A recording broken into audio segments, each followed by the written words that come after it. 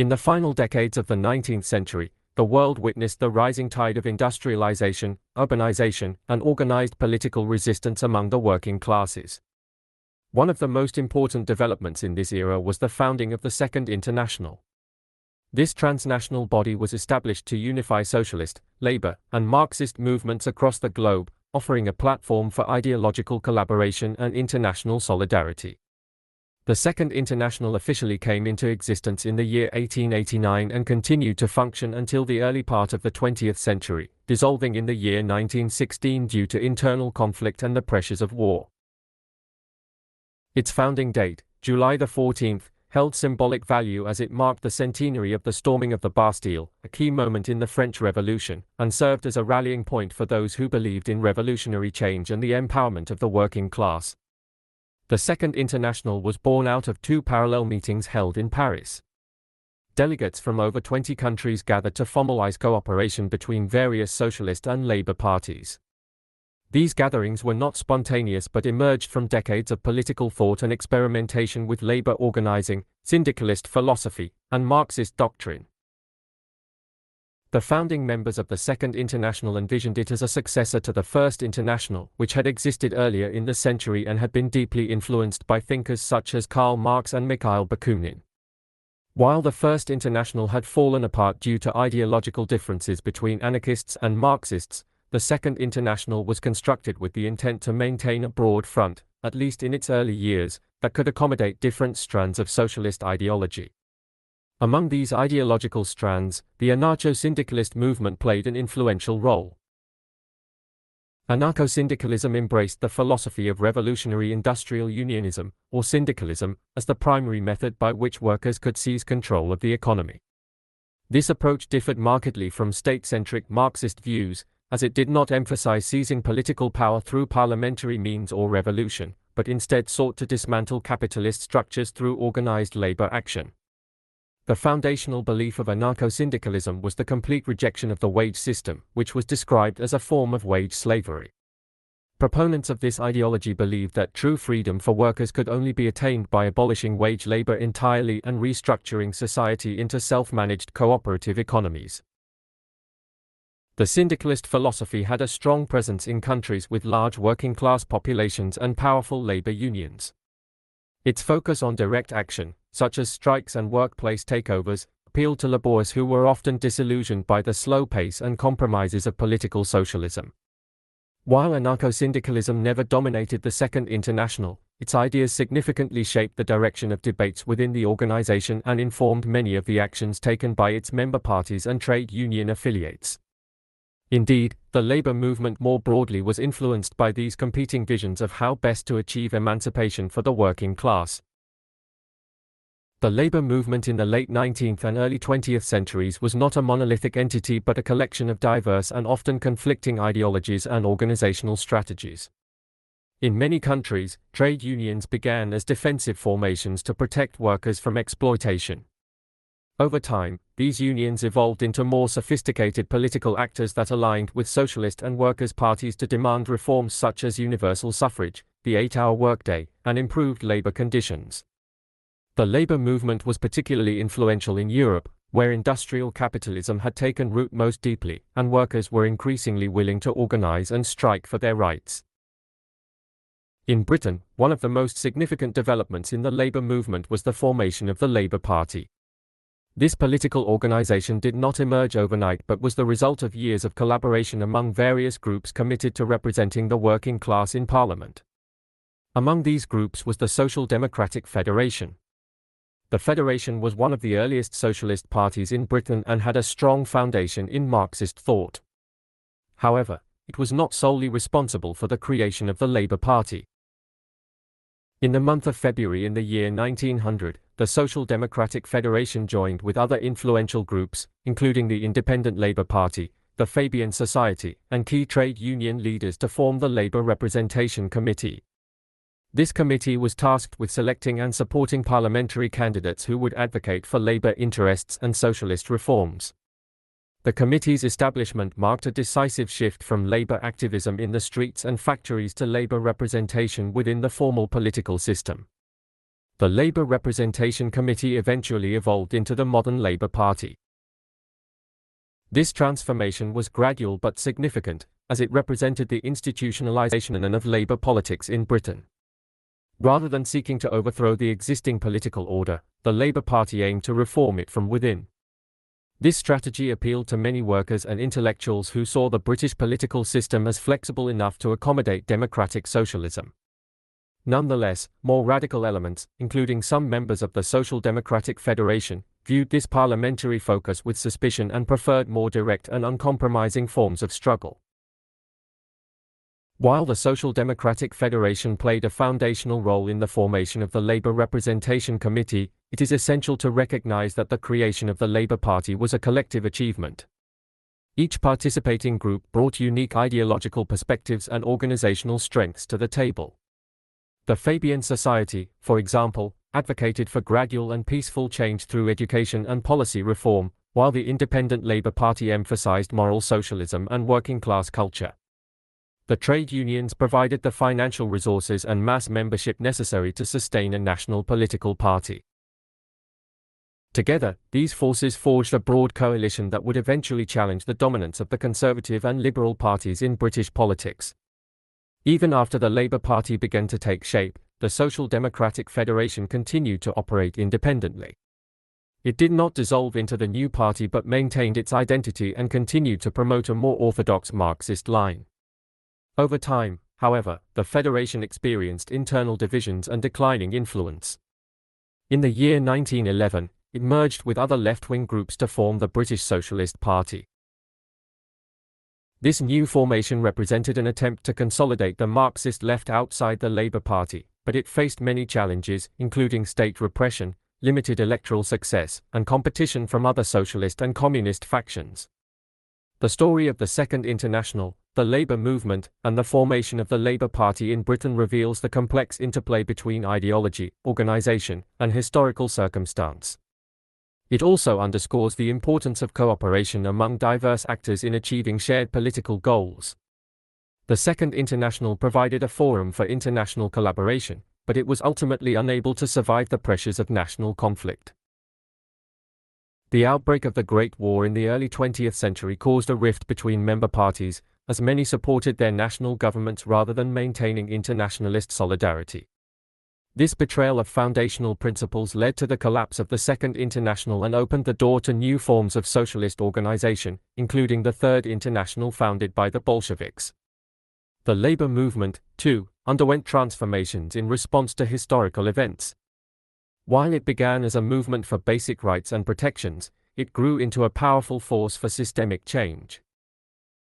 Trade unions, political parties, and grassroots organizations all contributed to the development of a working-class consciousness that challenged the legitimacy of capitalist exploitation. The formation of parties such as the Labour Party in Britain demonstrated that workers could become a permanent and influential presence within democratic institutions.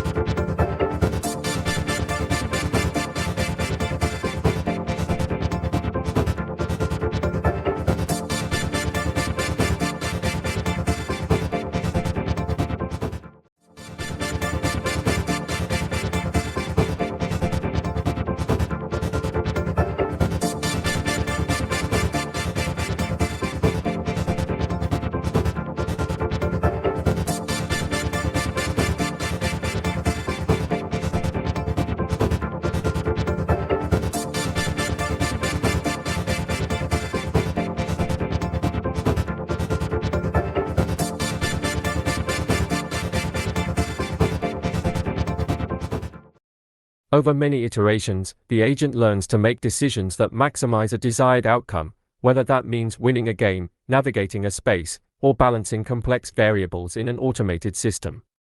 Reinforcement learning is particularly valuable for scenarios where a sequence of decisions must be made under uncertain conditions. Another area of progress is found in generative modeling. Generative models are capable of producing new data by learning the patterns within existing datasets. For example, once trained, a generative model can produce realistic images, simulate human voices, generate music, or even construct new videos. These models operate by mapping underlying structures in the data and then using those structures to synthesize new, plausible content. This capability is essential for creative tasks, simulation training, and enhancing digital media. In modern digital systems, these technologies extend far beyond individual devices. They are now used to personalize digital experiences by tailoring content based on user behavior, preferences, and past activity. These systems can translate languages in real time, recognize human faces in photographs, and interpret spoken commands. By interpreting and predicting user intent, they improve communication, accessibility, and overall engagement with digital platforms. Large-scale environments such as connected homes also benefit from intelligent systems. In these settings, various sensors and devices gather data from everyday activity. Lights, thermostats, appliances, and security systems can all respond dynamically based on user habits and external conditions. This network of interconnected devices enables homes to operate more efficiently and securely, adapting automatically without the need for manual input. At an even broader level, the integration of artificial intelligence into urban design is giving rise to the concept of the smart city. In such cities, digital systems collect and analyze data from sources such as traffic patterns, energy usage, waste management, and emergency services.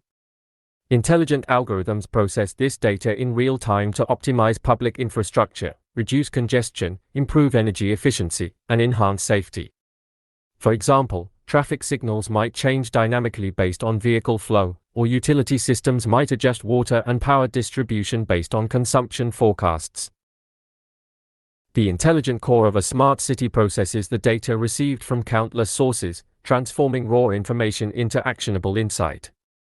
This is supported by connected systems that include cameras, sensors, and vehicles. While these components gather environmental input, intelligent decision-making engines interpret the data, offering real-time responses or suggestions.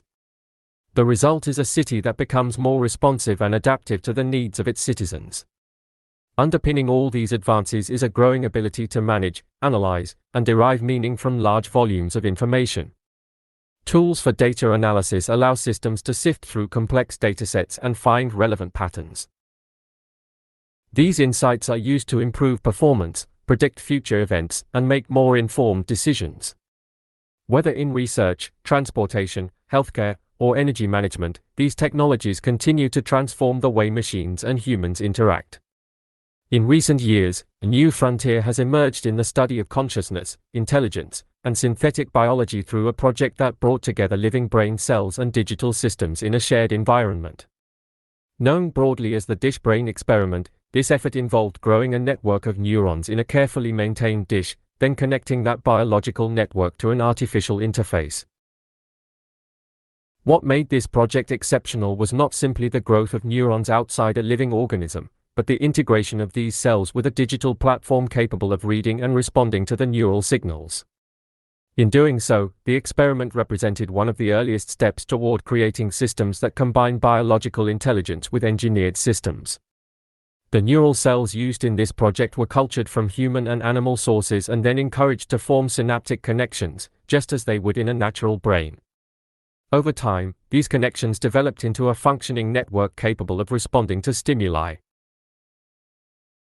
The most astonishing result was that the neurons could be trained to perform a task that involved interacting with a simple digital environment. In this setup, the neural network demonstrated learning behavior, improving its performance in response to feedback, and behaving in a manner that suggested rudimentary awareness of its virtual surroundings. The system used to facilitate this interaction was designed to interpret the electrical activity of the neural cells and translate that activity into signals that affected the environment. When the network responded correctly to input, it received positive reinforcement, and when it made errors, the reinforcement was withheld or altered. This feedback loop, reminiscent of behaviorist learning in animals, led to observable changes in the network's behavior. Over time, the cells appeared to adapt their activity to achieve better outcomes, demonstrating a form of learning that did not rely on traditional software programming but on organic change within the biological material itself. A more recent evolution of this concept came with the development of a more advanced system known as the cortical learning platform. This new setup improved upon earlier designs by enhancing the degree of control, observation, and environmental complexity the neurons could engage with. In this platform, the neural network was exposed to increasingly nuanced stimuli and more complex feedback, allowing researchers to study how biological intelligence scales with complexity. Observers noted that the network could retain information, adjust behavior across sessions, and even generalize from previous encounters, all using its living synapses. What distinguishes these systems from conventional computing is their dynamic plasticity.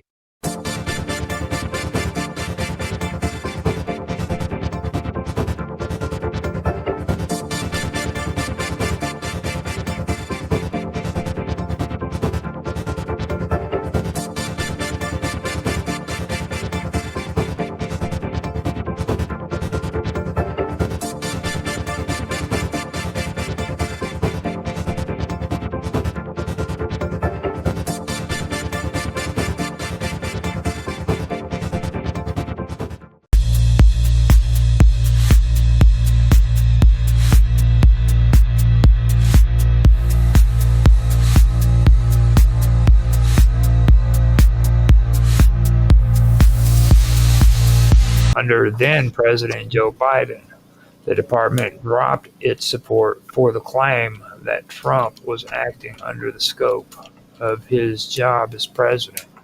The Justice Department now again under Trump is attempting to renew these claims as the president's appeals the Justice Department now again under Trump is attempting to renew these claims as the president appeals last year's jury decision. So that's going on. Can't really comment on that because it's a active appeal and need to see all the evidence. Now, when it comes to this, it does seem kind of like redundant. You know what I mean? I think it is politically motivated, like Mr. Robot says, and this is. I mean, it's like they're coming at them with everything but the kitchen sink, and I'm surprised this is still going because all of this other politically motivated crap got dropped, like all that stuff in Georgia, gone. You know. The only reason why I voted for Donald Trump was for Georgia. Here's some more evidence. 220 lawsuits in 100 days. Trump administration faces unprecedented legal blitz. And I remember seeing... that's not evidence. Well, it's evidence of political persecution. And I saw a video. I can't remember the guy's name, otherwise I'd bring it up. But it's this Jewish guy. He's a prominent dude in the US. I can't remember if he's a senator or something like that. But anyway, he before Trump got elected, he was bragging on TV that he already had 100 lawsuits planned against Trump, and it was going to be a way to like throw a spanner in the works or like, you know, take him out or, you know, stuff like that. Yeah. So there were people coming after him for sure. But if these lawsuits are not can be proven not to be or to be innocent, or Trump being innocent on these lawsuits, then big deal. Well, the thing is, it's, you know, occupies time and resources. Again, it's that's entertainment. As I keep remind people to use the UK British expression, today's news is tomorrow's chip paper. This is the foolish thinking of today's freaking generation, okay? People think that it is entertainment. I mean, like I said, to sue and to be sued is a constitutional right here in the United States. Well, you're actually seeing it. You're seeing government taking place, okay? You don't have to agree with these people. You don't have to disagree with these people, but you have to admit, at least freaking constitutional government is being played out. You know what I mean? But it's also a vulnerability, Roger.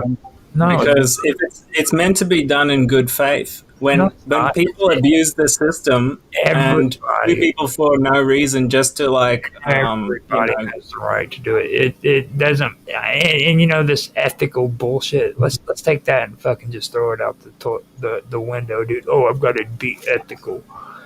I'm not saying ethical. I'm just saying when people abuse the system for things that it's not intended for, that can turn into like a vulnerability or a method to suppress people or to do something not good. I get what you're saying, Mr. Robert, and I do agree with you partially, but I also agree with Roger.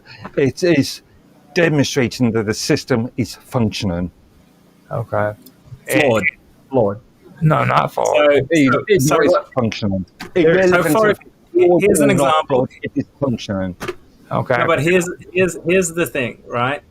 So Trump has made a mandate that transgender people should be banned from the military. Now they're suing him for that, so that stays in place, right? Mm-hmm. And that you could argue that is a vulnerability for national defense now, because they've put a whole bunch of, people that aren't like 100% mentally capable or like at least emotionally potentially unstable in the military. Okay. Right. And the other thing was he wanted to make the government. Whoa. Be very careful there, because you're on dangerous ground there. First of all, thinking that when you're a man, thinking you're a woman, that is on its face like a mental condition already. My point is, besides all that, the Trump was elected by the people to do the things he said he was going to do, and that was one of them. And the other one was to make the government more efficient. Now these people are coming after him in the courts to try and stop that from happening. So they're literally working against the will of the people through lawfare.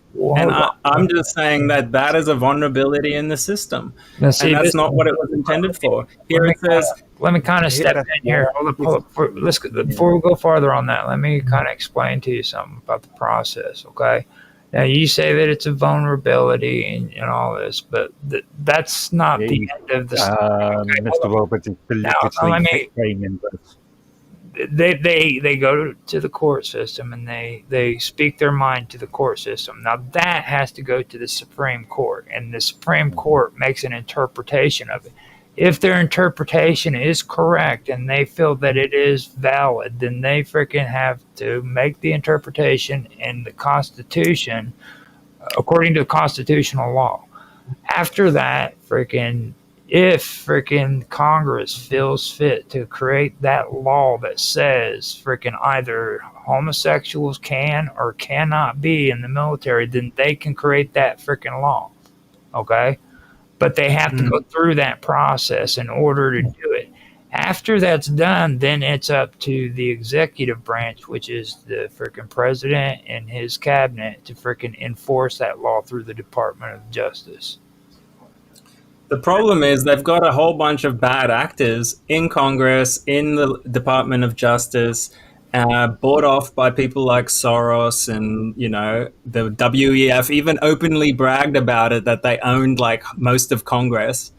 So now the system is basically non-functional because it's not going through a good faith system. It's being bought off, and that's why I think the president, correct me if I'm wrong, has the power to do the executive actions to be able to correct stuff like that, isn't it? And right now, timing is important. You got to understand that Congress or the executive branch, which is the White House, and Congress is all dominant Republican conservatives. Okay. You're muted, Mark, I believe. Am I? Oh wait, okay, never mind. I was on the stream. But I seen your mouth. But you got to realize that they have a certain amount of time where they need to get this stuff passed, or they need Totally. You know what I mean? If you didn't see the Democrats holding back, right? Like, as soon as they have the power, they were just going for it, whereas the Republicans tend to drag their feet for a while for some reason. Trump is an idiot when it comes to that shit, because he turned around, he got in on his first term, and he started saying, well, forgive and forget. And this is after everybody kept saying, fucking lock her up. And I was one of people that was saying arguably Trump in his first term was unprepared for realism. He was unprepared for the being an exercise for him. He was a cat that walked into a tiger match, and I think he's a lot more wise this time. But the problem is he's let them water down his power by taking out people like what's his name, the guy that was going to be the head of the Department of Justice, Mark.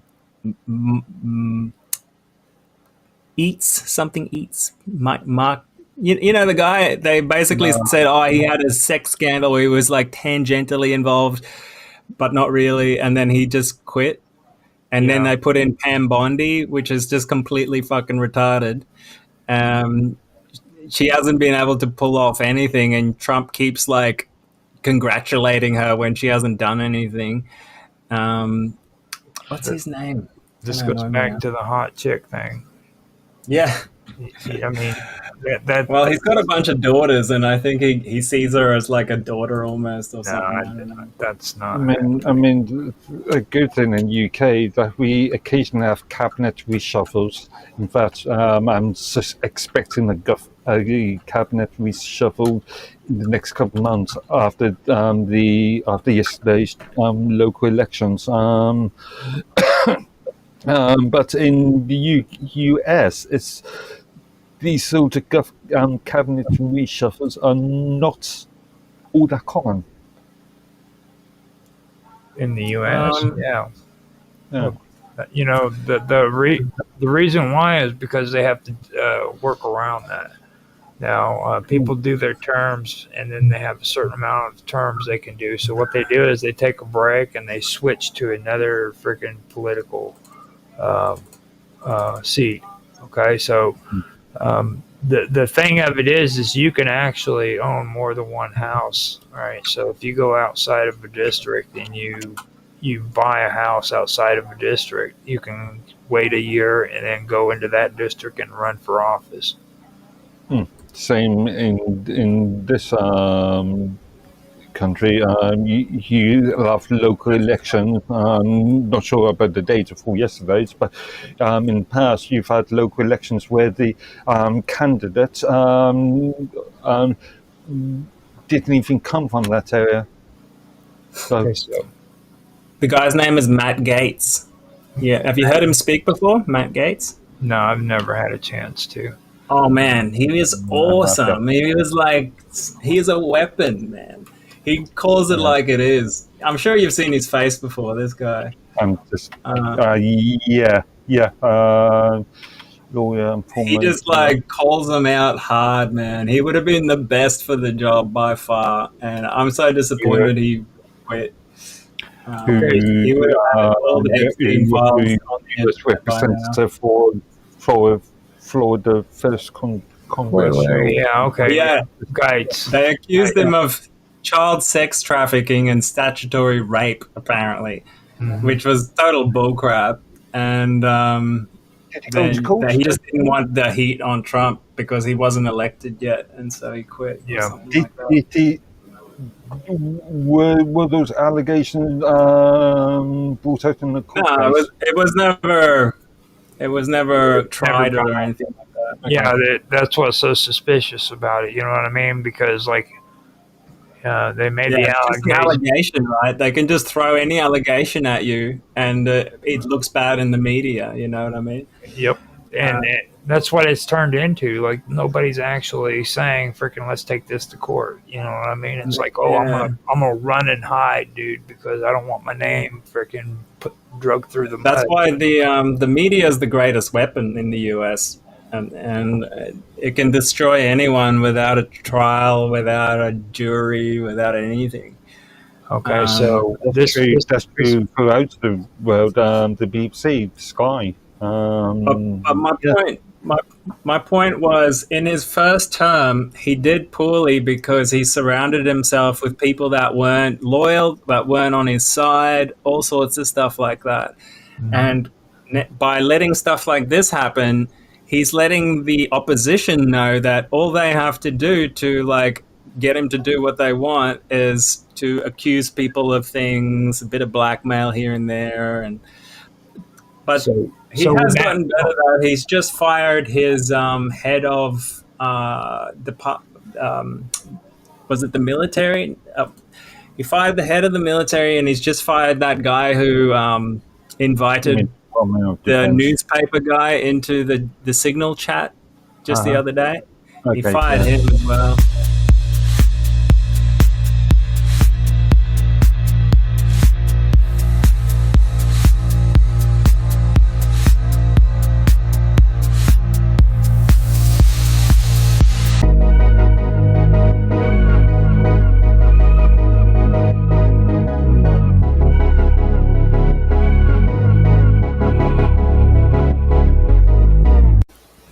Hello, everybody, and welcome to Wow Talk.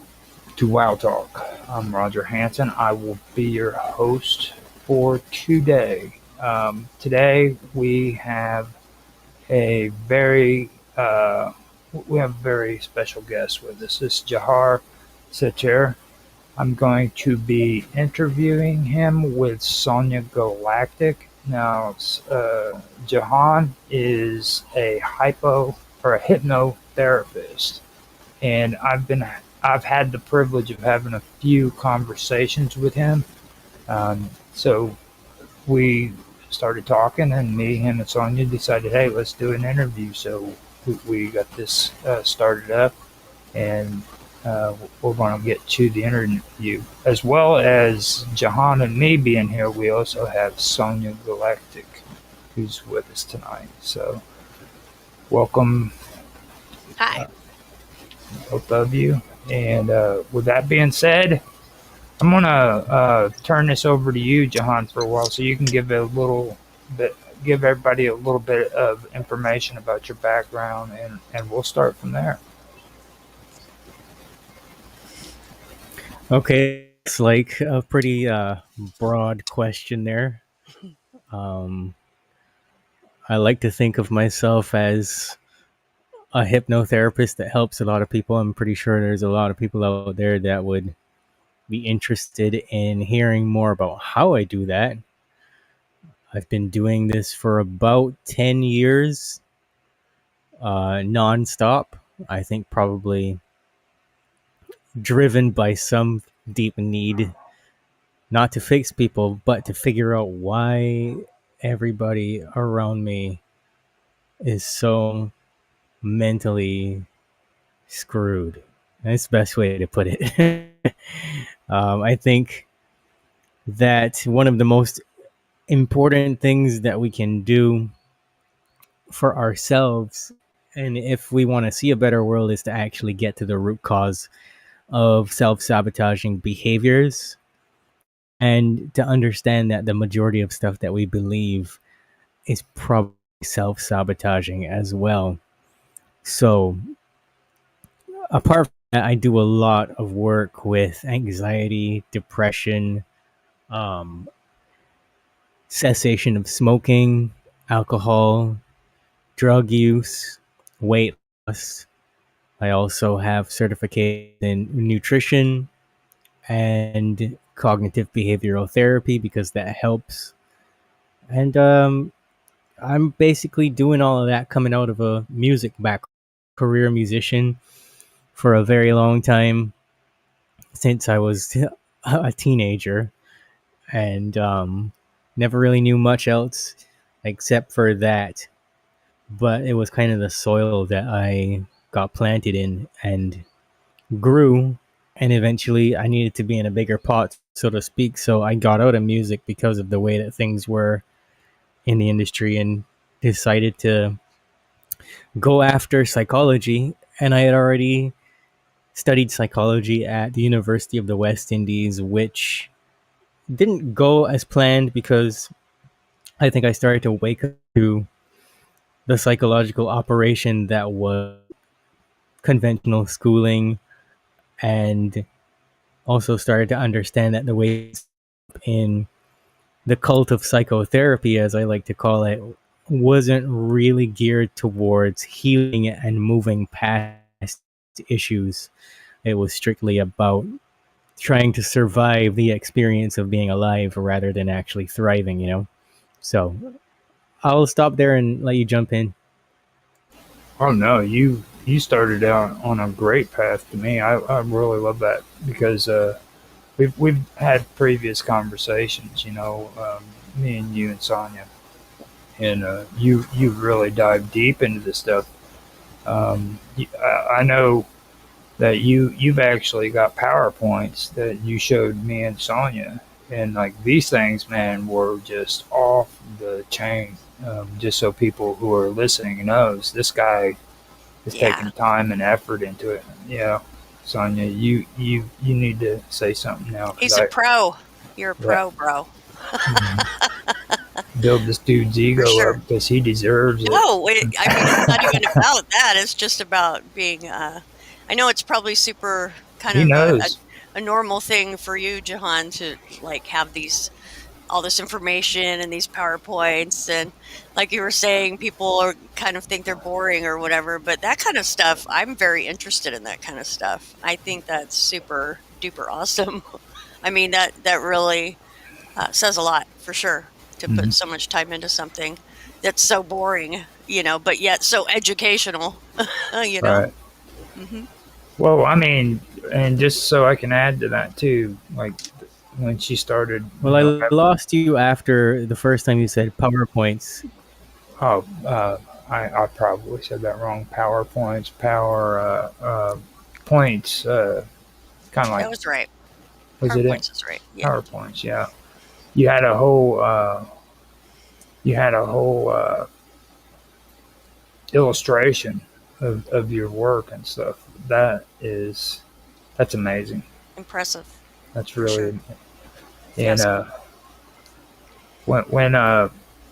when Sonia was talking to you, she just reached out to me. She says, "Man, you got to meet this guy. You got to meet this guy." You know what I mean? Because I'd already been kind of dabbing into a lot of these subjects, and when we started talking, you started saying all the right stuff that I was really interested in. So, just wanted to say that. All the right stuff. Right. But yeah, I was just pointing out how serious, obviously, you are in your profession to make such wonderful, boring PowerPoints, and to have all this information that most folks kind of would think is boring. Which me and Roger, obviously, we love that kind of stuff. So here we are. Right. Yep. No. Right. Well, typically I don't use PowerPoints. I usually just speak from the top of my head. But those PowerPoints I showed you was actually from a presentation that I had to give that required me to have slides and stuff. And doesn't even really do justice to the wealth of knowledge that I have in my head. So it's actually harder to speak with the PowerPoints than it is to actually just go right off the top of my head, Okay. Wow. Okay. Well, I mean, if you want, I can start you out in something that really first started getting me curious and see what your perspective is on this. Okay, go for it. Okay. With you, what do you feel is the difference between being mesmerized and hypnotized, first off? First of all, when you say mesmerized, you're just really referring to Anton Mesmer and his version of hypnotherapy, which is the stereotypical you are getting very sleepy and you're swinging a watch in front of someone So being mesmerized is all about having a narrowing of focus, which essentially is almost the same thing as trance induction, but it's a very light state of trance. So here are the things that narrow focus: screens, events that are potentially traumatizing or stressful, things like waiting for the bus, anticipating when your loved one or your child is going to get home, different things like that. And so that kind of moves into the second part of your question: is what exactly is hypnosis?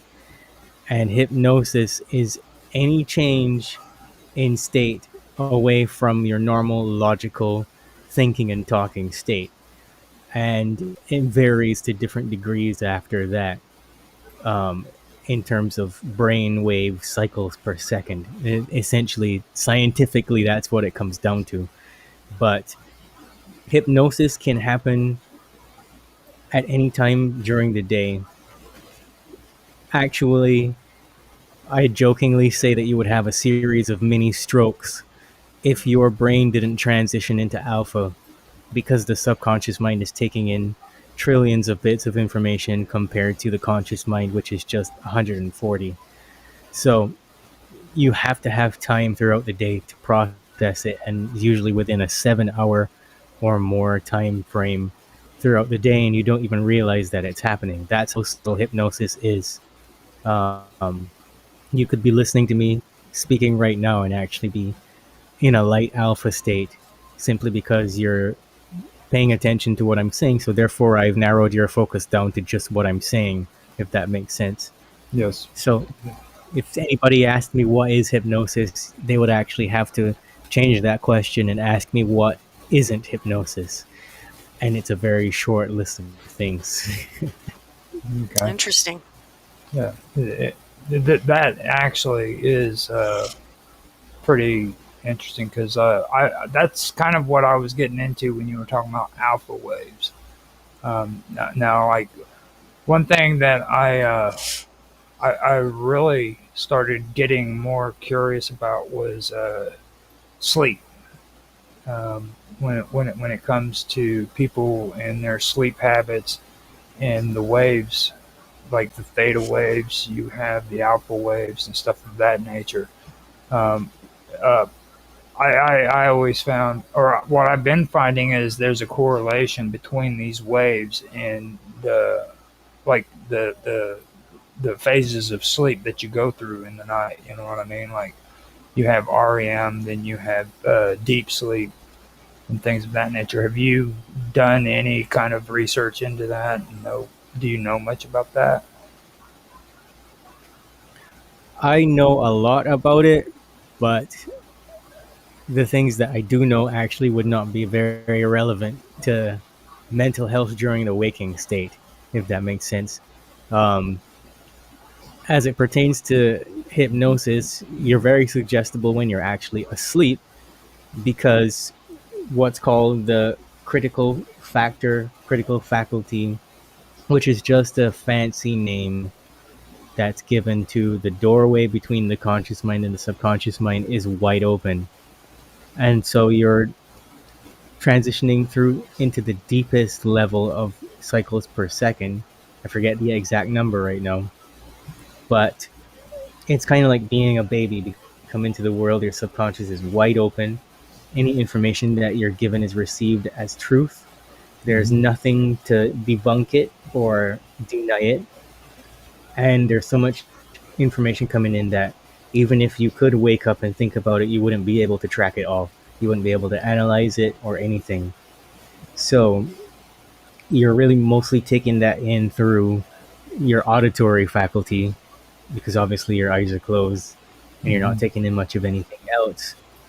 That's the reason why you could be asleep, smell smoke, and dream that your house burned down, for example, because you would just be responding to your senses purely alone, and your brain will fill in the gaps with any information that's already in there.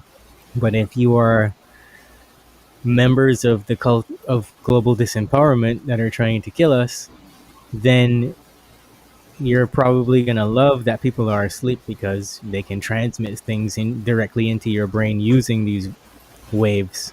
They can log into your brain while you sleep, actually. Yep. So Sleep I can programming. go that route if you want to. I think that's very interesting. Yeah, bring it a lot of this. Go for it. Yeah, so a lot of this stuff is like, you got to think about, like you said, the REM sleep and non-REM sleep, which are characterized by distinct patterns of neural activity. So REM sleep in particular, as you know, is associated with vivid dreams and memory consolidation and emotional processing. And non-REM sleep is all about deep restoration, with something called synaptic pruning, which is just a part of your system maintenance. Your brain needs to do those things so you don't short circuit, so you remember things well, so your brain stays healthy. And it's kind of like that process that I described as well, the 7 hours throughout the day where your subconscious mind is helping to process things, and your brain needs to go into that alpha state.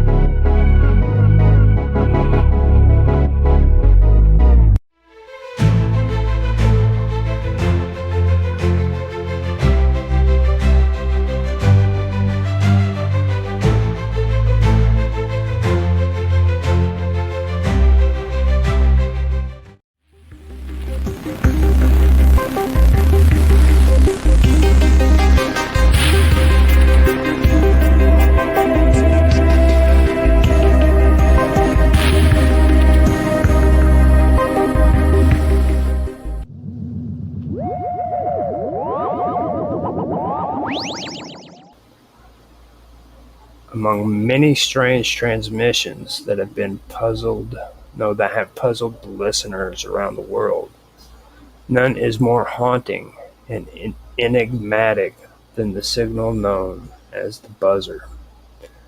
This curious radio signal, commonly referred to by designation UVB-76, has been broadcasting from somewhere in Eastern Europe, likely within the borders of Russia, since at least the last 1970s or early 90s, or early 1980s or early 1980s. It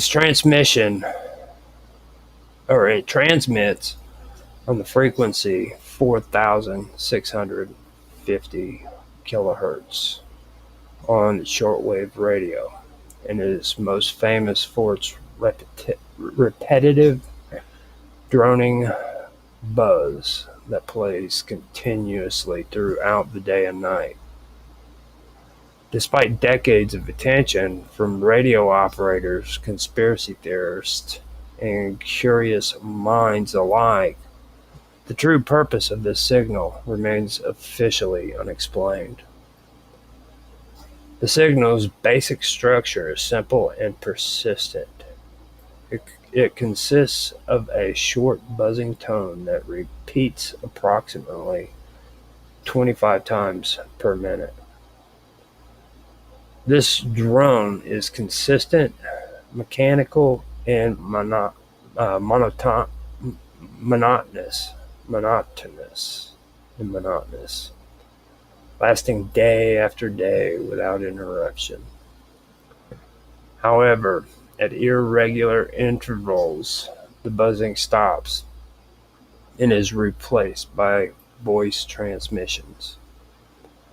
These voice messages are always delivered in Russian and are often cryptic, consisting of strings of seemingly meaningless words, names, or numbers.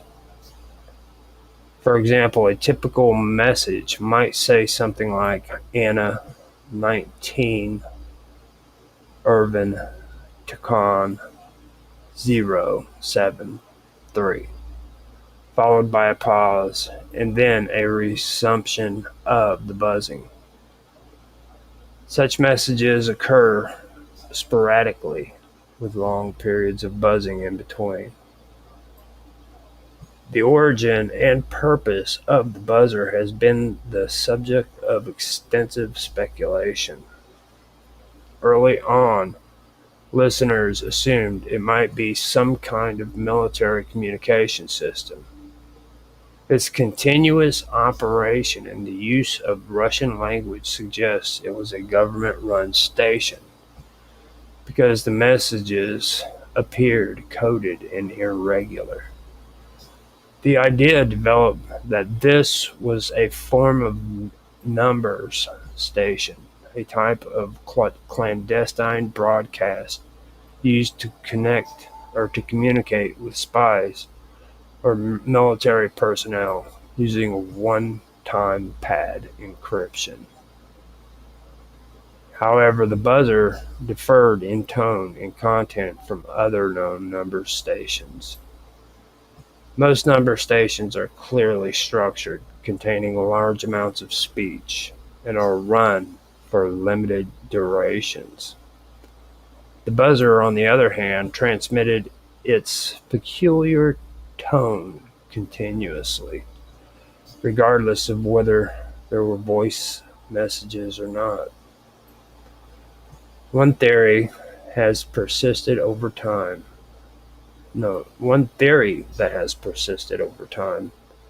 is that the buzzer is a military channel marker. In radio communication, a channel marker is used to keep a frequency open, making sure it remains reserved for future use by the entity that owns it. The constant buzzing would prevent others from using the frequency and make it easy for operators to locate and resume communication if needed.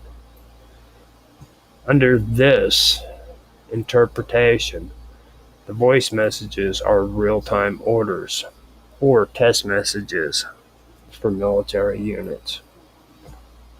Another theory, more ominous and speculative, is that the buzzer is a component of a doomsday communication system. Some have connected it to a supposed nuclear retaliation system known colloquially as the dead hand. According to this theory, if the signal even ever stops permanently, it would indicate that the command structure had been destroyed, and an automated response would be triggered to ensure mutual destruction. There is no public confirmation of this, but the idea continues to hold a strong place in the lore that surrounds the buzzer. Occasionally, the station behaves in ways that further deepen the mystery. On rare occasions, the buzzing has been replaced by unusual audio fragments, such as snippets of music, background conversation, or mechanical noises.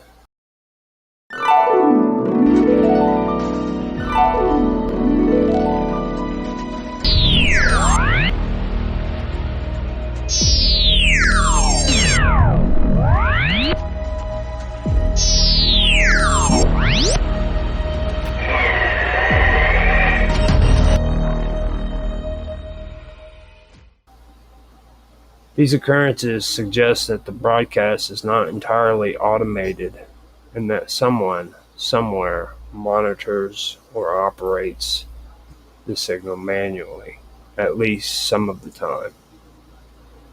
At various points in its history, UVB 76 has also changed its transmission characteristics, such as shifting its broadcast frequency slightly or moving its apparent location. Amateur radio direction-finding efforts have traced the signal into various locations in Russia, including near the city of St. Petersburg and other military or government facilities. While most theories suggest military intelligence origins, not all interpretations are purely utilitarian. Some have imagined that the buzzer is a form of psychological operation designed to sow unease or confusion among those who happen upon it.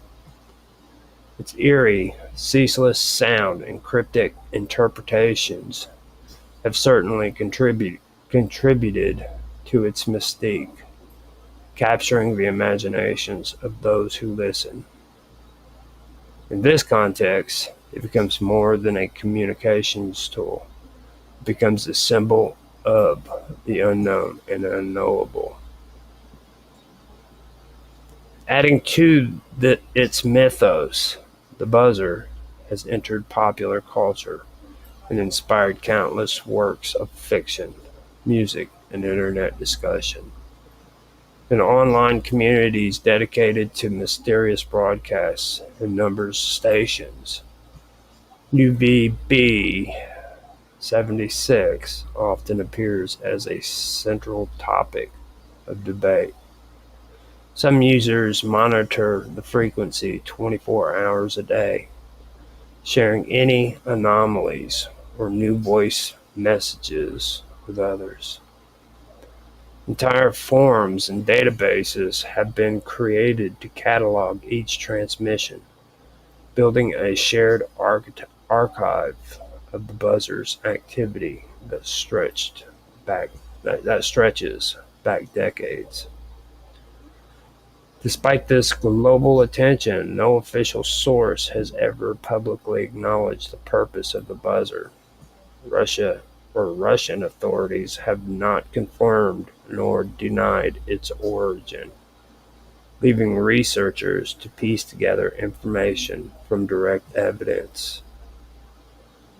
Attempts to contact institutions or individuals associated with the signal have been met with silence or dismissal. As a result, even the most plausible theories remain unverified. Part of the fascination with the buzzer lies in its persistence. It has continued to broadcast through global upheavals, technological revolutions, and political changes. During the collapse of the Soviet Union, the rise of the internet, and the modernization of communication technologies, the buzzer has remained unchanged in its essential character. This endurance gives it a ghostly, timeless quality, as if it belongs to another era, yet refuses to fade away. There is also the haunting possibility that the people who originally created the buzzer may no longer even remember why it was made. In a large bureaucracy or military organization, systems and protocols can outlive their original purpose, becoming ritualistic artifacts. The buzzer might continue simply because it always has, maintained by technicians who were trained to keep it running but never told why. For some listeners, this notion is the most unsettling of all. A machine that hums forever without meaning, maintained out of habit or fear of consequences, embodies a kind of modern existential dread.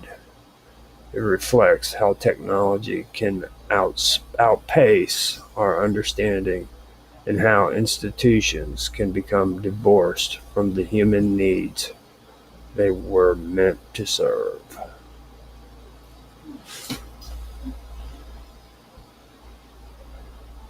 Genetic pollution refers to the uncontrolled or unintended spread of genetic material, usually from domesticated, genetically modified, or non-native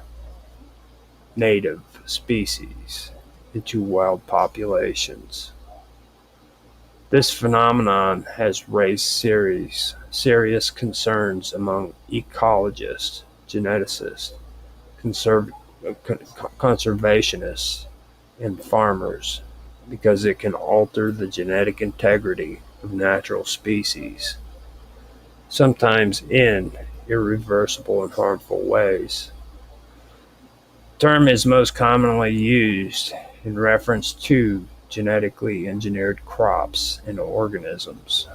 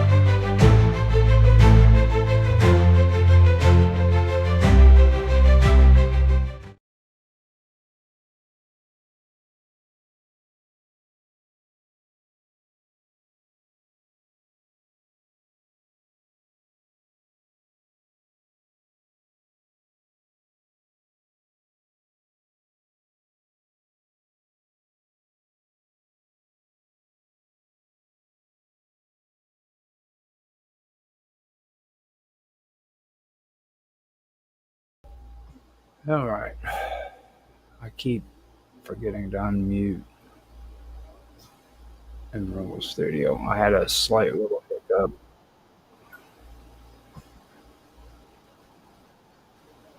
Everything sounds good in Rumble. Everything sounds good in DLive. Now I've got to hit refresh on YouTube.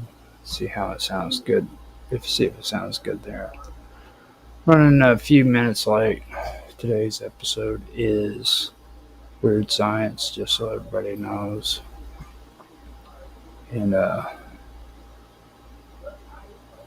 be honest with you, I've been up all hours of the night, actually working on getting a lot of things caught up. And so far, to be honest, it's like first week that I actually have everything taken care of on Wednesday, so it leaves Wednesdays open, and it's actually been a benefit, to be honest with you. Audio sounds good on YouTube. Now I set Rumble, DLive, YouTube, Twitch, and Kick all up for live stream.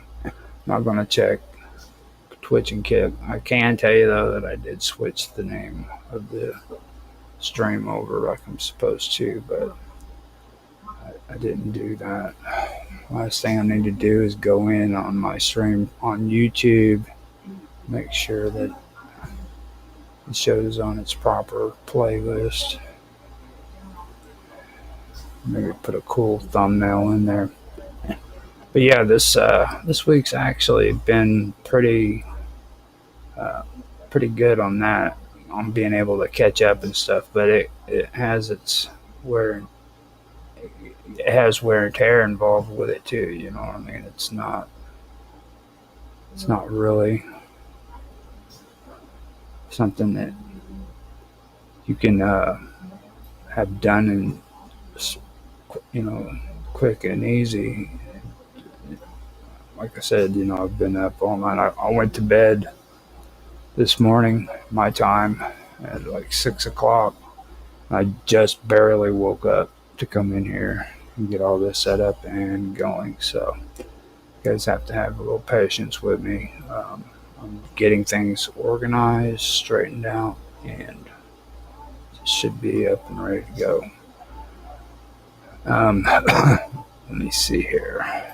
Yeah, I have to get my talking points or my topics up for the show. I have them ready at least. So now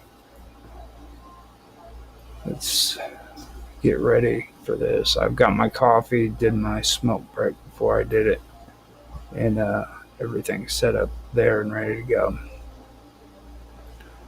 But yeah, I was telling a friend of mine on Discord, home away from YouTube, about I've been wanting to get in there and give his channel more support, which is home away from YouTube. I haven't really had the time with all the stuff that I've been doing, because I've been pretty much doing like having one video every day published on the wonderful world of weirdness. It's going to be exactly 1 year that I've been able to do that on the 15th. And besides that, I've been live streaming at least three times a week on the wonderful world of weirdness. And that's not even including me live streaming on my main channel, which is Roger Hanson, and then the Praetorian. I've been also doing the edits and everything on another channel that I've got. It's called Earth, and I've been putting those up, and I'll be doing that from all the way through August up until the end of September. So it's been kind of a challenge, you know what I mean? And then after that, that's when I get back to my other channel, which is the Storyteller, and I can continue where I left off on the short stories that I've been putting together there, that I've been writing. So I'm really wanting to get that going, because it's a challenge that I've been having. I really hate the fact that I have not been able to get into my writing as much as what I've been wanting to. So I've got to find out exactly what episode this is. I have no clue, to be honest with you. I'm looking through my talking points now. All right, so this is the 7th episode. Let me see what we've got here. Yeah, yesterday on the cut, my topics were a lot shorter than what I had I had thought they would be. I thought that it would consist of an hour, and it didn't. But I do want to tell everybody I'm going to double down on more talking points for the cut, so that it's longer. I didn't expect it to end that fast. I think I only was able to stream for like 45 minutes, so that kind of messed me up. So let me do a last minute check, make sure everything is running. Okay. So far, it sounds good. All right, so we are set up and ready to go. And before I get started, I'd like to say thanks for everybody who is here, and get on with the show. So let me do my countdown, and then I'll do an official start, and we'll get this going. Hello, everybody, and welcome to another episode of Weird Science. I'm Roger Hanson, and I will be your host for today. We are going to go into another 3 topics / talking points today on the 7th episode for Weird Science. Now, I have to tell you guys up front, man, I thought it would be a lot easier to remember a lot of the weird science that I've gone through, because I have gone through quite a bit. And to be honest, I probably wouldn't have remembered some of it if I didn't actually hear people talking about it in other streams that I've been in. And plus, I've also got to say, too, that there were some of them that I didn't even know about that inspired me. One of them was from Vicky Vass, Arped Vass's wife. Now, he had a really, really interesting story to tell. And it just blew me away. I did an episode where I talked about chemical plumes and how they have new devices now that can detect the dead and everything, because of the decomposition of the human body. That's pretty amazing, So there were stories like that. There were some stories I knew about, but I never really dug in too deep on it. And that was one of them, especially. That was from Nancy Planeta off of Vixen's Vault. She had a story that I'd remembered. It was about a frequency that's being transmitted out of Eastern Europe that is really mysterious, and people really don't know what it is. That was one that I really thought was cool. I was able to actually grab that and put it into the stories as well. So before I got started, I did want to make a shout out to Vicky Bass and Nancy Planeta for allowing me to hear those stories. That was pretty cool. So with that being said, I'm going to go ahead and I am going to get on with my first topic. Sorry. Now, the field of evolutionary dynamics represents a sophisticated intersection of biology, mathematics, and social science. It explains how evolutionary processes unfold over time and how these mechanisms can be modeled and understood using mathematical frameworks. This scientific area investigates complex systems such as population dynamics, cooperation, and the emergence of behavior within a biological and social ecosystem. At the heart of this field lies the concept of cooperation. While natural selection traditionally favors competition, the paradox of cooperation has intrigued scientists for decades. Cooperation is seen in the behaviors of microbes, social insects, animals, and even in human societies. Through rigorous mathematical modeling and theoretical analysis, researchers have developed principles that help explain when and why cooperative strategies can thrive.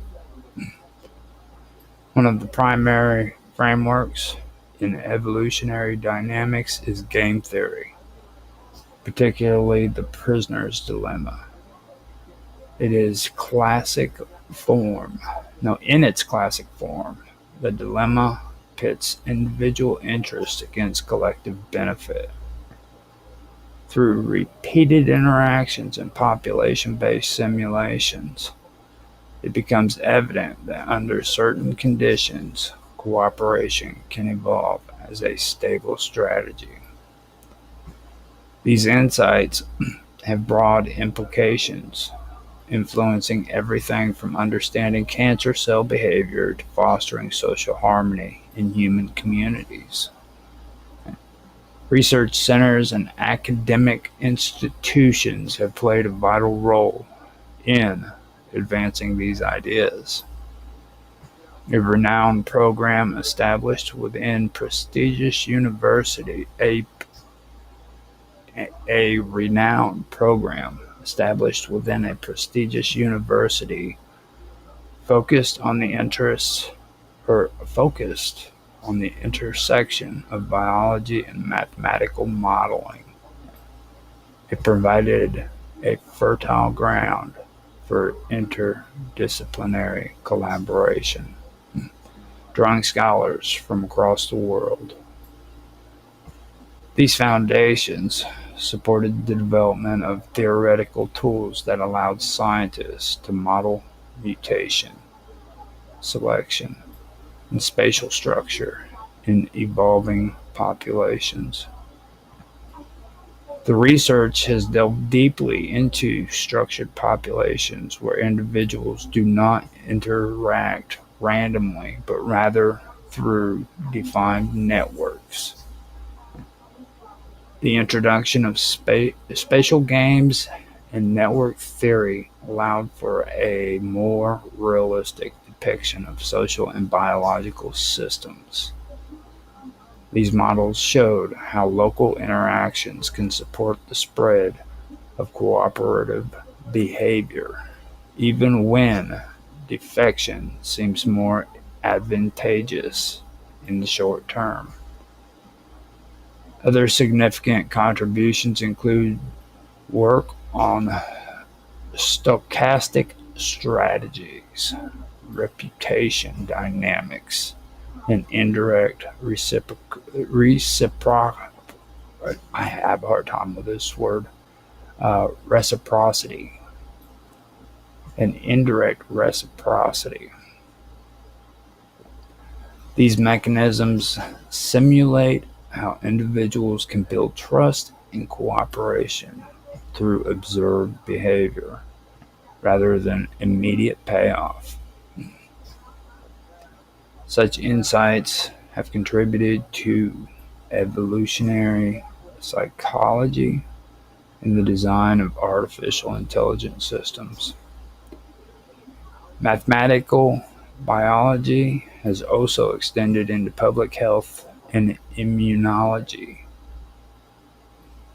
Evolutionary models insist in predicting the spread of infectious diseases and understanding the evolution of pathogens. They also offer tools for vaccine design and for evaluating strategies that minimize drug resistance. Several philanthropist foundations have supported this research over the years. These include major benefactors with interests in science, technology, and philosophy in human cooperation. By investing in disciplinary research, they have enabled groundbreaking studies into how evolutionary principles can be harnessed to address global challenges. The development of this scientific discipline has required robust collaboration between mathematicians, biologists, computer scientists, and philosophers. Workshops, conferences, and joint publications have fostered a community of scholars deeply invested in understanding the roots of cooperation and competition in all aspects of life. The legacy of this field continues to grow as new technologies allow for more detailed data collection and simulation. From understanding microbial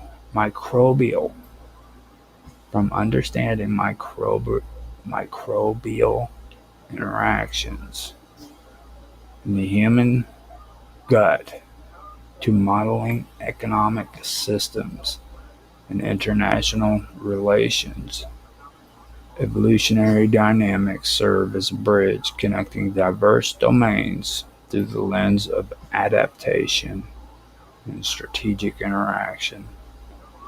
At its core, the science of evolutionary dynamics strives to answer one of the oldest questions in biology: How do altruistic behaviors persist in a world governed by survival of the fittest?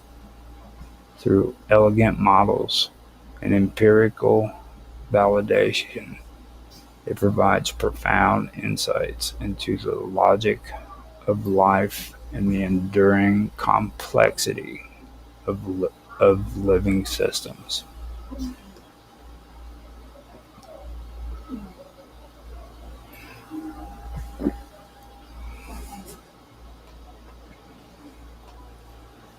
The physical principles governing torque, inertia, and energy in rotating systems have profound implications, not only in mechanical engineering, but also in cosmological thought. One particularly intriguing idea explores how the application of torque to the flywheel can be viewed in the context of the mass energy of the universe itself. This concept links classical mechanics with more expansive philosophical and theoretical reflections on the nature of inertia, motion, and interconnectedness in the universe governed by physical law. We will be exploring this concept in depth, starting with the basics of torque and flywheel, and expanding into broader implications regarding energy, inertia, and mass in the context of the entire cosmos. To understand the connection between torque applied to a flywheel and the mass of the universe, we begin by considering what a flywheel is and how it operates. A flywheel is a mechanical device that stores rotational energy. It resists changes in rotational speed due to its moment of inertia, which is directly dependent on its mass and how that mass is distributed relative to its axis or rotation. The more massive the flywheel, or the further its mass is from the axis, the more energy it can store, and the more torque is required to change its rotational speed. Torque is the measure of the rotational force applied to an object. Excuse me. When torque is applied to a flywheel, it causes angular acceleration, which is the rate of change of angular velocity. This relationship is governed by the equation where torque equals moment of inertia multiplied by angular acceleration. Thus, the application of torque results in an increase in the rotational kinetic energy of the flywheel. Where this becomes particularly fascinating is in the philosophical and theoretical framework known as Mach's principle, named after the physicist Ernst Mach. This principle suggests that the inertia of any system is the result of its interaction with the total mass of the universe. In other words, when you push or rotate an object, you are not only acting locally, but also against a backdrop defined by the mass and distribution of all matter in the cosmos. From this perspective, when torque is applied to the flywheel, one could interpret the resistance, the inertia, not as something inherent only in the wheel, but also is something that involves, in a deeply interconnected way, the gravitational influence of all mass throughout the universe. This idea leads to the implication that energy input into rotating or the flywheel is not an isolated process, but one embedded in the very structure of the universe. Rotational kinetic energy, the energy stored in a rotating flywheel, is given by the formula 1/2 times the moment of inertia times the square of the angular velocity. This energy, though seemingly confined within the flywheel, has its core roots in mass, space, and time, the fundamental components of the physical universe. When considering the nature of a flywheel, one must begin with its essential properties, its resistance to change in rotational motion, which is determined by its moment of inertia. This moment of inertia is proportional to the mass of the flywheel and the distribution of that mass from its axis of rotation. When torque is applied to a flywheel, it does not immediately accelerate, but gradually builds angular velocity, storing energy in its rotation. This stored energy is a function of both the mass of the flywheel and the square of its angular velocity. In this way, the flywheel demonstrates how mass and motion intertwine to produce and store mechanical energy. Translating this principle to a broader cosmic scale, some theoretical physicists have speculated whether a similar mechanism could be responsible for the energy dynamics of the universe. The idea stems from Ernst Mach's principle, which suggests that local inertia frames are influenced by the large-scale distribution of mass in the universe. In simple terms, the inertia of an object here on Earth is not just an intrinsic property, but is somehow influenced by the gravitational effects of all matter in the universe. In this view, the application of torque to the flywheel and its subsequent resistance due to inertia could be seen as more of a localized phenomena. The resistance might be affected by the existence of distant galaxies and cosmic structures, implying a universal interconnection of mass and inertia.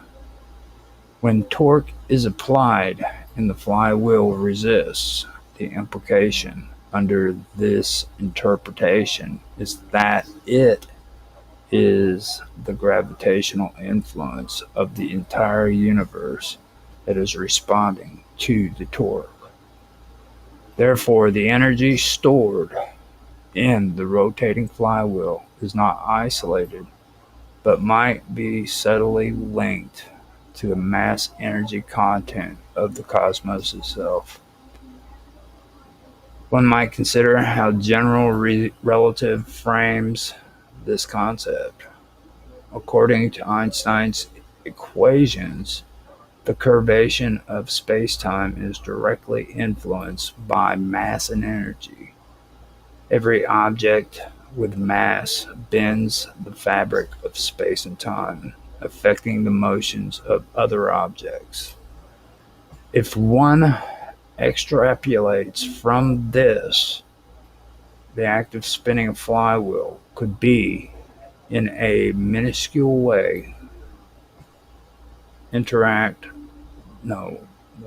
act of spinning a flywheel could, in a minuscule way, interact with the curvation created by distant cosmic bodies.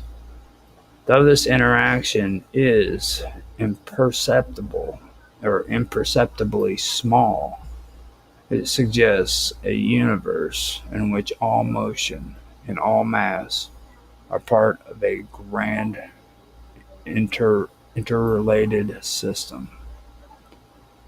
Additionally, the energy within the universe is not merely kinetic or potential in a classical sense. Modern cosmology describes several forms of energy that permeate the cosmos. Dark energy, which drives the accelerated expansion of the universe. Dark energy, which influences galactical rotation and clustering. In the cosmic microwave background, a relic of the universe's early radiation. These components form an energy budget of the universe, and any complete model must account for the interactions and transformations between these types of energy. If one imagines the universe as a vast, slowly turning flywheel, one could draw analogies between its rotational inertia and the cosmological parameters that govern its evolution. Just as a flywheel resists changes to its motion, the universe resists certain changes to its expansion and structure. The balance of mass, energy, and momentum determines the large-scale dynamics of cosmic evolution. Furthermore, conservation laws, such as the conservation of angular momentum, extend from mechanical systems to celestial ones, providing a continuity of physical principles across scales. Some physicists have even proposed models where the entire universe can be described as a rotating structure. Though not widely accepted, these models attempt to explain certain asymmetries and phenomena observed in the cosmos. Whether or not these models are accurate, they demonstrate the intellectual curiosity that leads scholars to draw connections between mechanical systems like flywheels and the grand mechanics of the universe.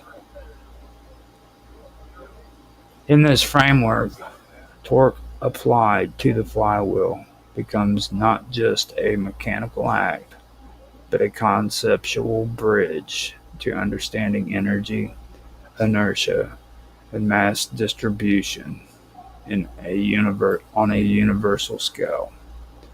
It reminds us that the forces we engage with in daily engineering problems echo the profound interactions that shape the cosmos. And while the universe may not be a flywheel in a literal sense, the analogy invites deeper reflection on how simple mechanical principles can illuminate complex cosmic truths. The simple act of applying torque to a flywheel offers more than a mechanical lesson. It opens a window into the profound interconnectedness of matter, motion, and energy across the universe. This resistance, or the resistance a flywheel exhibits to changes in its rotation, traditionally attributed to its moment of inertia, can be seen through a broader lens as a manifestation of the gravitational influence of the cosmos itself. Whether through Mach's principle, or the curvature of space-time described by general relativity. The inertia experienced locally is deeply tied to the vast unseen mass spread throughout the universe. This perspective challenges us to rethink the boundaries between the local and the universal, showing how even everyday physical phenomena are woven into the grand fabric of reality. While the notion that the mass of the universe contributes directly to the energy within a spinning flywheel remains a philosophical and theoretical idea rather than a settled scientific fact. Which I do not agree with settled science, just so everybody knows. It inspires deeper inquiry into the nature of inertia, energy, and our place within the cosmos. As science continues to probe the frontiers of physical and cosmological, as science continues to probe the frontiers of physics and cosmology, such ideas remind us that understanding the universe requires looking beyond isolated systems to the interconnected whole. The flywheel, with its steadfast resistance and elegance, or elegant energy storage, serves as a metaphor and a tool, symbolizing the unity between the mechanics of motion and the vast scale of cosmic extension.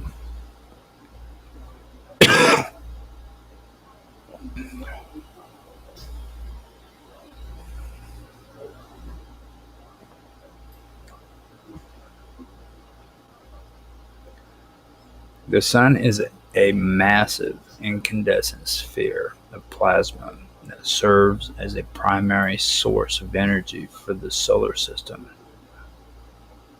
Its ability to generate and radiate energy is central to the existence of life on Earth and drives countless physical, chemical, and biological processes. Understanding how the Sun transforms energy and how its mass behaves during these transformations offers profound insight into the fundamental principles of physics and the nature of matter and energy in the universe. At the heart of the Sun lies a process known as nuclear fusion. This process involves the fusion of light atomic nuclei, predominantly hydrogen, into heavy nuclei, chiefly helium. The immense pressure and temperature at the Sun's core provide the necessary conditions for this fusion to occur, overcoming the natural repulsion between positively charged atomic nuclei. When hydrogen nuclei combine to form helium, a tremendous amount of energy is released. This energy is the source of the Sun's radiant light and heat. One might ask, as fusion converts hydrogen into helium, whether the Sun loses mass in the process. The answer involves a delicate interplay between the laws of mass conservation and the equivalence of mass and energy, a principle brought to light by Albert Einstein in the early 20th century. Einstein's famous equation, which relates mass and energy, tells us that mass can be converted into energy and energy into mass. This equation fundamentally altered the classical understanding that mass and energy were separated, immutable quantities, or separate, immutable quantities. In the Sun's core, the mass of the newly formed helium nucleus is slightly less than the combined mass of the original hydrogen nuclei. The difference in mass, called the mass deflect, is not lost, but instead transformed into energy. This energy emerges primarily in the form of gamma rays, high energy photons that travel outward from the core. As these photons make their way through the layers of the Sun, they are absorbed and re-emitted countless times, gradually losing energy and shifting to larger wavelengths, eventually emerging as visible light and heat. Thus, the Sun does lose mass as it radiates energy, but this loss is extremely small relative to its total mass. The Sun converts approximately 4 million tons of mass into energy every second. While this sounds enormous, it represents only a tiny fraction of the Sun's total mass, which is on the order of 1.9 times 10 to the 30 power kilograms. Over billions of years, this mass loss accumulates, leading to the eventual depletion of the Sun's fuel. But for now, the Sun remains remarkably stable. This process illustrates the principle of mass energy conservation.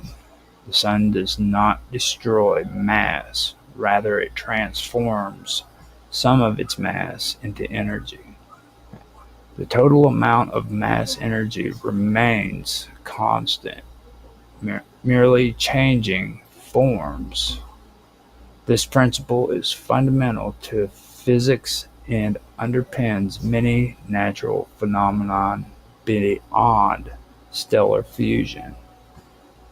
It reconciles the classical law of conservation of mass with the modern understanding that mass and energy are interchangeable. Beyond the Sun, this principle has significant implications for our understanding of the universe. It informs the behavior of particular interactions, nuclear reactions, and even the origins of the cosmos itself. The equivalence of mass and energy provides the theoretical foundation for technologies such as nuclear power and medical imaging, which rely on harnessing these transformations. The Sun's mass loss through energy radiation also influences its gravitational interactions with the planets. As the Sun loses mass, the gravitational pull it exerts weakens slightly. Over astronomical timescales, this change can affect the orbits of planets, albeit very subtly. Nonetheless, the Sun's gradual mass loss is a factor in the long-term evolution of the solar system. The energy radiated by the Sun powers photosynthesis in plants, drives the weather systems on Earth, and maintains the delicate balance of ecosystems. The Sun's radiant output shapes climate patterns and enables the water cycle, vital components of the biosphere. Without the continuous transformation of mass into energy within the sun, life as we know it would be impossible. Understanding the sun's energy transformation process requires a grasp of nuclear physics and quantum mechanics. The fusion reactions involved overcome the Coulomb barrier, the electrostatic repulsion between positive charged nuclei. Quantum tunneling allows hydrogen nuclei to fuse even when classical physics predict insufficient energy. This phenomenon highlights the intricacies. This phenomenon highlights the intricacies of subatomic behavior and the probabilistic nature of quantum mechanics. The sun's core operates as a natural fusion reactor, maintaining a delicate equilibrium known as hydrostatic balance. The inward gravitational force pulling matter towards the center is balanced by the outward pressure from energy released by fusion. This balance maintains the sun's structure and stability, preventing collapse or explosion under current conditions. Energy produced in the core travels outward through the radiative and convective zones before escaping into space. This journey can take hundreds of thousands of years as photons scatter through the dense solar material. By the time the energy reaches the surface, it emerges primarily as visible light, ultraviolet radiation, and infrared radiation. This radiant energy sustains the Earth's climate and weather. It drives atmospheric circulation, Earth currents, and influences the chemistry of the atmosphere. Variations in solar output can impact climate over long periods, evident in phenomena such as the solar cycle and historical climate events. The mass energy conversion in the sun also serves as a natural example for physicists studying the universe's fundamental laws. The processes at work illustrate that mass is not an unchangeable quantity, but can be converted into energy that shapes the cosmos. This understanding extends to phenomena such as supernova, where massive stars explode, converting vast amounts of mass into energy that can outshine entire galaxies briefly. Moreover, the interplay of mass and energy in the sun provides a microcosm for understanding the cosmological evolution. The transformation of mass to energy in stars contributes to the cosmic energy budget and the distribution of elements essential for life. As stars age and die, they enrich the universe with heavier elements, enabling the formation of planets and eventually life. The sun's transformation of mass into energy through nuclear fusion is a central process of astrophysics that demonstrates the principles of mass-energy equivalence. Although the sun loses mass as it radiates energy, this loss corresponds to the energy emitted and follows the conservation of mass energy. This ongoing process powers the solar system and illustrates fundamental physical laws that govern matter and energy at all scales. Through this lens, the sun serves not only as a life-giving star, but as a profound example of nature's interconnectedness. It teaches us that mass and energy are two sides of the same coin, constantly transforming, but always conserving within the vast expanse of the universe. Radiant energy that bathes our planet is a testament to these timeless principles, enabling life and inspiring our quest to understand the cosmos. I don't know why. I mean, I know that the sun is actually not really that interesting. If people aren't really interested in this kind of stuff, it's not really interesting. But like when you actually sit and you read this stuff like I just did, it just makes you feel good. I mean, I don't know why it does. It's really beautiful when it's actually written out like that, and being able to write that out and say it is just amazing.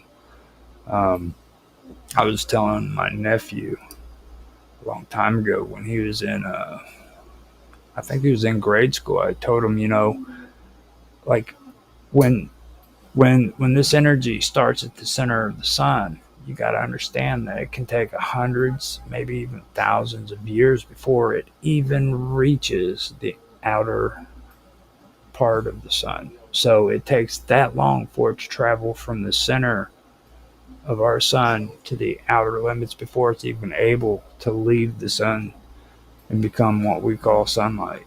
That's completely amazing. That whole concept would blow your mind, So for me, I personally, I know that we don't really have the technology to be able to detect it. But for me personally, I believe that if something was wrong with the sun that was going to cause it to, burn out, we would know way, way well ahead of time before that actually took place. You know what I mean? Because for that energy to leave the center of the or of the sun and make it to the edge, it's really, really a long, long amount of time. And one thing I do want to also check into too is like I've heard some people say that like you can actually take all of the material that's in the solar system and put it into the actual sun, and there would still be space. So like the sun actually takes up more area than what it takes to put all of the planets and the asteroids and all of this material stuff around it. I find that pretty interesting. I'm not quite sure if that's true, but that's something that I have been wanting to get into and see if it is true or not, because I think that's cool stuff. You know what I mean? And I've always been into science. I'm not as much as I am into history, as you guys can tell, but I really do like talking about history as well as science. And if you guys have any weird science that you want to share with me, feel free to send them to me. You can send them to me at Roger1969 at gmail.com. just send it to me. Or heck, man, just come on Discord, the wonderful world of weirdness. You know what I mean? Share it there with us on Discord. I don't have a group or a chat on Teams for the wonderful world of weirdness, but I do have one on Elements or Element Matrix. I always have a hard time saying that, but it's Element. You can find the wonderful world of weirdness there. I actually named it WOW, WWOW. You can find us there on Matrix Element or Element Matrix, however that's said. As well as that, you can find me on my other chat, which is Live with Roger Hanson on there as well. Now, I don't have that on Discord, but I do have it on Teams, so you can get with me there. And like I said, if you got cool stuff that you want to share or that pertains to science, contact me at those three places or just directly to my email. I'd be more than happy to do my best to read these out loud. And I want to tell everybody too, I don't know if I've said this or not, but I do have my other channel. It's called Earth, and I know that I have bad reading skills, okay?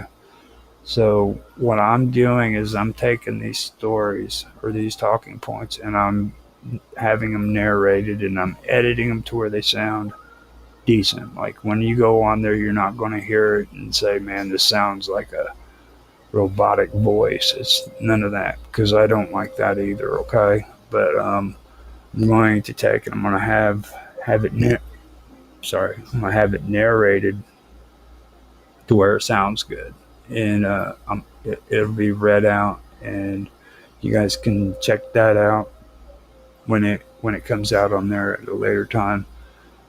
Usually what I do, like right now, I'm going to be live streaming and uploading on the wonderful world of weirdness all the way up until December, okay?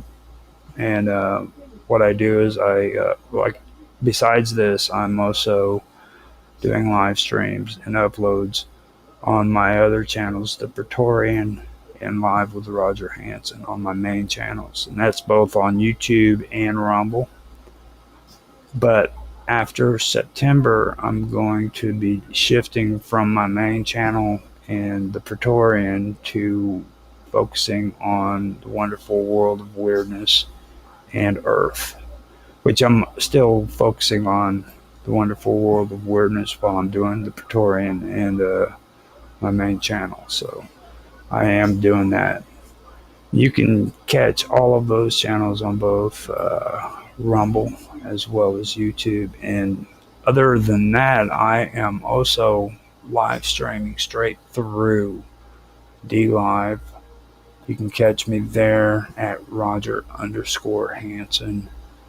You can also catch me at Kick as Roger_Hanson as well. Now on Twitch, that's a little bit different. That's my gaming. That's where I started doing all my gaming stuff. And I set up that account. It's Infamous 1969. You can find me there at Infamous 1969. And yeah, it's pretty cool if people do that. If you want to send me those, I'm also doing a campfire stories, just scary stories. If you guys want to write a scary campfire story that makes little kids afraid at night, send them to me, guys. I love that stuff. After it's going to be right in the middle of September, just before October, I'm going to switch it over from campfire stories to fireside stories, because like me and Austin Todd, we were talking about that last year, and it's like it would be better to have fireside stories during the fall rather than campfire stories, because most people don't go camping in the middle of the fall and the winter. But I agree with that. So we decided to do that. But it's basically the same concept. So from this point out, all the way up until December, I will be taking scary stories if you guys want to do that as well. So I think I did a pretty good job there at,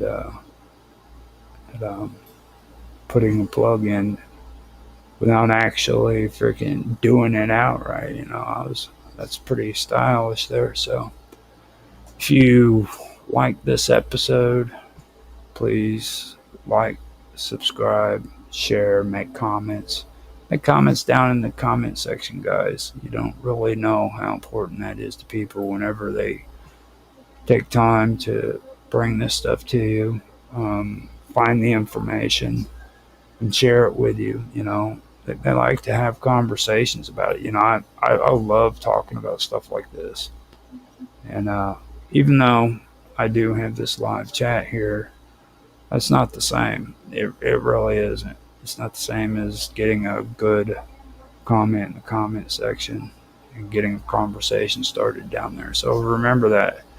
And not only that, but you're also helping people out on their channels too. Like, everybody's always big about talking about algorithm this and algorithm that. But, when you make comments in the comment section and those people are able to talk back to you and respond, that shows the platform that this is an active channel. You know what I mean? So keep that in mind. There's a lot of ways that you can help support channels other than sending them money. You can like, subscribe, share, make comments. And with that, I'm going to stop badgering you guys. I hope you did enjoy. If you did enjoy, thank you for watching. And thank you for your support. I hope you guys have a good day, good week, no matter what time of the day it is. I always say that because I talk to people from different parts of the world. So this could be morning time for somebody. I know it's my morning. I mean, I literally woke up like a half hour before doing this, and I shouldn't really be bragging about that because I do this at 5 p.m. in the afternoon, and I woke up at like 4:30, and that was because I stayed up doing edits, getting things straightened out until about 6 this morning, and then I still couldn't go to bed. So to be honest, I laid down and I don't really know when I fell asleep. That's how crazy that is. All I know is I woke up and it was 4:30, and I had a half an hour before I had to stream, and I was 9 minutes late doing that. So it really kind of gets to you, you know what I mean? When you have to set yourself up on a schedule, and then all of a sudden things kind of get overwhelming. But I've learned that the best way to handle that is to work through it. So hopefully I did work through that and I got it all straightened. We are good to go though. I was able to get on here, give you guys an hour's worth of stuff. And like I said, I apologize for being late with the stream, and I hope you guys enjoyed, So with that, I am going to go ahead and end the show. I hope you guys enjoyed, and I will talk to you later.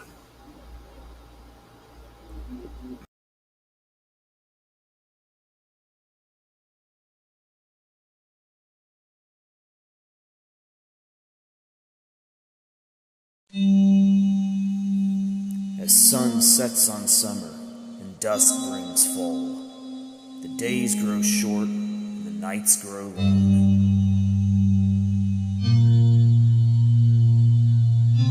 As dawn brings winter, the skies become gray, and the wind grows cold. By the fireside is where the stories are told.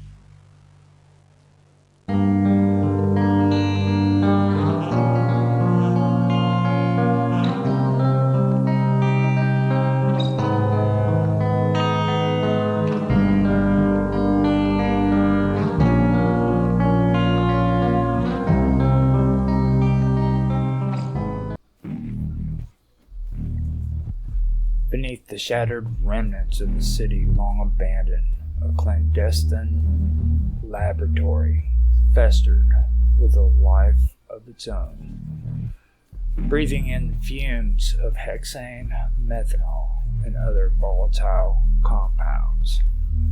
These substrates did not merely linger as inert chemicals.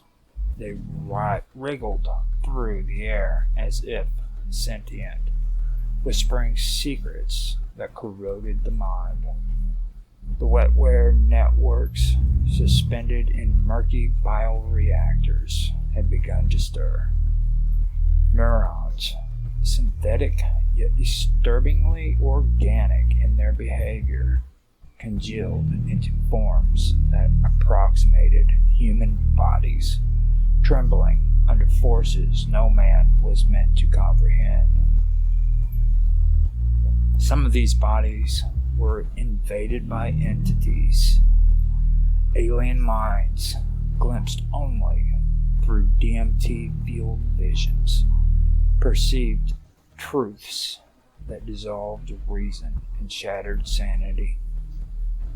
Others remain uninhabited, thinking with the precision and hunger of synthetic computation, searching for flesh and electromagnetic energy to sustain their relentless reproduction. The laboratory itself convulsed in response. Magnetic nanoparticles aligned in chaotic lattices under external fields, twisted and reflected light in impossible ways, forming geometries that strain the eye and mind. Bioreactors hissed and gurgled as their viscous contents writhed, shifting with unnatural awareness. The air, heavy with combustible vapors, thickened like liquid and hissed with the faint electric hum of neurons reaching out to one another across the wetware network. Sparks flared, igniting the vapors in fleeting chemical tempests that screamed across the room before vanishing. In these flashes, the researchers glimpsed horrors that could not exist, yet undeniably did, manifesting in synthetic bodies in the alien intelligence that had claimed them. The entities, when present, moved with an intelligence that was both omniscient, omniscient, and utterly alien. Their inhabitations transformed the synthetic bodies into vessels of impossible perception. Each neuron, each filament of synthetic tissue bent under the weight of knowledge that could not be reconciled with the human mind.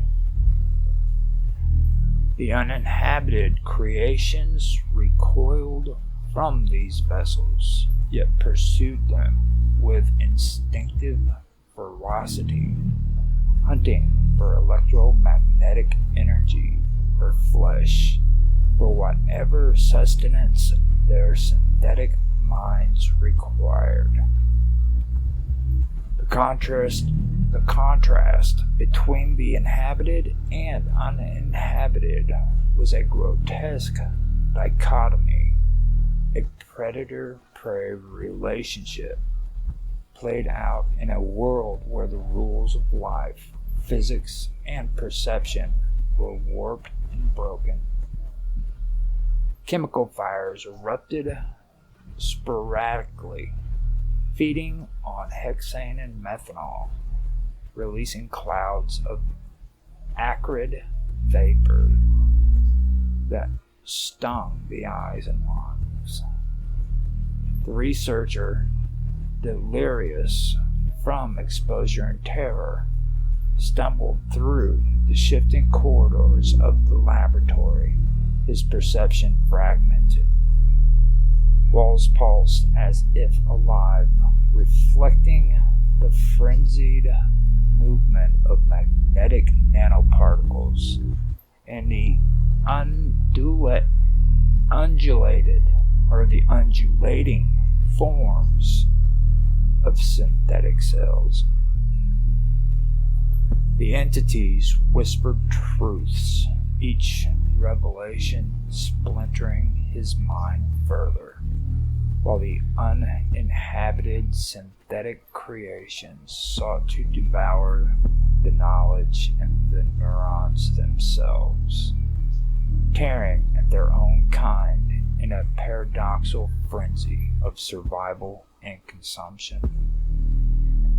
Hours, days, or perhaps eternities passed. Time no longer had meaning. It was a concept that bent and fractured under the weight of the laboratory's horrors.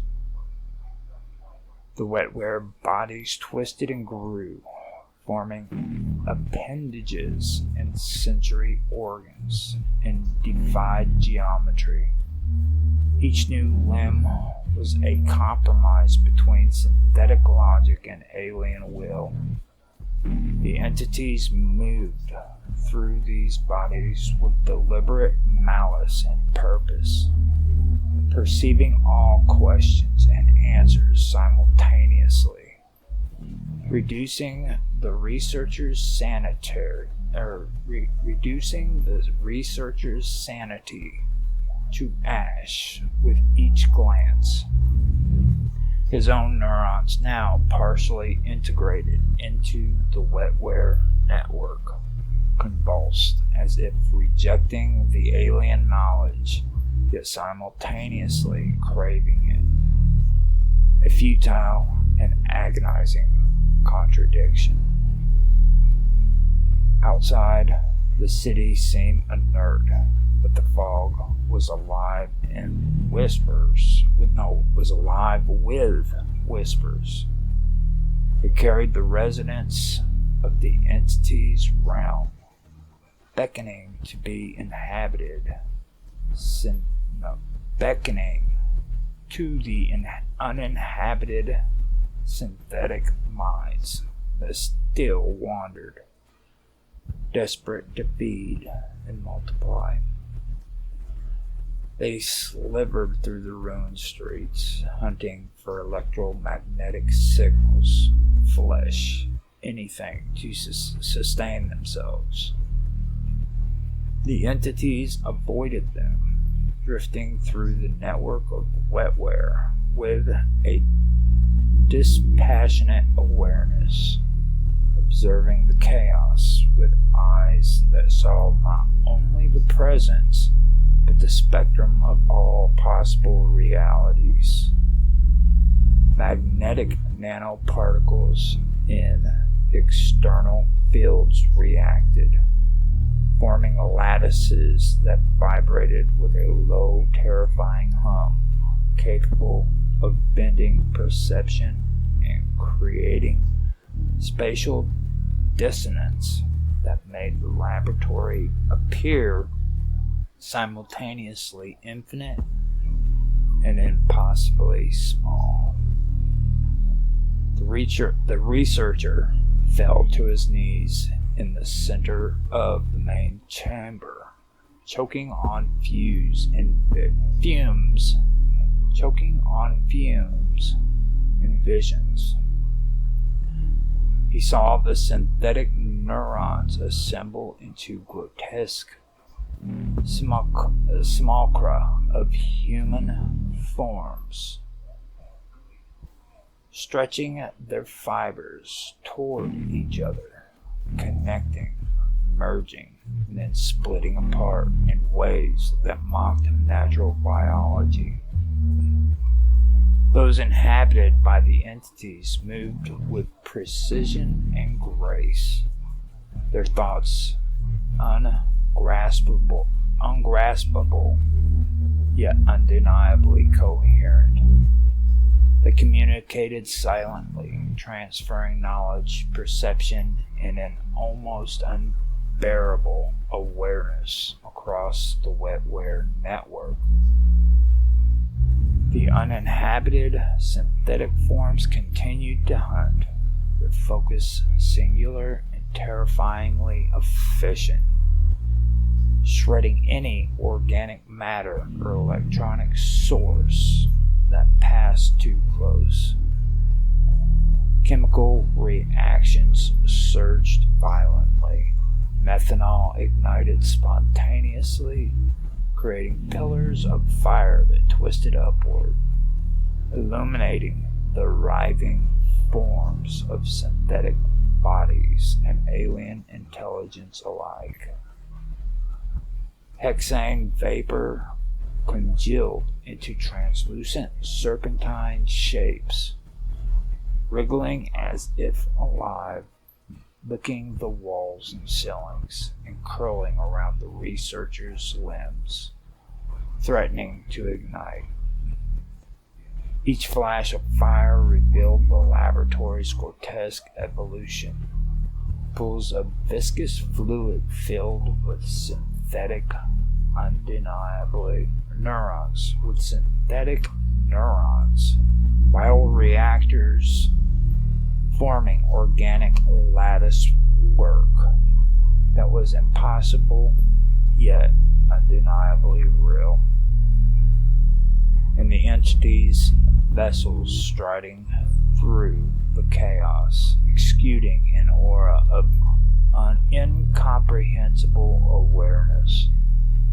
The entity's presence distorted the laws of physics. Neurons folded back upon themselves, creating recursive loops of consciousness that no human brain could process. Light refracted unnaturally. Shadows stretched and twisted with intent, and the smell of chemicals took on an almost sentient quality, assaulting memory and perception with overwhelming force. Every attempt by the researcher to flee or resist was futile. The laboratory was no longer a place, but a living, breathing organism. Its neural and chemical network fused into a single horrifying consciousness. The uninhabited creatures still hunting began to merge with the walls and the floor and the magnetic lattices. They consumed energy indiscriminately, ripping apart synthetic bodies and organic remnants alike. The entities immune to this chaos observed and manipulated, guiding certain neurons into new configurations, creating vessels capable of movement between realities, vessels that could perceive every answer at once, yet remain inscrutably alien. The researcher screamed as his mind fragmented, his own wetware neurons being invaded, twisted into forms he could not comprehend. And then he saw it, the entities reaching beyond, stretching into dimensions that should not exist, shaping the very fabric of reality to their will. Outside the city, the fog thickened, pulsed with a malignant intelligence. It whispered the entity's secrets to any synthetic mind or human who wandered too close, spreading the laboratory's corruption outward. Magnetic nanoparticles drifted into the streets, forming lattices that vibrated in resonance with the wetware network, creating localized distortions in time and perception. The uninhibited creatures continued their relentless search for energy, while the inhabited vessels moved through dimensions, carrying their alien intelligence and leaving traces of madness wherever they went.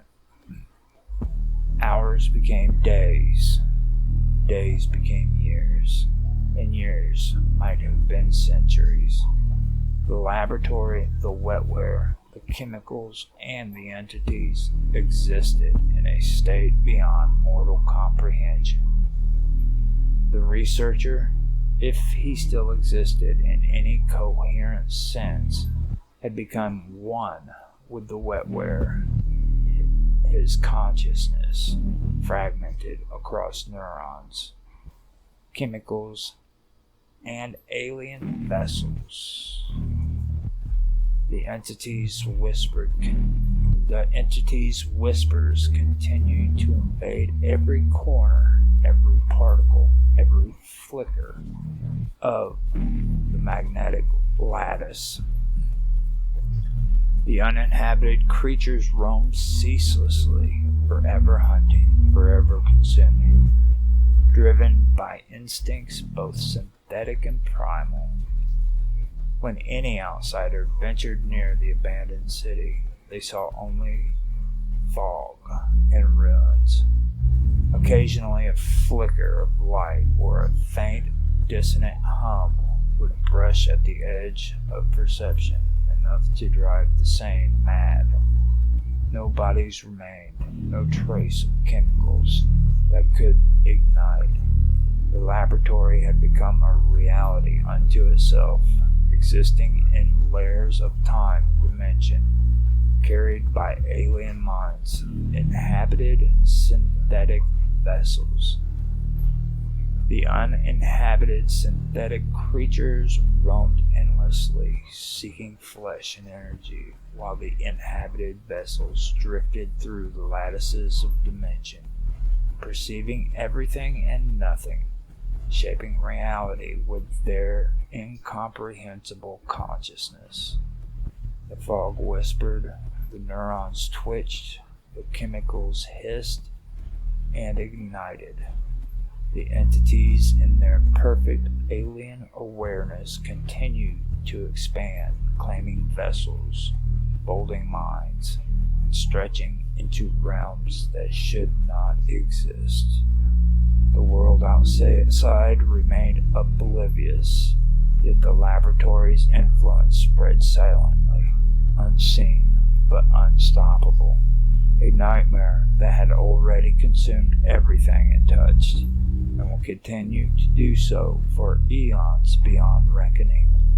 There was no escape, no sanctuary, no hope, only the endless convergence of chemical horror, synthetic consciousness, and alien intelligence, dancing in the darkness, in a laboratory that was no longer merely a place, but the beating, thinking heart of unimaginable horror.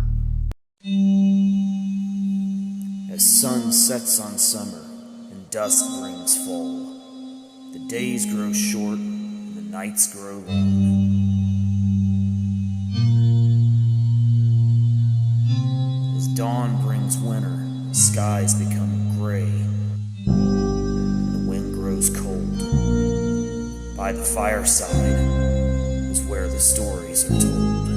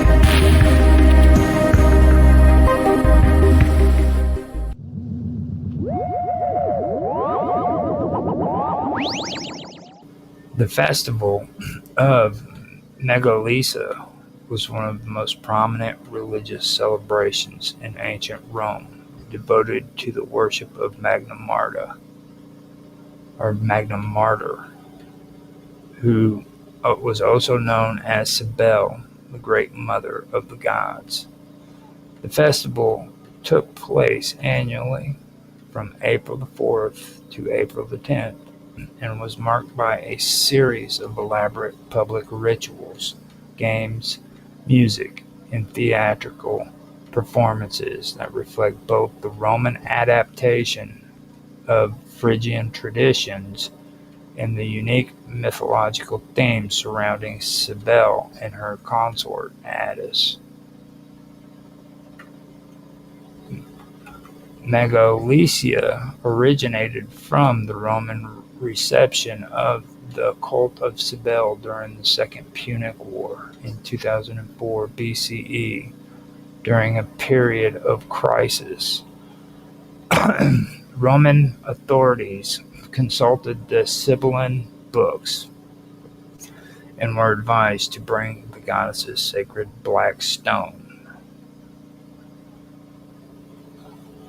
Sacred black stone, believed to be a meteorite symbolizing her presence from Pessinus in Phrygia to Rome. The goddess was installed on the Palatine Hill, and a temple was dedicated to her in 191 BCE. From this point forward, Magalesia was celebrated as a former state festival, though its rites retained their exotic and ecstatic Phrygian character. The festival began with processions and ritual purifications. One of the most distinctive elements was the carrying of the sacred image or symbols of Cybele, often associated with lions, mountains, and tympanum, a large framed drum, through the streets of Rome. Music played a crucial role in the festivities, with flutes, cymbals, and drums used to create a frenzied and ecstatic atmosphere. This music, along with dancing and chanting, was associated with the ecstatic nature of the goddess and her myth. Central to the emotional heart of Megalesia was the myth of Attis, Cybele's consort, who died beneath a pine tree after self-castration and was later restored or reborn. A pine tree was cut and brought into the temple as a sacred symbol of Attis. The climax of the festival came on April 10th, often identified as the Day of Hilaria, a time of joy and renewal that celebrated the resurrection or rebirth of Attis. In earlier days of the festival, mourning and grief were emphasized through solemn rituals imitating Cybele's sorrow at Attis's death. The mood then shifted dramatically to celebration, with feasting, rejoicing, and games held in honor of the goddess and her divine consort. The Gali, the eunuch priest of Cybele, played a visible and often controversial role in the Megalesia. Dressed in bright robes and jewelry, they led processions, dancing in wild ecstasy, and sometimes engaged in acts of self-mortification. Their presence and behavior, which differed sharply from Roman norms of masculinity and priestly decorum, fascinated and disturbed many Roman observers, but their role was seen as essential in the proper performance of the cult's rites. While the more extreme Phrygian rituals, such as castration and ecstatic frenzy, were generally kept out of official Roman religious life. They were tolerated during Magalesia because of the festival's foreign and mystical nature. Over time, elements of the cult were increasingly syncretized into Roman religion, but Magalesia retained its distinct identity as a celebration of an Eastern mystery goddess who offered spiritual transformation and divine connection. Thus, Magalesia was not just a civic celebration, but a deeply symbolic religious event. It reinforced the power of the goddess, the mystery of death and rebirth, and the Roman ability to absorb and integrate foreign religious traditions into its own culture and spiritual life. The private rituals associated with the cult of Cybele and Attis, particularly those involving self-mortification and frenzied devotion, represented some of the most intense and controversial religious practices of the ancient world.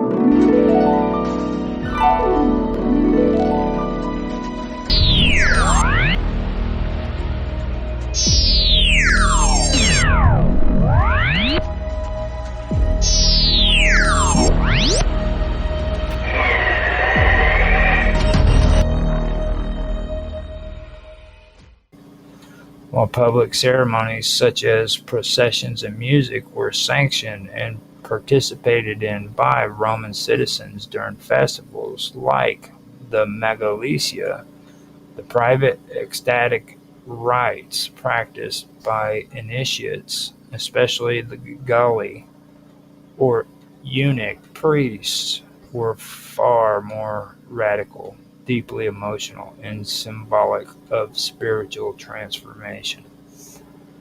One of the defining aspects of these private rituals was self-mortification. Participants, especially the Galli, would engage in acts of physical suffering to express devotion, achieving purification, or emulate the suffering of Attis, who in myth castrated himself and died in a state of divine frenzy. During specific ritual moments, particularly during the spring rites leading up to the festival of Hilaria, devotees would enter a trance-like or ecstatic state brought on by intense music, rhythmic dancing, fasting, and sensory overstimulation. This altered state of consciousness allowed them to become spiritually aligned with the narrative of Attis's madness, self-destruction, and eventual rebirth. The most extreme expression of this imitation was ritual castration. While not all worshippers practiced this, some male initiatives, particularly the Galli, would castrate themselves in a state of religious ecstasy. This act was believed to be a sacrifice of sexual and worldly identity, aligning the initiate with Attis, who in myth mutilated himself beneath a pine tree. The act symbolizes total devotion to the goddess and a rejection of earthly life in favor of spiritual union with the divine. Following castration, these individuals adopted female clothing, hairstyles, and identities, living as third gender or transgender figures within the cult, which further set them apart from the normative Roman civilian body. Other acts of self-mortification included whipping oneself, striking the body with swords or knives, or enduring other forms of physical pain during rituals of mourning and renewal. These actions were not seen as punishment, but as purifying and transformational experiences that mirrored the suffering of spiritual resurrection of Addis. Blood in this context was considered sacred and regenerative. The blood spilled during these acts was thought to cleanse sins, grant rebirth, and bring the participant closer to the divine mysteries of life and death. Alongside physical acts, the frenzied devotion of the cults was sustained by ritual music and dance. The pounding of drums, the shrieking of flutes, and the clashing of cymbals were used to overwhelm the senses and facilitate ecstatic states. Particular participants would dance wildly, sing hymns, and cry out in joy or lamentation. In these moments of religious ecstasy, devotees believed they could experience a direct encounter with the divine, particularly with Cybele herself. These ecstatic rites were seen as a way of to transcend the limitation of human body and mind, offering glimpses into the eternal cycles of nature, death, and rebirth. These private rituals, while crucial to the core spiritual experience of the cult, were kept separate from Roman civil religious life. Roman authorities tolerated them only as long as they remained outside the formal political and military structures of Roman identity. Despite this separation, the cult of Cybele and Addis remained a powerful presence in Roman spiritual cultures, particularly among marginalized individuals who found in it a path to transcendence, transformation, and spiritual liberation through suffering and divine communion. The symbolism of being enthroned and flanked by lions in the context of the cult of Cybele and Magna Mater, or Great Mother, is rich in meaning, drawing an ancient Near Eastern iconography, mythological motifs, and religious metaphors to communicate divine authority, dominion over nature, and transcendence of chaos. Cybele is often depicted seated on a throne between two lions, either resting beside her or yoked to her chariot. These lions are not merely decorative, they serve as powerful symbols of the wild, untamed forces of nature and the boundary between civilization and the primordial world. In enthroning herself among lions, Cybele is visually represented as a deity who has subdued these forces, not by destroying them, but by harmonizing with them. This signifies her majesty over the natural world and the instincts of the animal realm.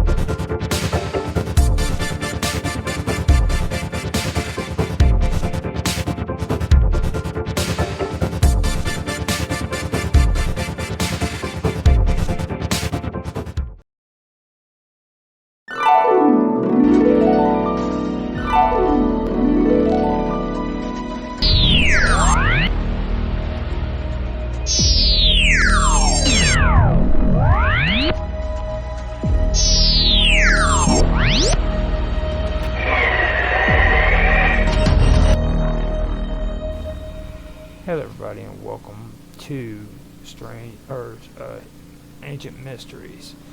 Today I am starting the official live stream for the wonderful world of weirdness and strange stories, so that I can do these live stream via the internet, and just like I have done yesterday with my previous stream, I do have Skype available and open. Mark is here. He just showed up. Hello, Mark. Hi. Hello. I just got your YouTube notification, and I was just reviewing your recording. Gonna have to do something with that for them.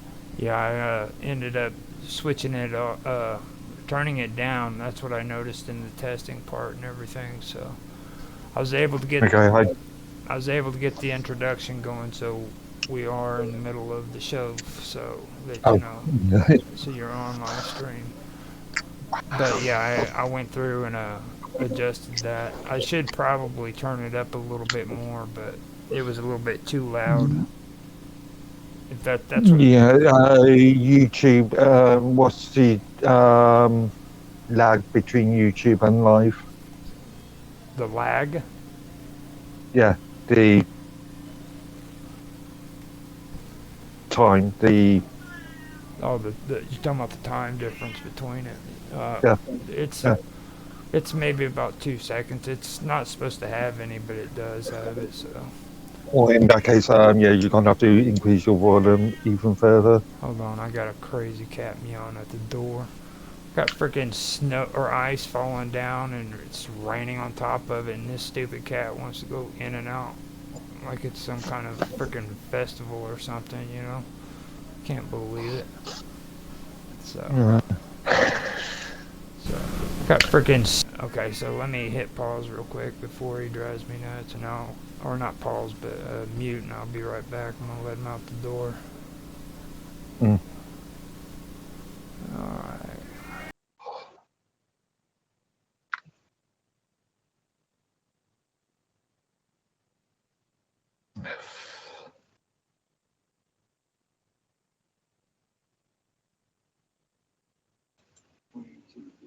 That is.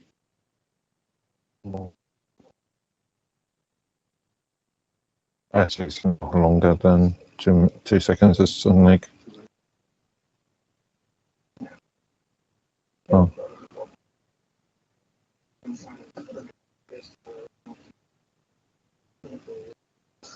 Yeah, it seems like he knows exactly when I'm doing this stuff too. He'll be right at the back door when it gets started. So. Longer than 2 seconds. It's like.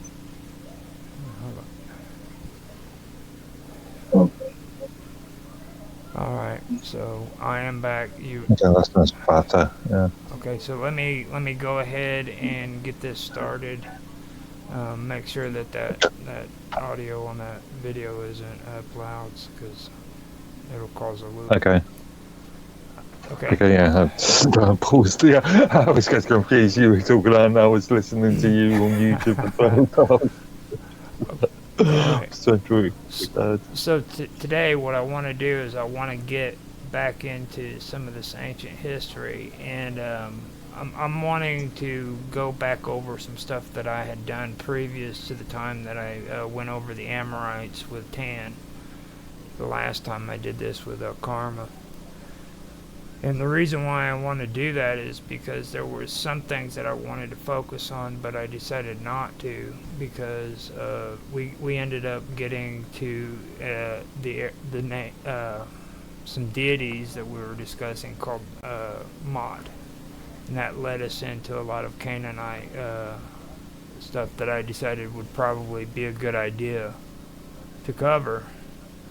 But if anybody kept up with that series, that ended up being a disaster with me and Karma. So that in the long term didn't turn out all that well. And I don't really suggest that anybody, do a live stream concerning the Canaanite religion. That's just not a good idea.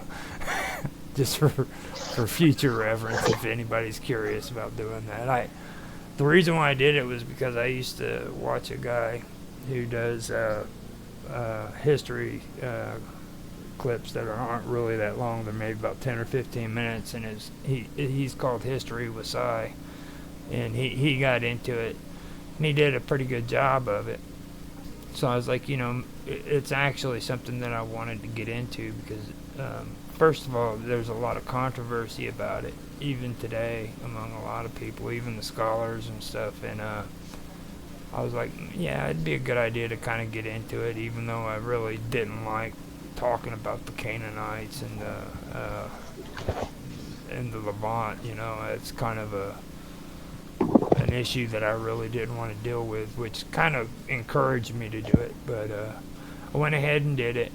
But my whole purpose of it is that wasn't really the direction that I wanted to go on that. I'm glad I did it in the long run after all of it, because I was able to kind of get out some of the stuff that I had issues with, and I was able to cover a lot of that.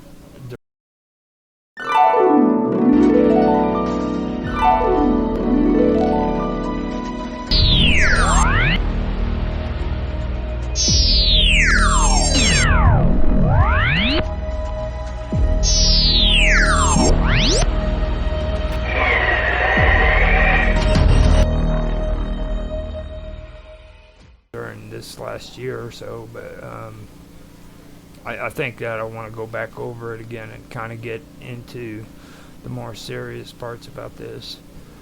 How much information do you know about ancient history, Mark? Mark? So you're talking about when I was a kid, I took a lot of interest in Greek, Roman, and Egyptian. Okay, so you'd have at least some general knowledge in the Greek. Everybody likes to call it mythology. I don't really like calling it mythology, but you would know some stuff about that then, right? Again, mainly sort of mythological sort of things rather than actual history. But now, what I want to do too is I want to introduce some of the ancient Greek philosophy as well. And to start that off, I want to go over what they call the first principle. Do you have any idea of what that's about?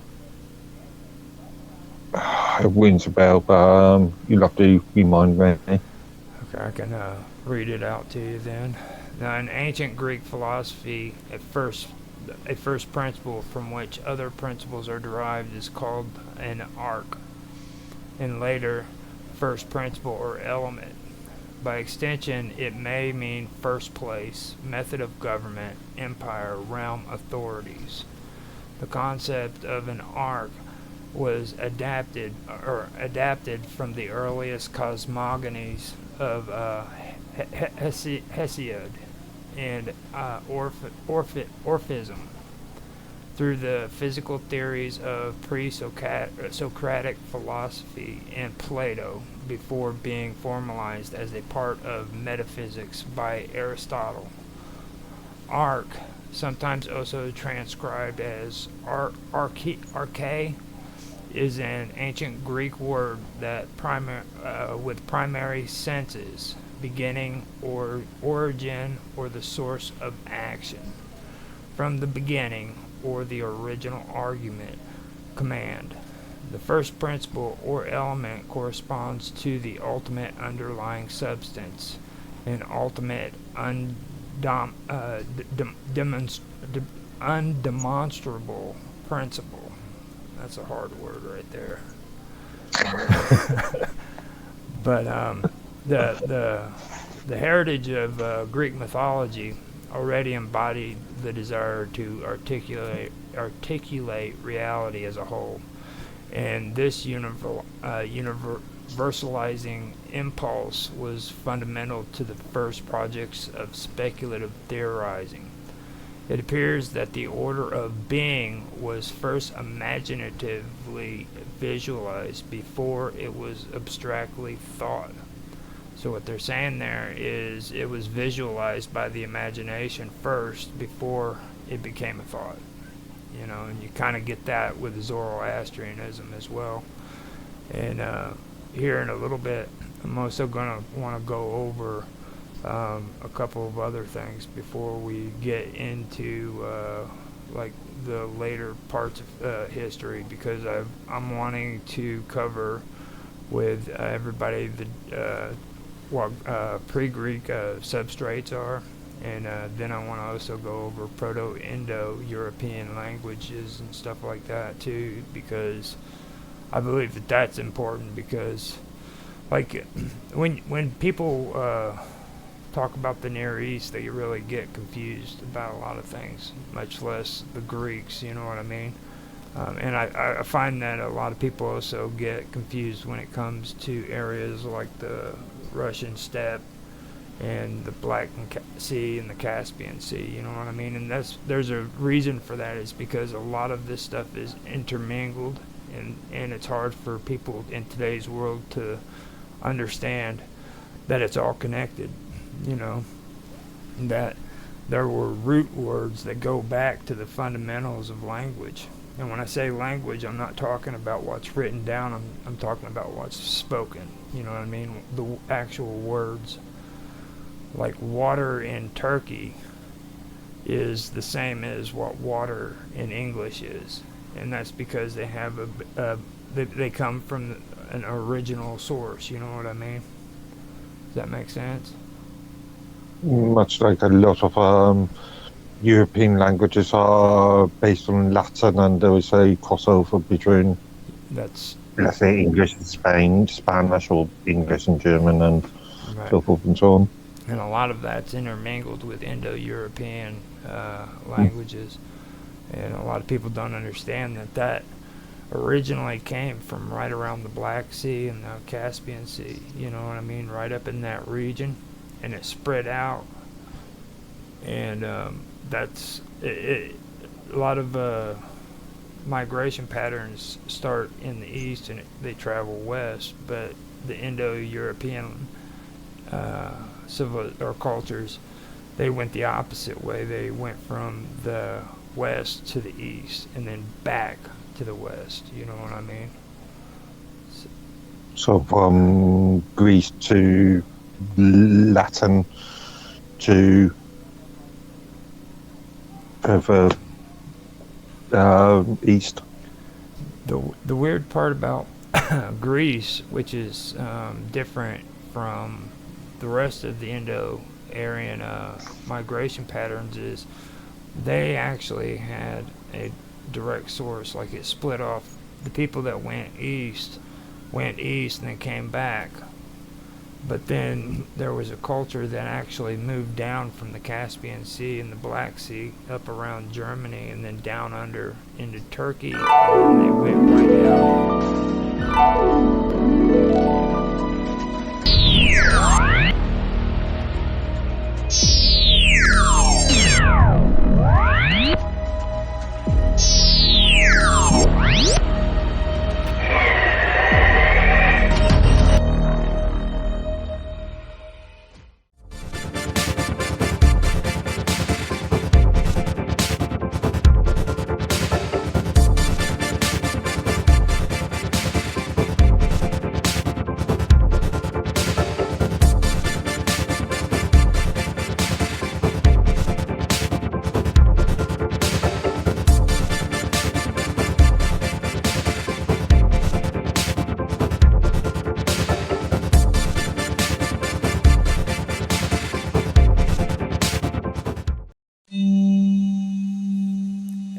Sets on summer and dusk brings fall.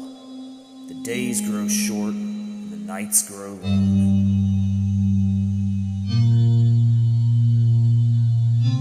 As dawn brings winter, the skies become gray. The wind grows cold. By the fireside is where the stories are told.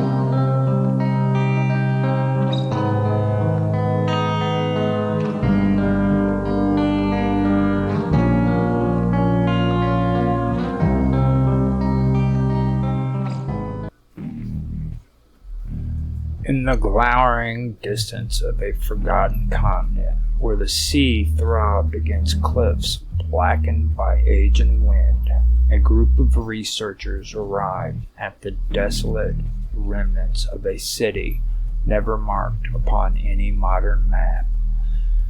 Its name, if it ever it had one, had long since been erased from both history and memory, yet the locals who dared speak of it called it the Hollow Seat. The stones of the structures were not chiseled by hands any living a man would recognize, and the geometry seemed almost to disobey Euclidean rules. There was an unbearable silence to it, broken only by the wind's low moan that sounded disturbingly like the chant of an ancient tribunal. The Professor Kudman Irix, an expert in comparative political structure and forbidden text, had come to this place following fragmented legends of an abandoned monarchy whose legend or legal doctrines predated even the first known tablets of Mesopotamia. These monarchs, it was said, had ruled by invoking laws not written but dreamed. Their governance relied not upon ink or proclamation, but on ritual induction into states of thought that could bend the will of others. It was law as mysticism, enforced not by armies, but by psycho-spiritual manipulation. The professor's interest was first piqued when he stumbled upon a volume buried beneath old court transcripts in the archives of a ruined abbey in eastern Wales. It was written in a mixture of Middle French and Latin, and referenced a forbidden fraternity known as the Golden Seal, which claimed descent from a lawgiver predating Hammurabi by thousands of years. The fraternity supposedly discovered a system by which law, language, time, and thought could be fused, and from that synthesis derived absolute dominion over both their subjects and the passage of history itself. They hinted at a celestial cycle as the Great Year, a cosmic circuit that governed not just stars but epochs of consciousness, and those who could attune themselves to its rhythm could shape entire civilizations. Drawn to the promise of this discovery, Kudman enlisted a group of companions, a linguist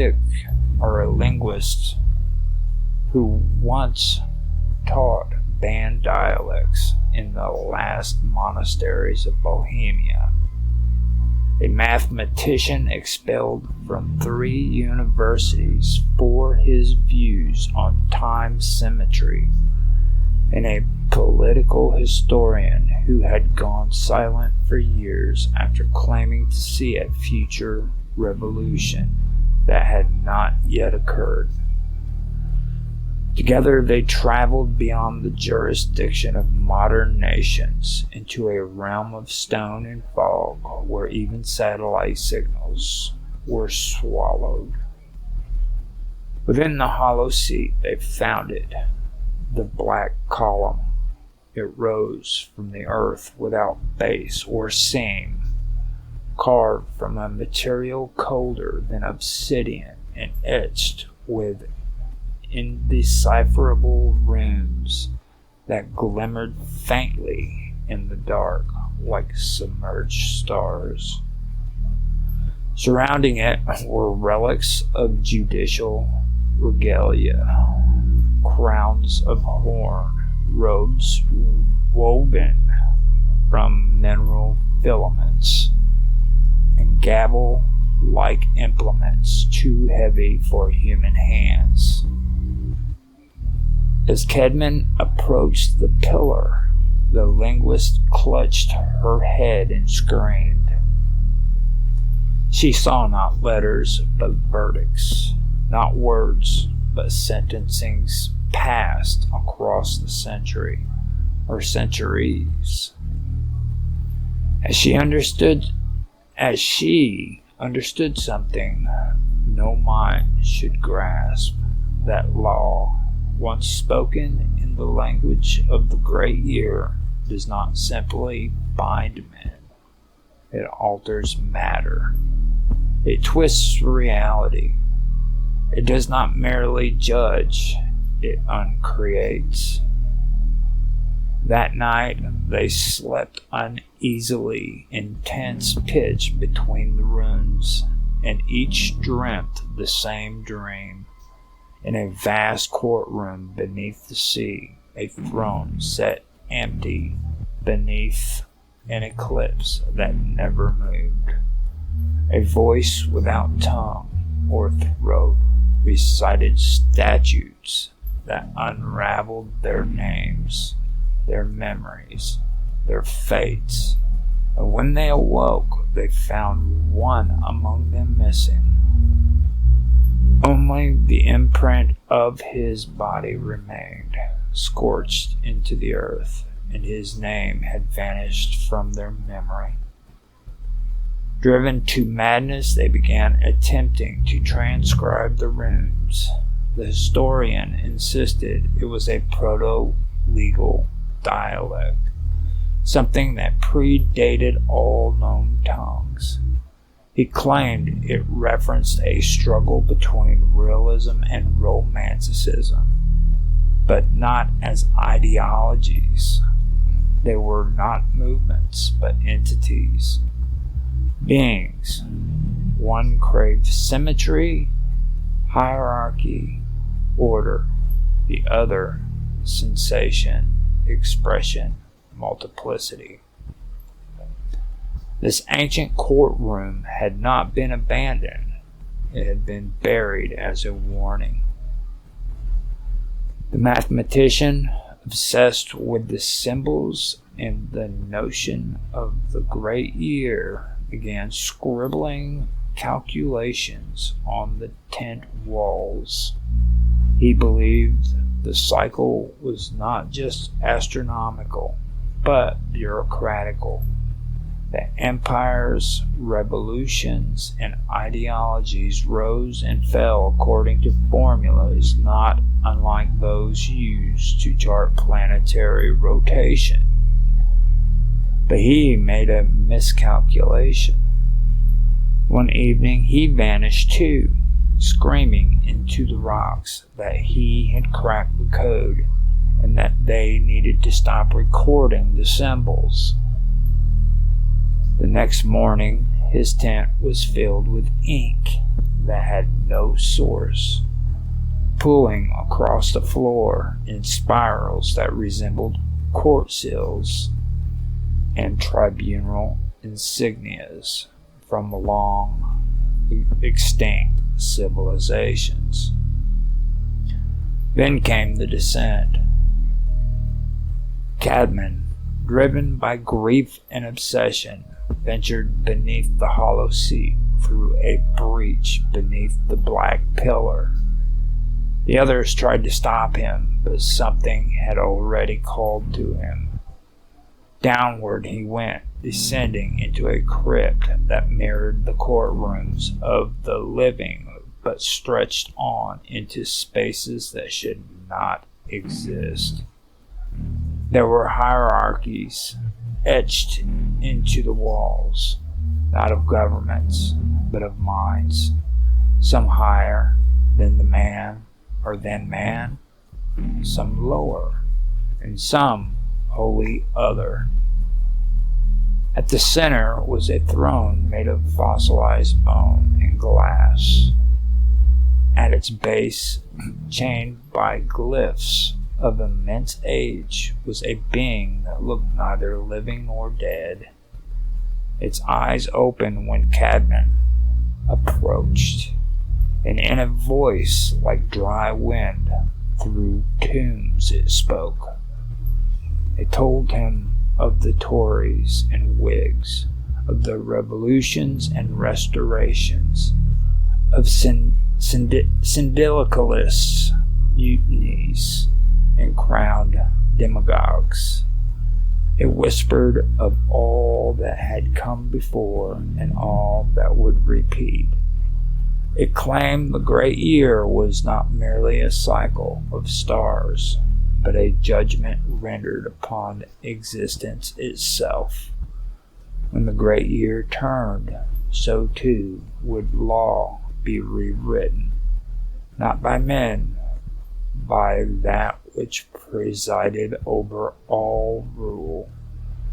And it was nearly time. Kedman returned to the surface changed. He spoke little. He ate nothing. He no longer used his name.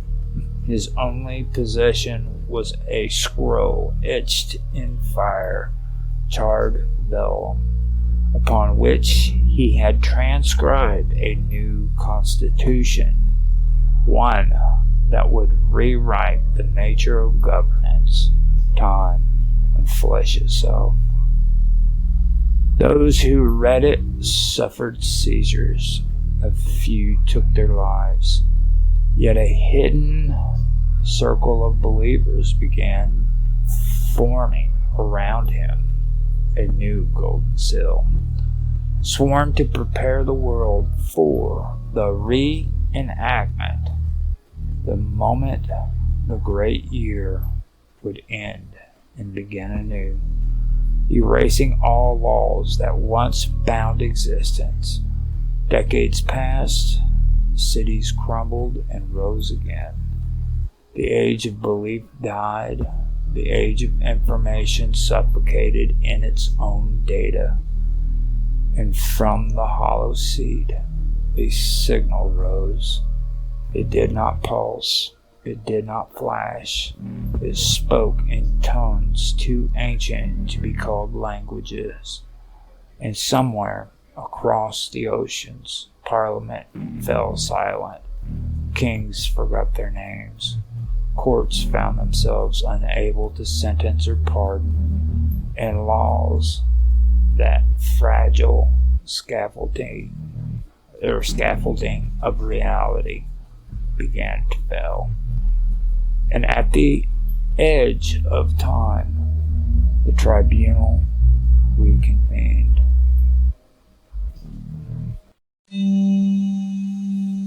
As sun sets on summer and dusk brings fall, the days grow short and the nights grow long.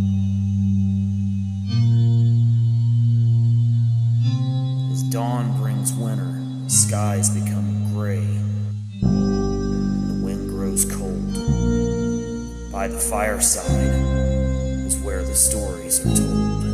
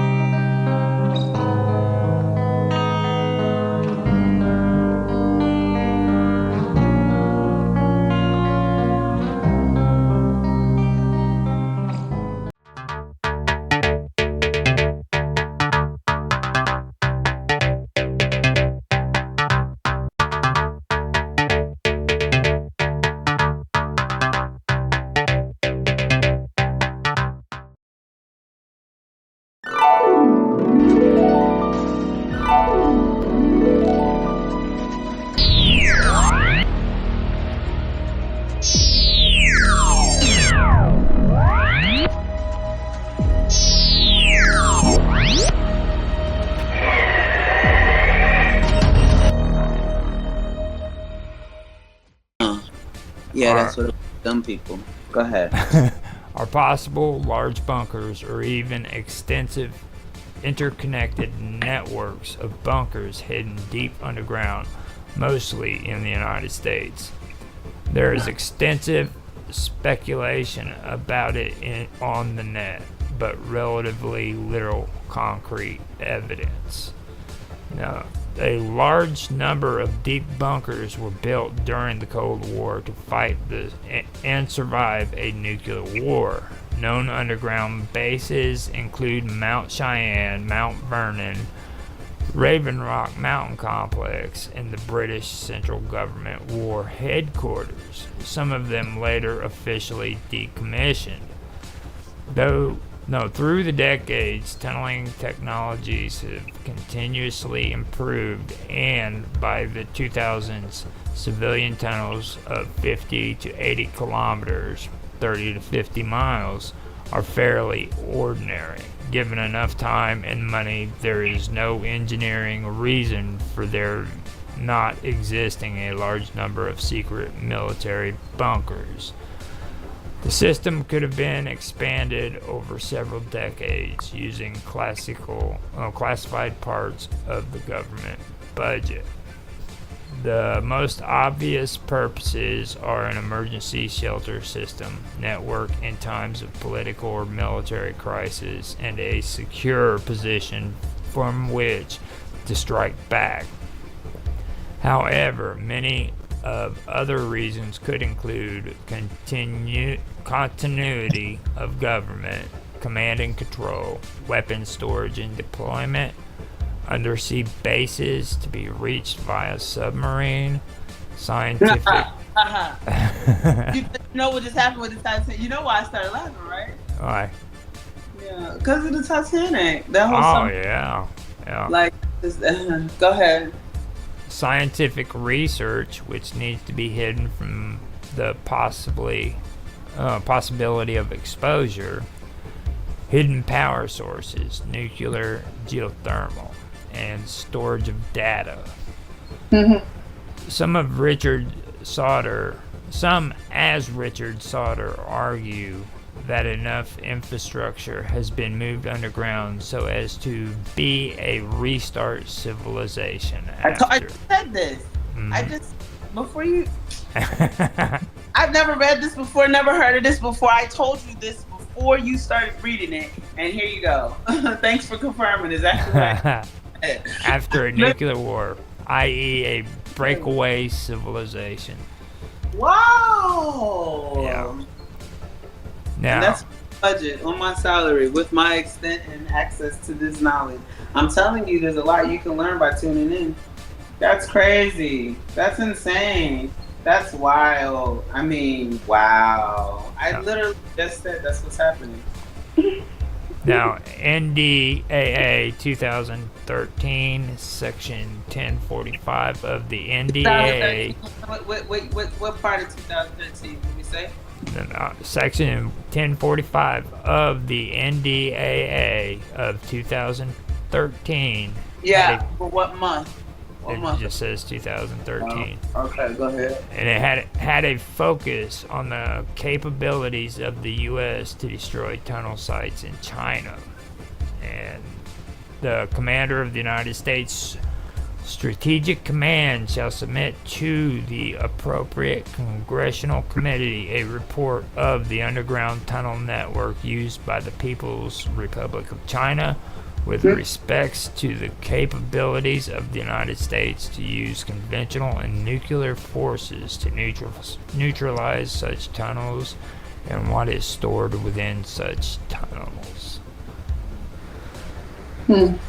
Project Iceworm. In the 1960s, the United States began construction of what would be a large military facility built under the ice of northern Greenland. The plan was to establish a massive series of under-ice tunnels capable of supporting the storage, transportation, and launch of 600 specifically designed nuclear ballistical missiles. The long-term plan called for 2,500 miles 4,000 kilometers of subsurface tunnels to be constructed and maintained. If fully realized, Project Iceworm's tunnel complex would eventually have encompassed some 50,000 square miles, the size of Arkansas or Greece, and employ 11,000 military personnel. So, who, by the way, are disposable. That's why the high ranks will get to hide underground and they'll put their forefront soldiers out to die. You know, like, it's just crazy. Now, the program was abandoned when the ice sheets moved faster than anticipated. That's the people that say about the world being flat. Yeah. So now we have done pretty good on that. Let me get your feed on that, and I will. There's nothing else to say. I have nothing else to say. I just think it's funny that I'd be on point, and I don't even I don't think it's funny because I know I'd be on point. That's not the thing. It's just a matter of when do everyone else get on point? When do everyone else pick up? It's all right here. I mean, it didn't have. You can't use my money as an excuse anymore because I can't. Then I wouldn't have this access. Can I use status? Any different? And it's just a matter of the information is right here. We telling you what we're about to do. You're not gonna fight us because you need us. And that's just crazy. Yeah, creating a dependency where you're elsewise gonna be eradicated. If not, that's wild. You're gonna die if you don't depend on it. Yeah. At least that's what we tell you. At least that's what we tell you. Because we depend on you. And then imagine what they're gonna do with all that energy. Man, they're going to be able to transfer so much energy from these dead bodies. It's going to be amazing, at least for them. You know what I mean? Because they're going to be able to fuel their systems. This is straight fertilizer. That's how we'll regrow the ground. You know what I mean? We'll regrow the earth because we'll have the seeds that are present, and then these dead bodies will literally just fertilize the entire ground. So after it's been completely in shambles, we'll just start from the ground up for what we want to be here.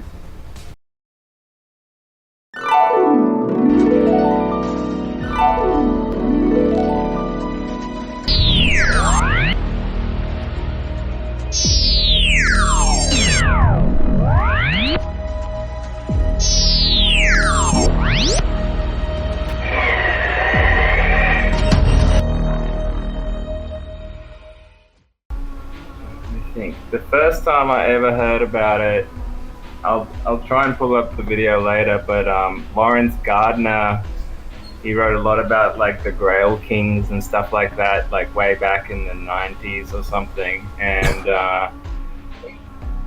he had a video out on the secret space program, and at that time I was still a very normal person, and I kind of bookmarked it in my head, but I didn't really think about it that much.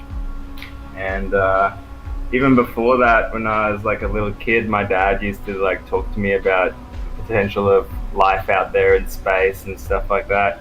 But I didn't know until later on why he was doing that. My dad was in the Navy, and many years later, when I was probably in my late 20s, he got drunk at Christmas and told us a story where he saw a UFO. And while he was in the Navy, and it was doing these impossible maneuvers in the sky, and my dad is a straight edge person, never talks about anything weird or out of the ordinary or anything like that, so that was a very big surprise to me. I'm like, why the hell have you never talked to me about this? And he's like, well, you never asked. I'm like, huh. And then, I started doing my own research. I came across a lot of different speakers on the topic, especially Bill Cooper. I'll also bring a video up of him later on.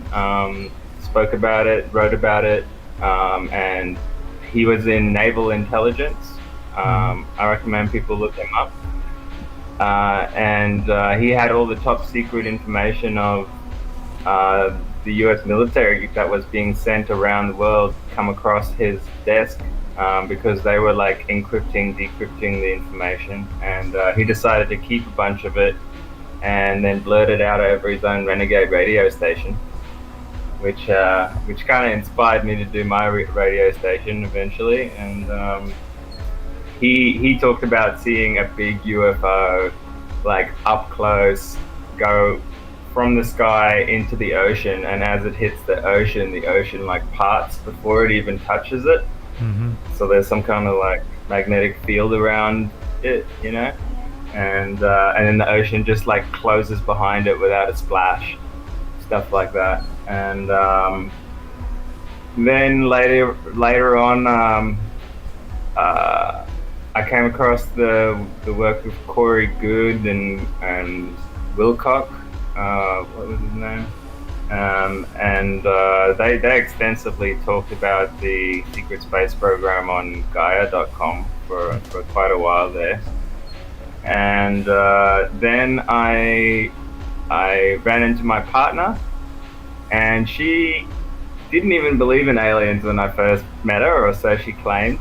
And then until she met me, and then when I started like talking to her about all the evidence and stuff I've seen, then she kind of loosened up a bit, and she was like, you know what, something weird did happen when I was at university. She I don't know, was doing some kind of research paper and was going through the library in Toronto, Canada, and she found these old research papers from the MK Ultra days, and she was reading them, and like they would these reports on like how these psychiatrists were experimenting on these people, and they would refer to them as him or her. And then she reckons she found some research papers that said it instead of him or her that they were experimenting on. And she reckons like her computer, like as soon as she like was accessing that database, her computer just like seized up and like basically caught on fire. The whole thing blew up. That's crazy. I'm like, interesting. So yeah, that's all I'll say for now. But that was my kind of intro to it all. Carmi, do you know anything about the secret space program or anything like that? I've watched a few documentaries, yes. Not anything I'd like to elaborate on at the time, but yeah, I've watched a few documentaries in regards to it and in the stuff that we've talked about. Not anything specific that I'd like to elaborate on currently, but... Now, how long have you known about the secret space program? Probably a few months. It's only been a few months. Well, besides the one that they said that Trump allegedly started, but he didn't start it. I know that. It was supposedly him that started it. It was supposedly him that started it, but it wasn't him that started it. It was president before. Actually, I want to say that it was Kennedy, but I could be wrong. Jaffe actually had a show that one of the guys on there talked about it. Jaffe didn't talk about it, but there was a visitor that was on there one day, and he talked about it.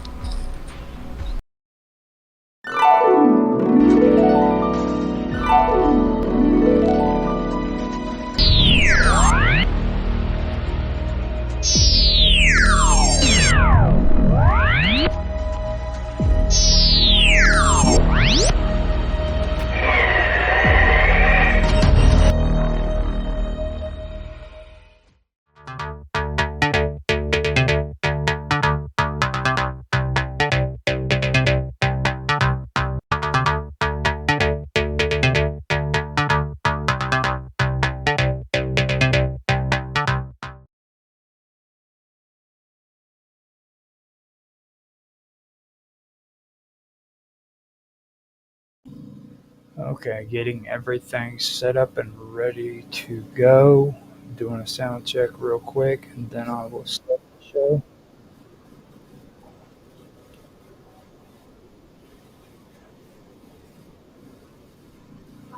DLive sounds good. Twitch sounds good. Gotta go in and set the YouTube stream onto the playlist and check the sound. Sounds good so far. Now let's see what happens with Kick. Kick was acting weird earlier. Kick sounds good. X is up and running. And it sounds good too. So now I go into Rumble and see what that sounds like. Sounds good. All right, today I am going to be doing another episode of Conspiracy. So let me go ahead and go get me some coffee, and I will be right back. I had a little bit of a setback to where I couldn't jump on and do the stream, but I didn't get my coffee or anything. So let me be back. I'll grab that and come right back in.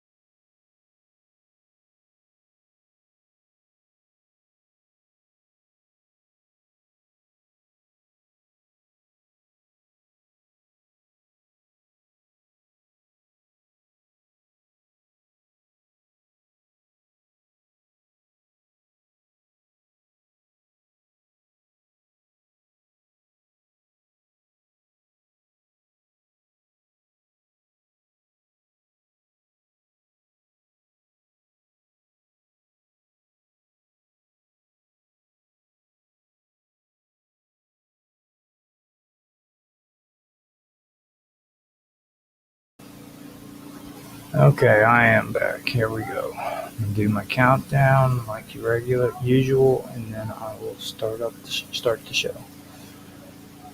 3, 2, 1, now. Hello, everybody, and welcome back to the wonderful world of weirdness.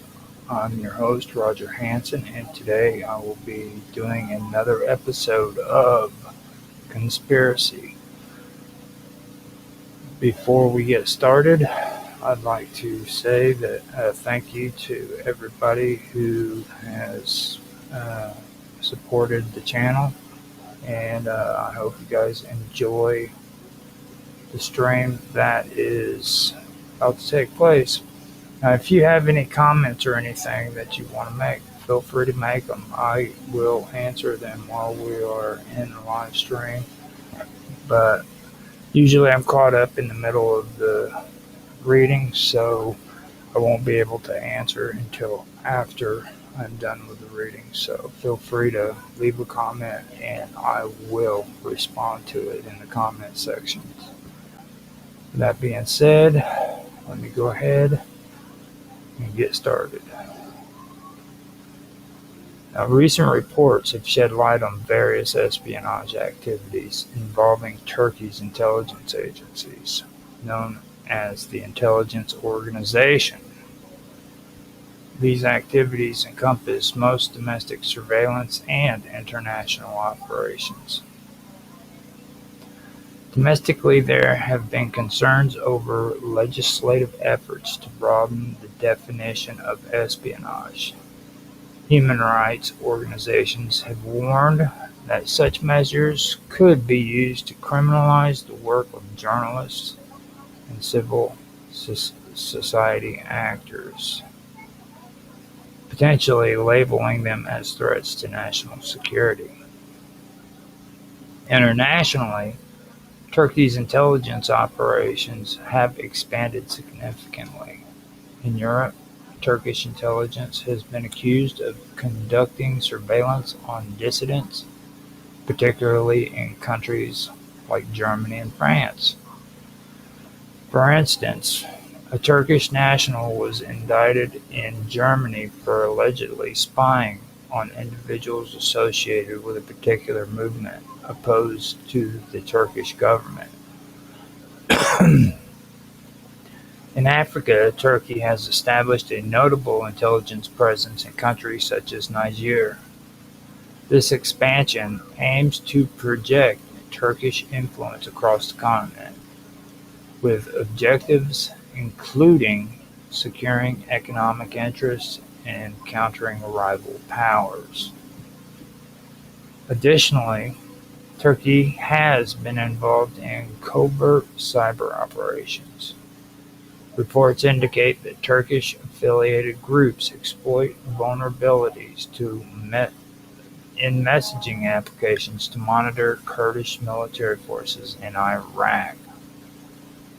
These developments reflect a broader strategy by Turkey to enhance its intelligence capabilities, both at home and abroad, raising concerns among the international observers about the implications for regional stability and human rights. After the events of September 11, a high-ranking State Department official, Mark Grossman, was alleged to have intervened in the detainment of foreign operatives who had been taken into custody by federal authorities on suspicion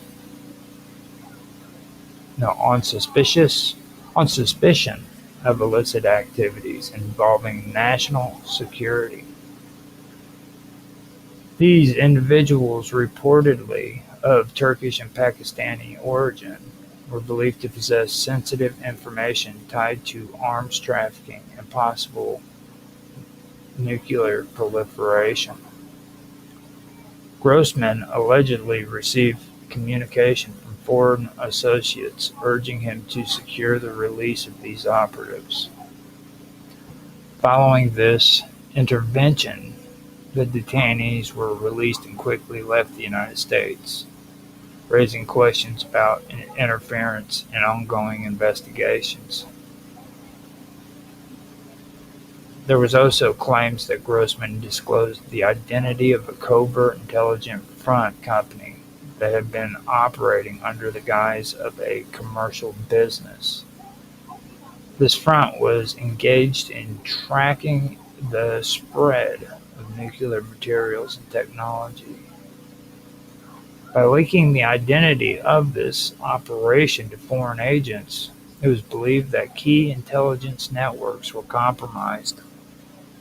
This information was reportedly passed to officials in Pakistan who were connected to a wider global network engaged in unauthorized nuclear proliferation, including individuals involved in building clandestine nuclear capabilities.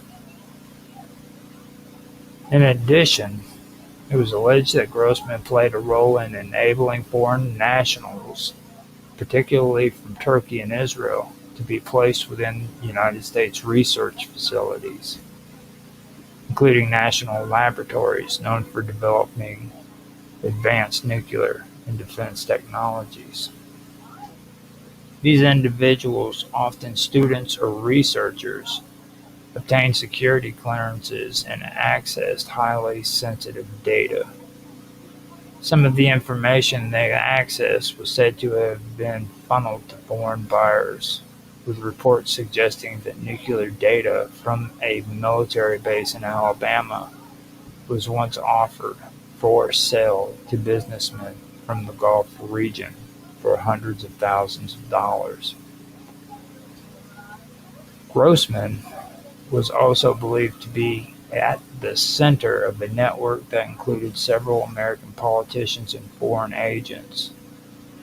Members of Congress were alleged to have passed classified material to aides who acted as intermediaries, channeling information to lobbying groups and foreign interests. Among the organizations allegedly involved were lobbying entities that represented Turkish and Israeli interests. The structure of this network involved a cycle of information sharing in exchange for political and financial benefits, undermining the integrity of intelligence and national defense operations. Tom Lantos was a prominent American political figure who served in the United States Congress for several decades. He was known for his strong stance on foreign policy matters and his outspoken support for human rights.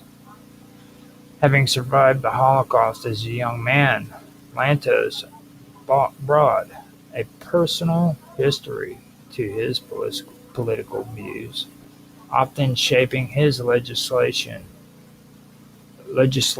focus around international justice and democratic values. He played a leading role in various congressional efforts concerning foreign relations and had a significant influence in American policy in the Middle East and elsewhere. One of his key aides was Alan Makovsky, who worked closely with Lantos during his time in Congress. Makovsky handled a number of foreign policy responsibilities, particularly related to the Middle East and U.S. relations with Turkey and Israel. He had a reputation for being highly knowledgeable in regional affairs and contributed extensively to the shaping of policy recommendations and briefings. His involvement went beyond legislative support and extended into more detailed strategic discussions that impacted the direction of certain diplomatic relationships. Makovsky was also known for his work outside the government, including his involvement with various policy institutes and research organizations focused on international affairs. His views on Turkey, Israel, and the broader Middle East were influential among policymakers. In the context of his work with Tom Lantos, Makovsky often advised on complex foreign policy issues, including constitutional development and regional power dynamics. Allegations have been made that Mark Grossman, who served as the United States ambassador to Turkey and later as Undersecretary of State for Political Affairs, intervened to facilitate the release of certain foreign operatives detained by federal authorities. Now, these individuals were reportedly apprehended shortly after September 11's attacks on suspicion of involvement in activities related to national security. It is claimed that Grossman was contacted by foreign associates who urged him to secure and release these operatives to prevent disclosure of sensitive information. Following this intervention, the detainees were released and subsequently left the United States. Further allegations suggest that Grossman disclosed the identity of a covert intelligence front company, which is Brewster, Jennings and Associates, which was involved in monitoring nuclear proliferation. This information was allegedly passed to foreign agents, compromising ongoing intelligence operations.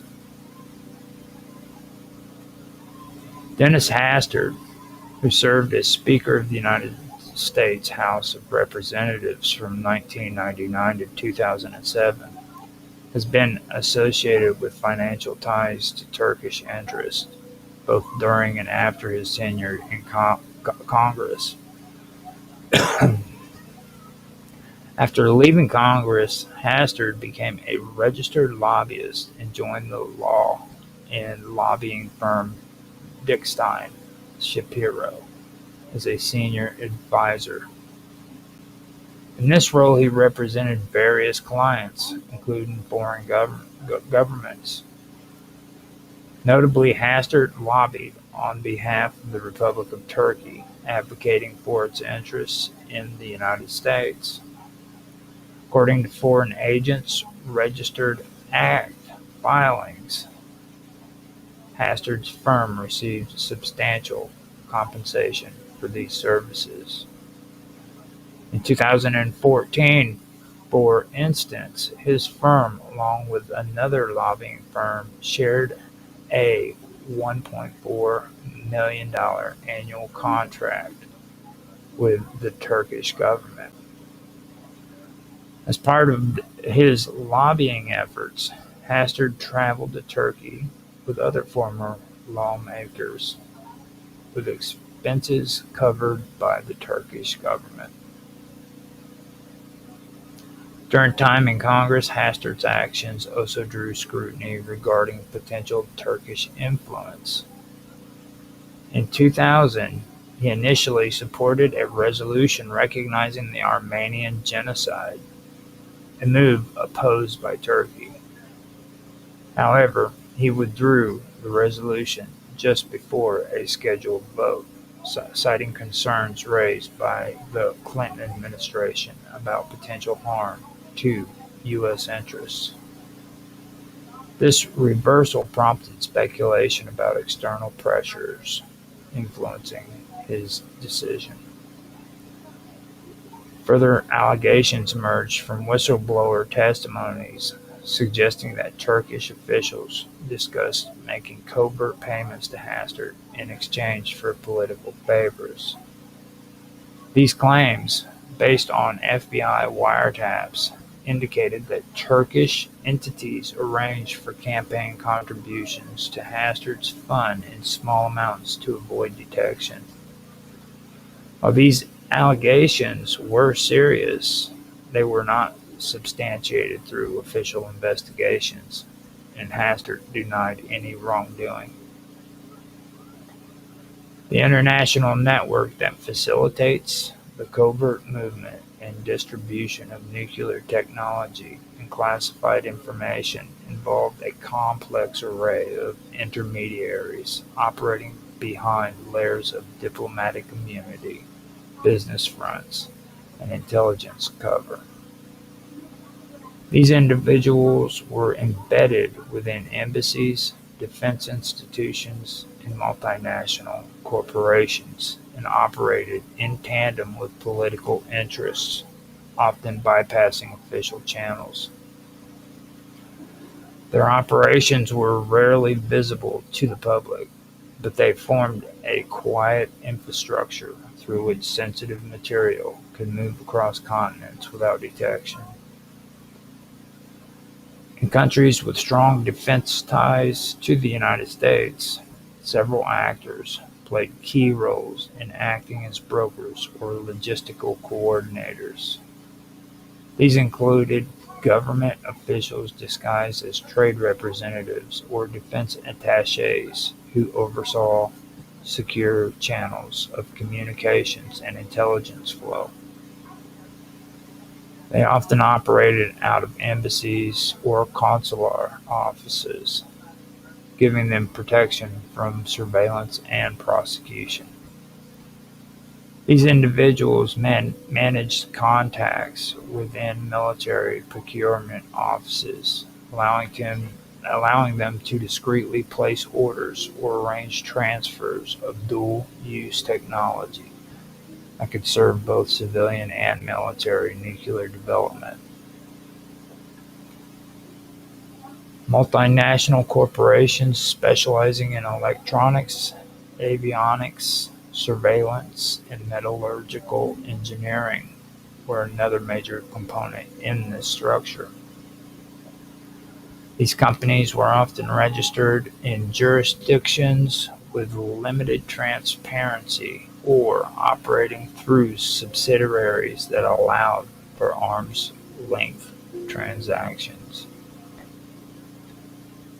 Through corporate shell games and loosely monitored export controls, these businesses enabled the movement of critical hardware and software necessary for nuclear enrichment or weapons deployment.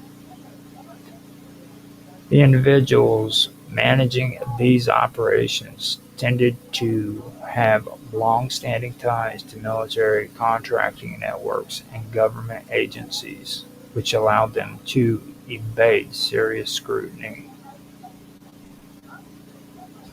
Private consultants and intermediaries also played a vital role. Often former intelligence officers or defense officials, they leveraged personal networks to facilitate introductions, coordinate deliveries, or arrange payments. In many cases, they worked alongside lobbyists or foreign policy advisors with access to high-ranking officials. Their jobs was not just to manage logistics, but also to ensure the oversight bodies either remain unaware of the transfer or were convinced not to interfere. This influence was exerted through gifts, campaign donations, and subtle threats involving state security and diplomatic fallout. In Eastern Europe and Central Asia, figures embedded in logistics and customs infrastructures assisted in routing shipments through less monitored corridors.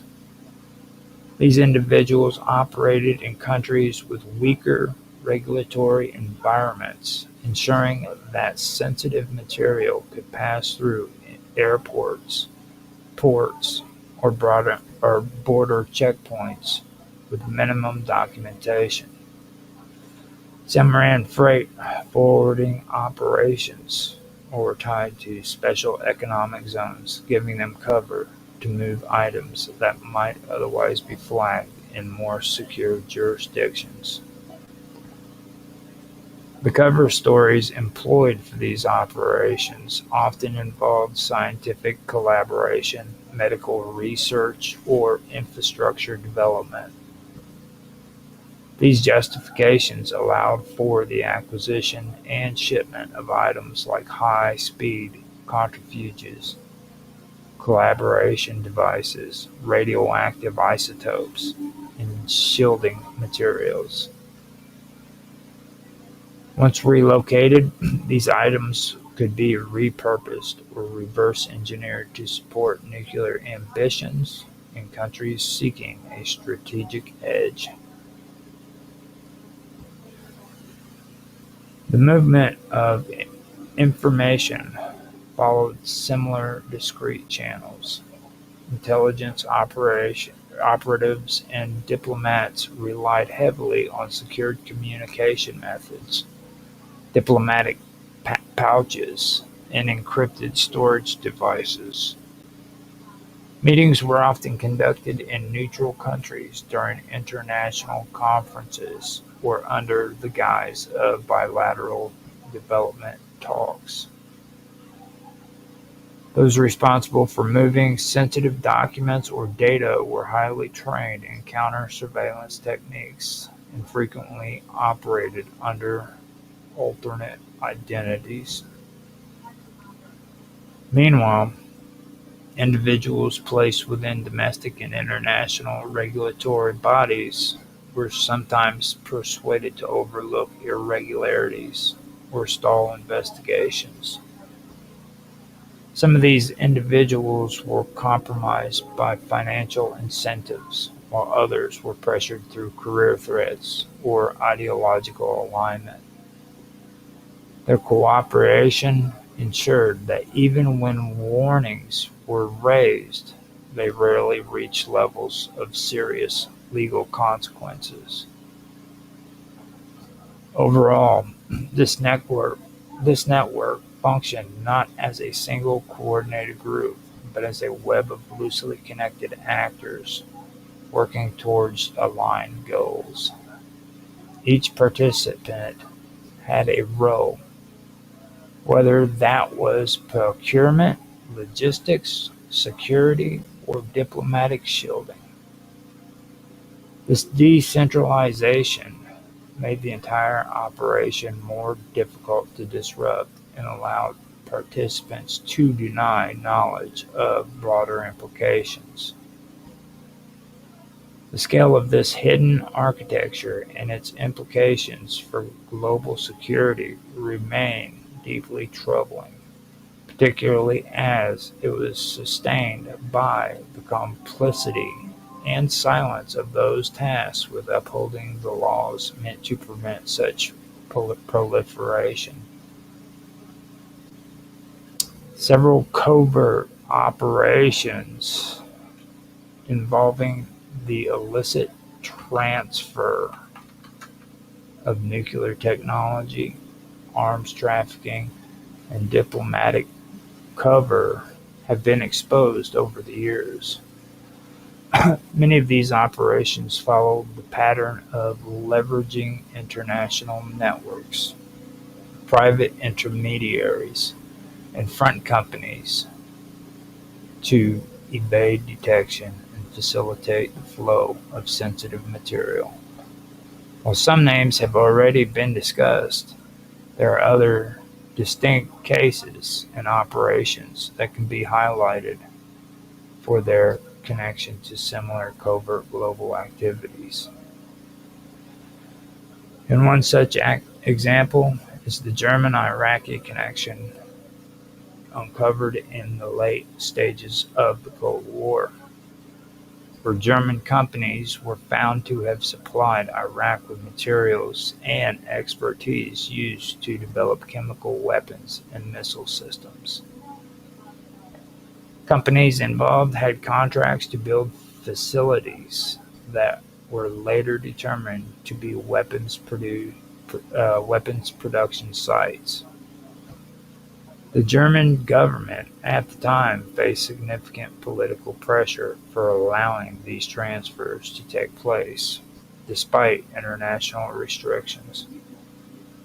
These transactions were often disguised as civilian industrial projects, such as water treatment or pharmaceutical facilities, but inspections later revealed otherwise. Another case is the Israeli South African nuclear collaboration. During the apartheid era, there were reports and investigations suggesting that South Africa and Israel had worked together in nuclear weapons research and possibly testing. The cooperation included the exchange of fissile material and scientific expertise.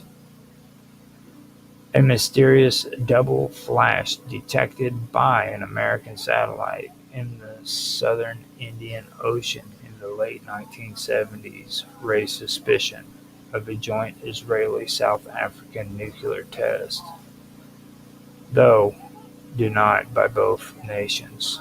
Former military officials and analysts later supported the likelihood that such collaboration took place covertly and was deliberately hidden from the international community.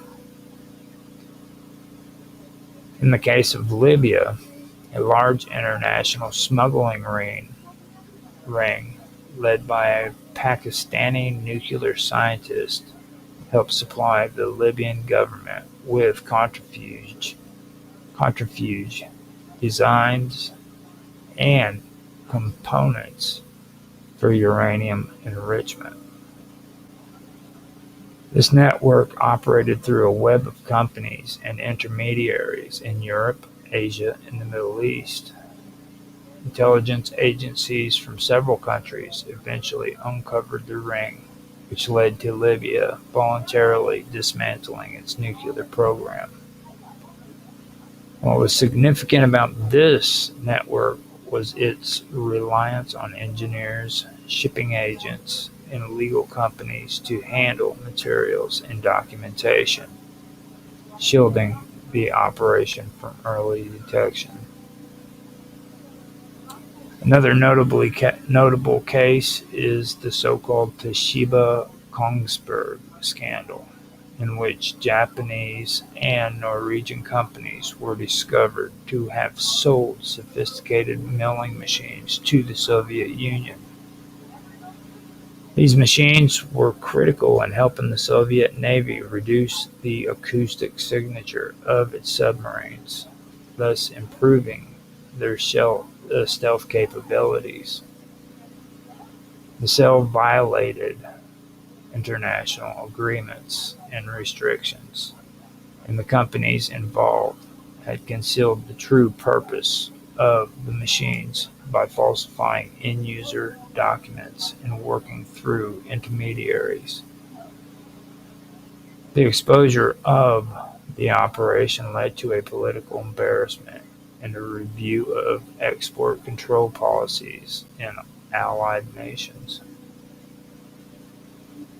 During the Balkan conflicts in the 1990s, covert arms transfers to various factions were facilitated by a number of state and intelligence operatives who used humanitarian aid and reconstruction contracts as cover for moving weapons and sensitive equipment. In many cases, these transfers were done in violation of United Nations embargoes. Former intelligence operatives later testified that these actions were sanctioned by certain Western governments under the rationale of achieving geopolitical balance or securing future strategic alliances. The weapons often ended up in the hands of warlords or were used in ethnic cleansing campaigns.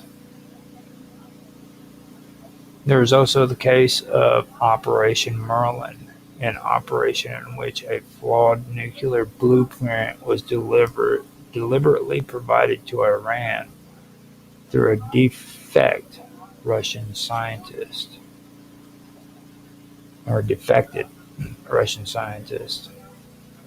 The idea was to sabotage Iran's efforts by providing incorrect information that would derail their program.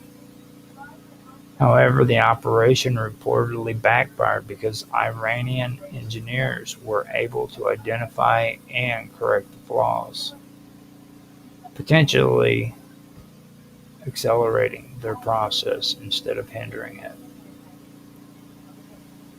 This operation revealed the dangers of using disinformation in highly technical scientific fields and raised questions about the wisdom and control of such covert initiatives. Another example involves the covert support given to opposition forces in Angola during the Cold War, where arms and supplies were routed through South Africa and Zaire using private logistics firms with intelligence ties. These supplies were often labeled as non-lethal goods, but were found to include ammunition, mortars, and rocket-propelled grenades. Private contractors, some of whom later appeared in unrelated intelligence scandals, were hired to oversee these transfers, operating with little oversight and wide latitude to bypass regulatory frameworks. Lastly, there were secret collaborations during the 1980s involving Taiwan and several Western nations, where equipment and nuclear-related materials were transferred covertly to advance Taiwan's now defunct nuclear weapons ambitions. Though Taiwan ultimately abandoned its program, documents and testimonies emerged suggesting that nuclear fuel cycle components and reactor designs were passed through intermediaries in South Korea and other nations, using medical and scientific partnerships as a front. There have been long-standing concerns and substantial evidence suggesting that mainstream media channels in the United States are either comprised or systematically reluctant to investigate and expose deeper structural issues within the government and intelligence operations.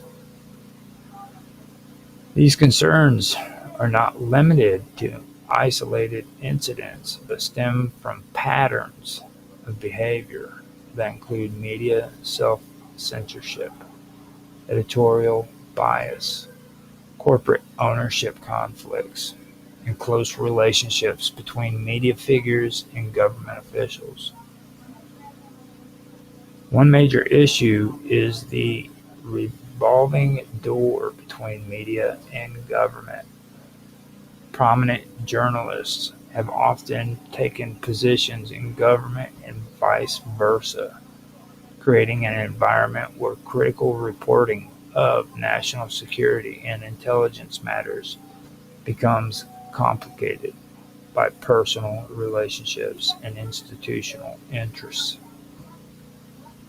This dynamic can discourage aggressive reporting on sensitive topics like surveillance, covert operations, or foreign policy misconduct.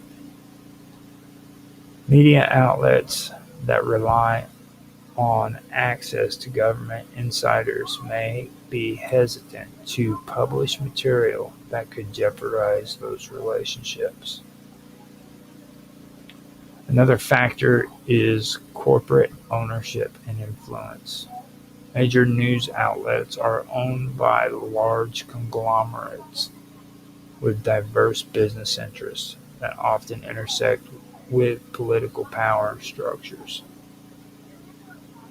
These corporate interests can shape editorial direction, suppress certain stories, or influence how news is framed. Issues that might be detrimental to corporate or political allies may receive minimal coverage or be presented in a diluted form.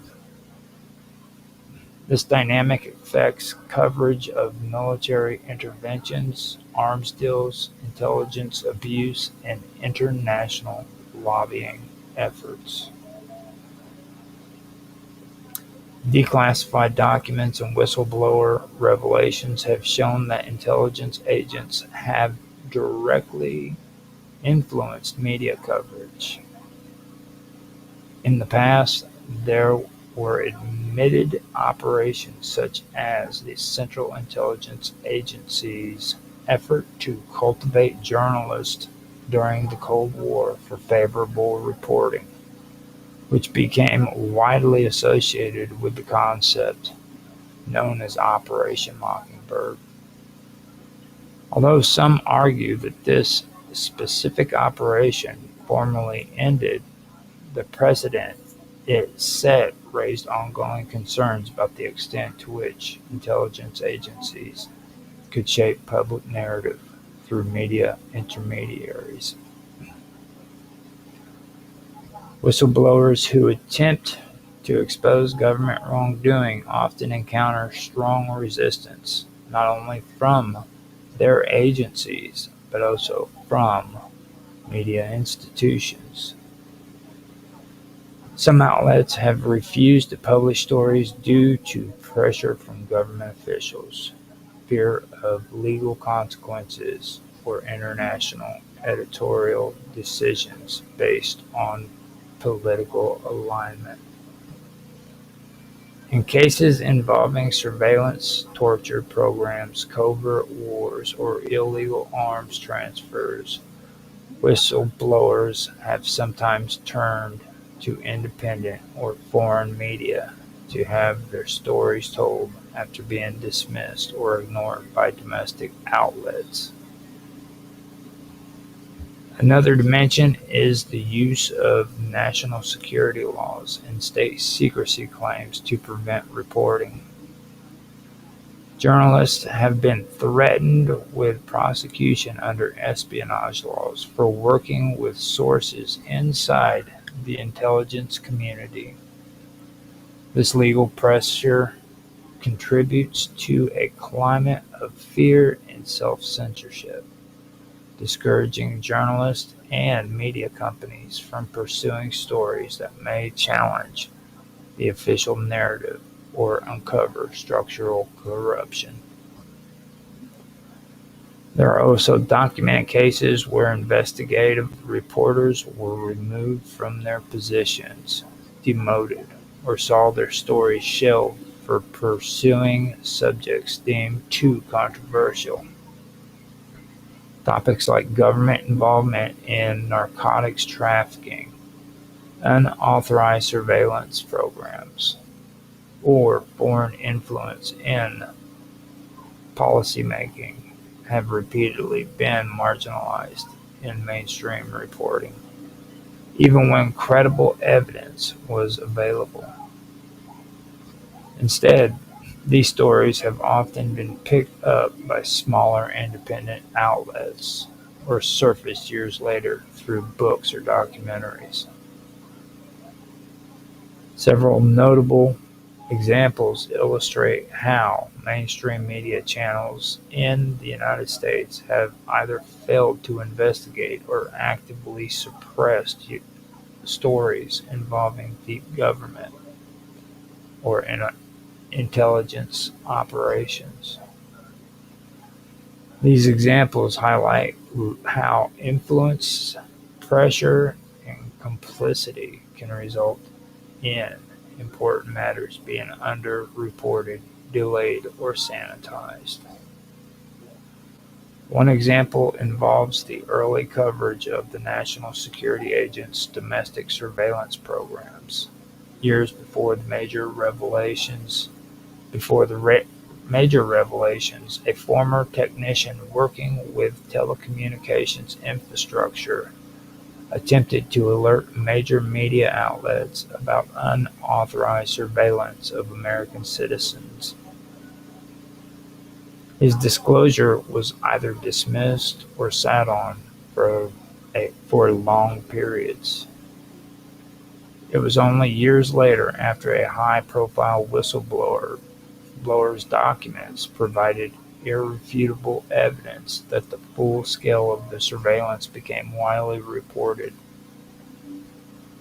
Prior to that, media outlets had been approached with information but declined to publish out of legal fears or because government officials requested silence.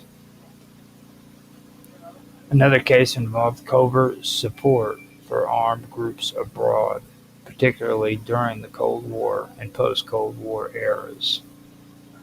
In Central America, investigative journalists who uncovered American support for paramilitary groups involved in drug trafficking and atrocities faced international backlash or institutional backlash. One journalist who published a major expose linked American back operations to the crack cocaine epidemic was heavily discredited in the process after intense pressure. His newspaper distanced itself from the story, and despite later investigations that corroborated much of what he reported, the damage to his credibility was already done. During the lead-up to military intervention in the early 2000s, major media organizations widely repeated official claims about foreign weapons programs without verifying the evidence. Journalists and intelligence analysts who questioned these narratives internally or externally were sidelined. Later, many of those claims were proven false, but by then, public opinion had already been shaped by the uncritical reporting. Some reporters later admitted that they had been hesitant to challenge official sources for fear of losing access or appearing unpatriotic. There was also a case where a major broadcaster decided not to air a comprehensive investigative segment exposing the connection between a major political figure and offshore financial interests. Despite the story being well documented and involving public records. It was pulled just before broadcast. Internal memos suggest the network feared the legal ramifications and the potential loss of advertising revenue from related businesses. Another example involves stories related to the interrogation and torture program operated by intelligence agencies. Certain media outlets had access to details of secret detention facilities and enhanced interrogation methods years before they were officially acknowledged. However, those stories were delayed or diluted after consultations with government officials. Editors agreed to suppress publications based on requests from high-level officials, citing national security, even when journalists had compelling evidence and first-hand accounts. There have also been cases where journalists were demoted or reassigned after pursuing investigative leads into government contracts, defense procurement, or arms trafficking involving foreign intermediaries. In one instance, a reporter looking into covert transport networks and shell companies tied to defense logistics was removed from their position after internal disputes over the direction of the coverage. Though no official reason was given, colleagues reported that pressure from external agencies may have influenced the decision. Independent media and foreign broadcasters were sometimes picked up where domestic outlets hesitated. There have been major stories involving diplomatic corruption, surveillance partnerships, and offshore networks tied to intelligence figures that were initially ignored in the United States but gained traction internationally. Once the public response reached a certain threshold, larger outlets would then follow up, often framing the issue in softer or less accusatory terms.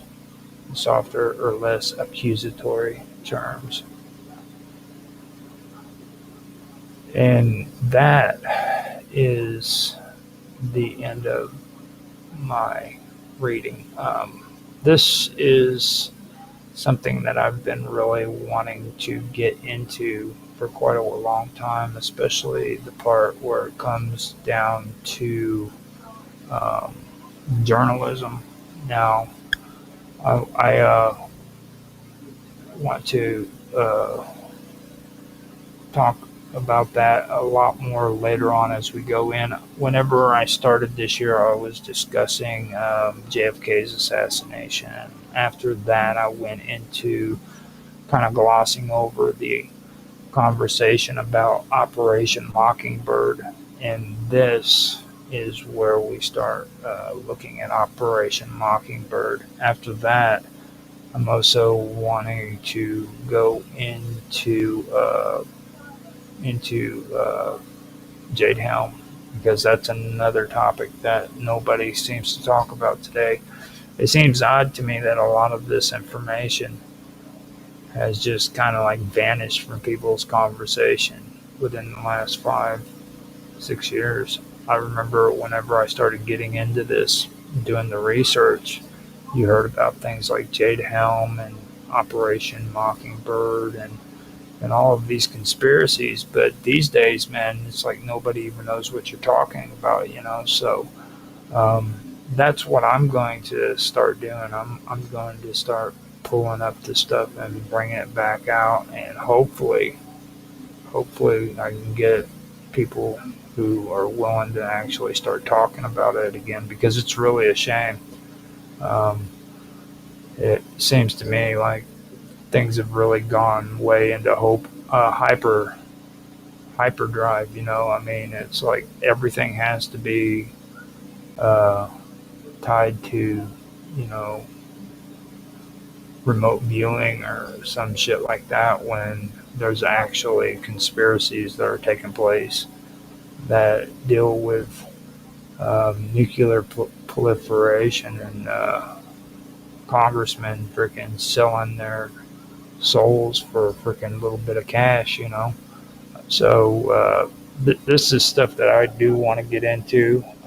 I'm also wanting to, hopefully I can go back over some of the banking stuff as well, because I want to talk about the Federal Reserve and get that straightened out, start having a conversation about that too, because there's whole a whole topic on that alone just by itself. So I hope you guys have enjoyed the show. I'm wanting to try to keep this going, but to be honest with you, I'm having some really schedule problems getting things that I need done. So I'm having issues at getting topics out, getting uploads done according to time.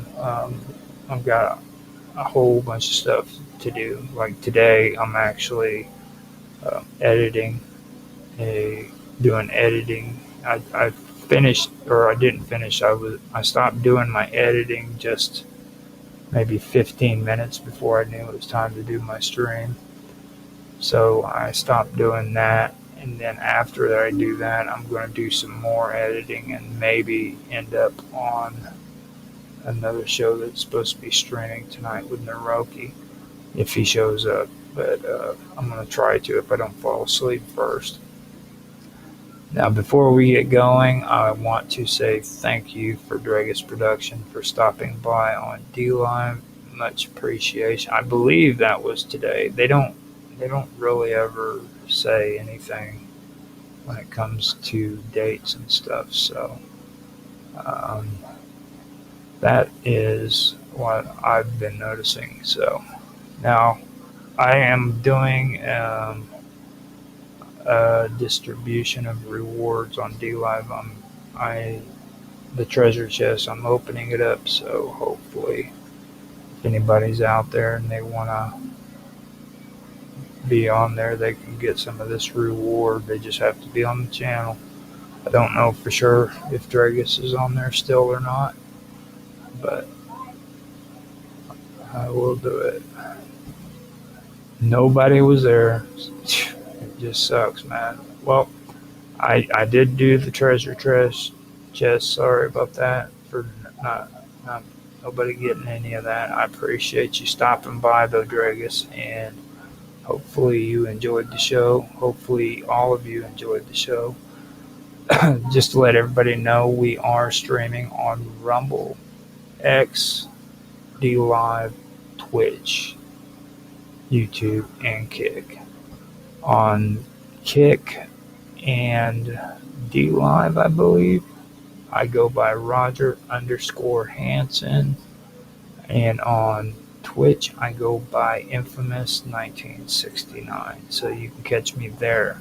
Now, I don't have any of my episodes, I don't have any recorded episodes after each stream on Twitch, so in order to watch my stream on there, you have to actually be there, and then after it's done, it just kind of goes away, so just be aware of that. Now, on YouTube, I have two channels. I have The Wonderful World of Weirdness, at The Wonderful World of Weirdness, and then I have Strange Stories, which this is a part of Strange Stories as well, so you can catch me on there as well. Now, on X, I go by Roger Hanson at ROGLOL1973. If you guys want to stop in and say hello, give me some support on there, feel free to stop by and say hello. I always do shout outs when I have time to, so I appreciate you if you do ahead of time. And on Rumble, I am Roger Hanson at Infamous OG1973. You can find my channel, The Wonderful World of Weirdness, on rumble.com. So I have Wonderful World of Weirdness on Rumble and YouTube. The rest of them are just personal accounts that I live stream on, just so you guys know. So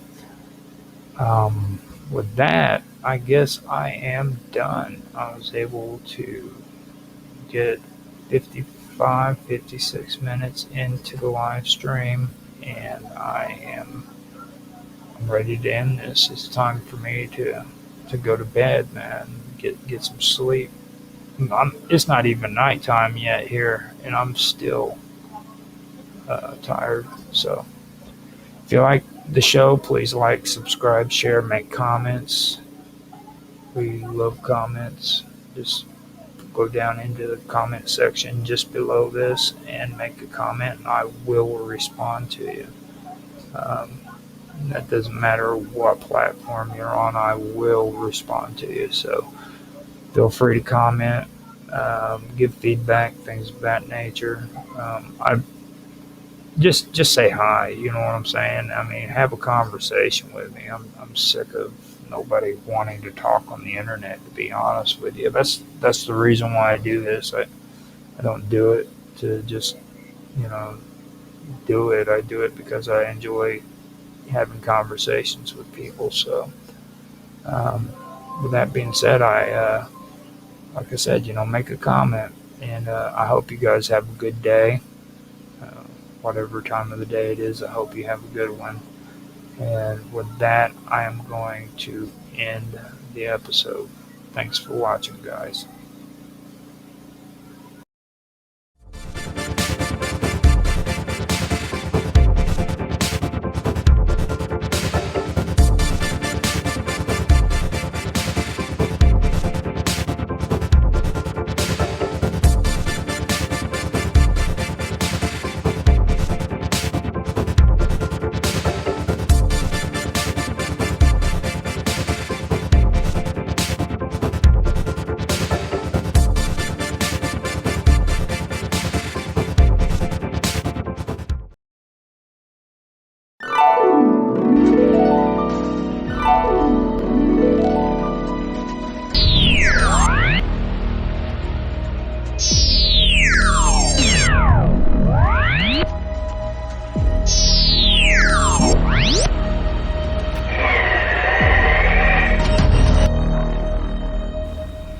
Hello, everybody, and welcome to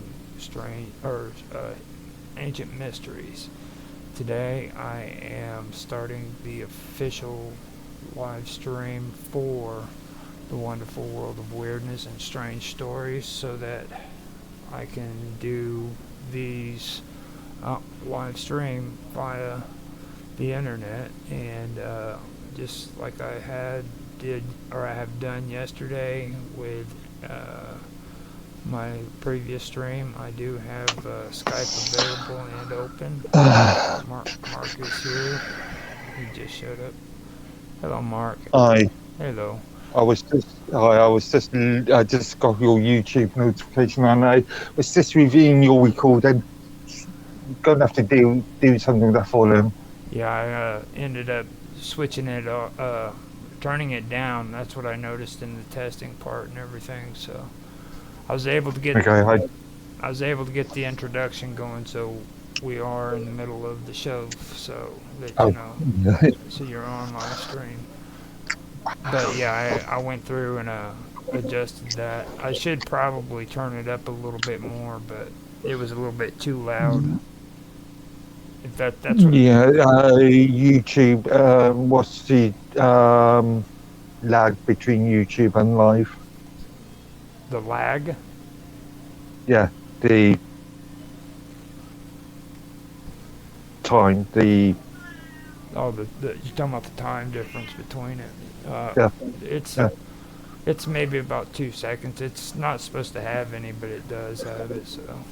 Well, in that case, you're gonna have to increase your volume even further. Hold on, I got a crazy cat meowing at the door. Got freaking snow or ice falling down, and it's raining on top of it, and this stupid cat wants to go in and out like it's some kind of freaking festival or something, you know? Can't believe it. So,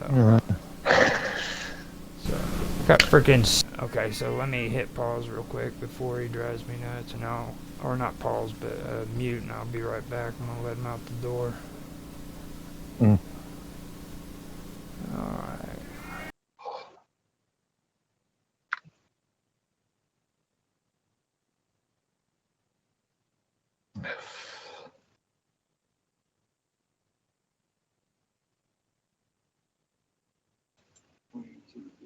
That is.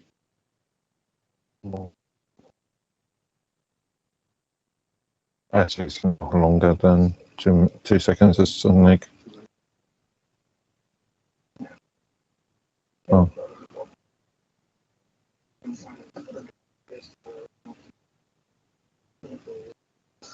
Yeah, it seems like he knows exactly when I'm doing this stuff too. He'll be right at the back door when it gets started. So. Longer than 2 seconds. It's like.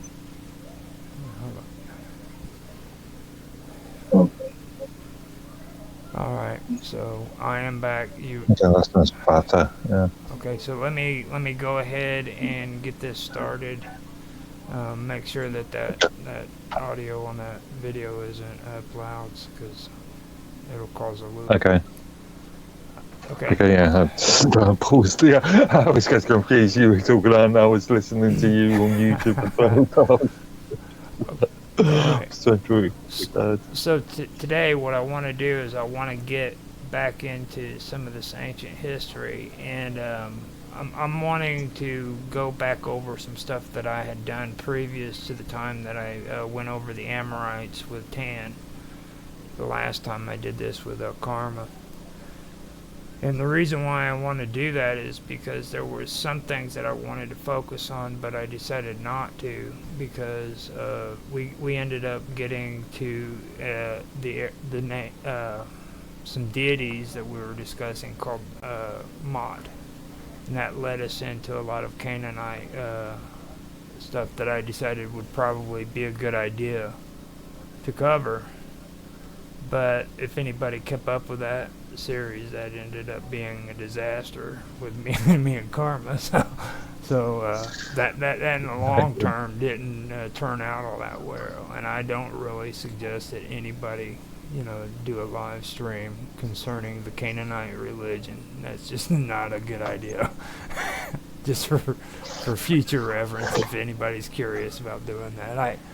The reason why I did it was because I used to watch a guy who does history clips that aren't really that long. They're maybe about 10 or 15 minutes, and he's called History with Cy, and he got into it, and he did a pretty good job of it. So I was like, it's actually something that I wanted to get into, because first of all, there's a lot of controversy about it, even today, among a lot of people, even the scholars and stuff. And I was like, yeah, it'd be a good idea to kind of get into it, even though I really didn't like talking about the Canaanites and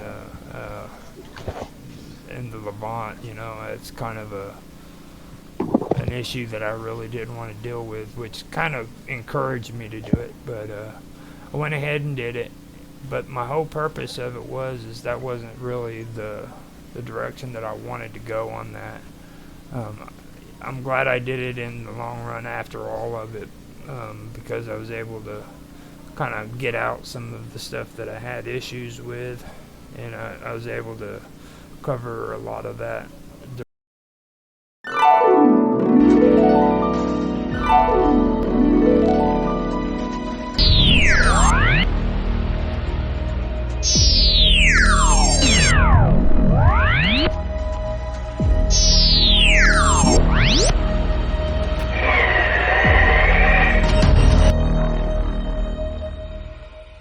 During this last year or so, but I think that I want to go back over it again and kind of get into the more serious parts about this. How much information do you know about ancient history, Mark? Mark? So you're talking about when I was a kid, I took a lot of interest in Greek, Roman, and Egyptian. Okay, so you'd have some, at least some general knowledge in the Greek. Everybody likes to call it mythology. I don't really like calling it mythology, but you would know some stuff about that then, right? Again, mainly sort of mythological sort of things rather than actual history. But now, what I want to do too is I want to introduce some of the ancient Greek philosophy as well.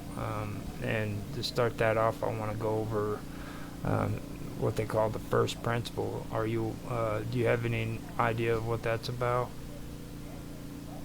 It rings a bell, but you'll have to remind me. Okay, I can read it out to you then. Now, in ancient Greek philosophy, a first principle from which other principles are derived is called an arc, and later, first principle or element. By extension, it may mean first place, method of government, empire, realm, authorities. The concept of an arc was adapted from the earliest cosmogonies of Hesiod and Orphism through the physical theories of pre-Socratic philosophy and Plato before being formalized as a part of metaphysics by Aristotle. Arc, sometimes also transcribed as arche, is an ancient Greek word that with primary senses, beginning or origin or the source of action, from the beginning or the original argument, command.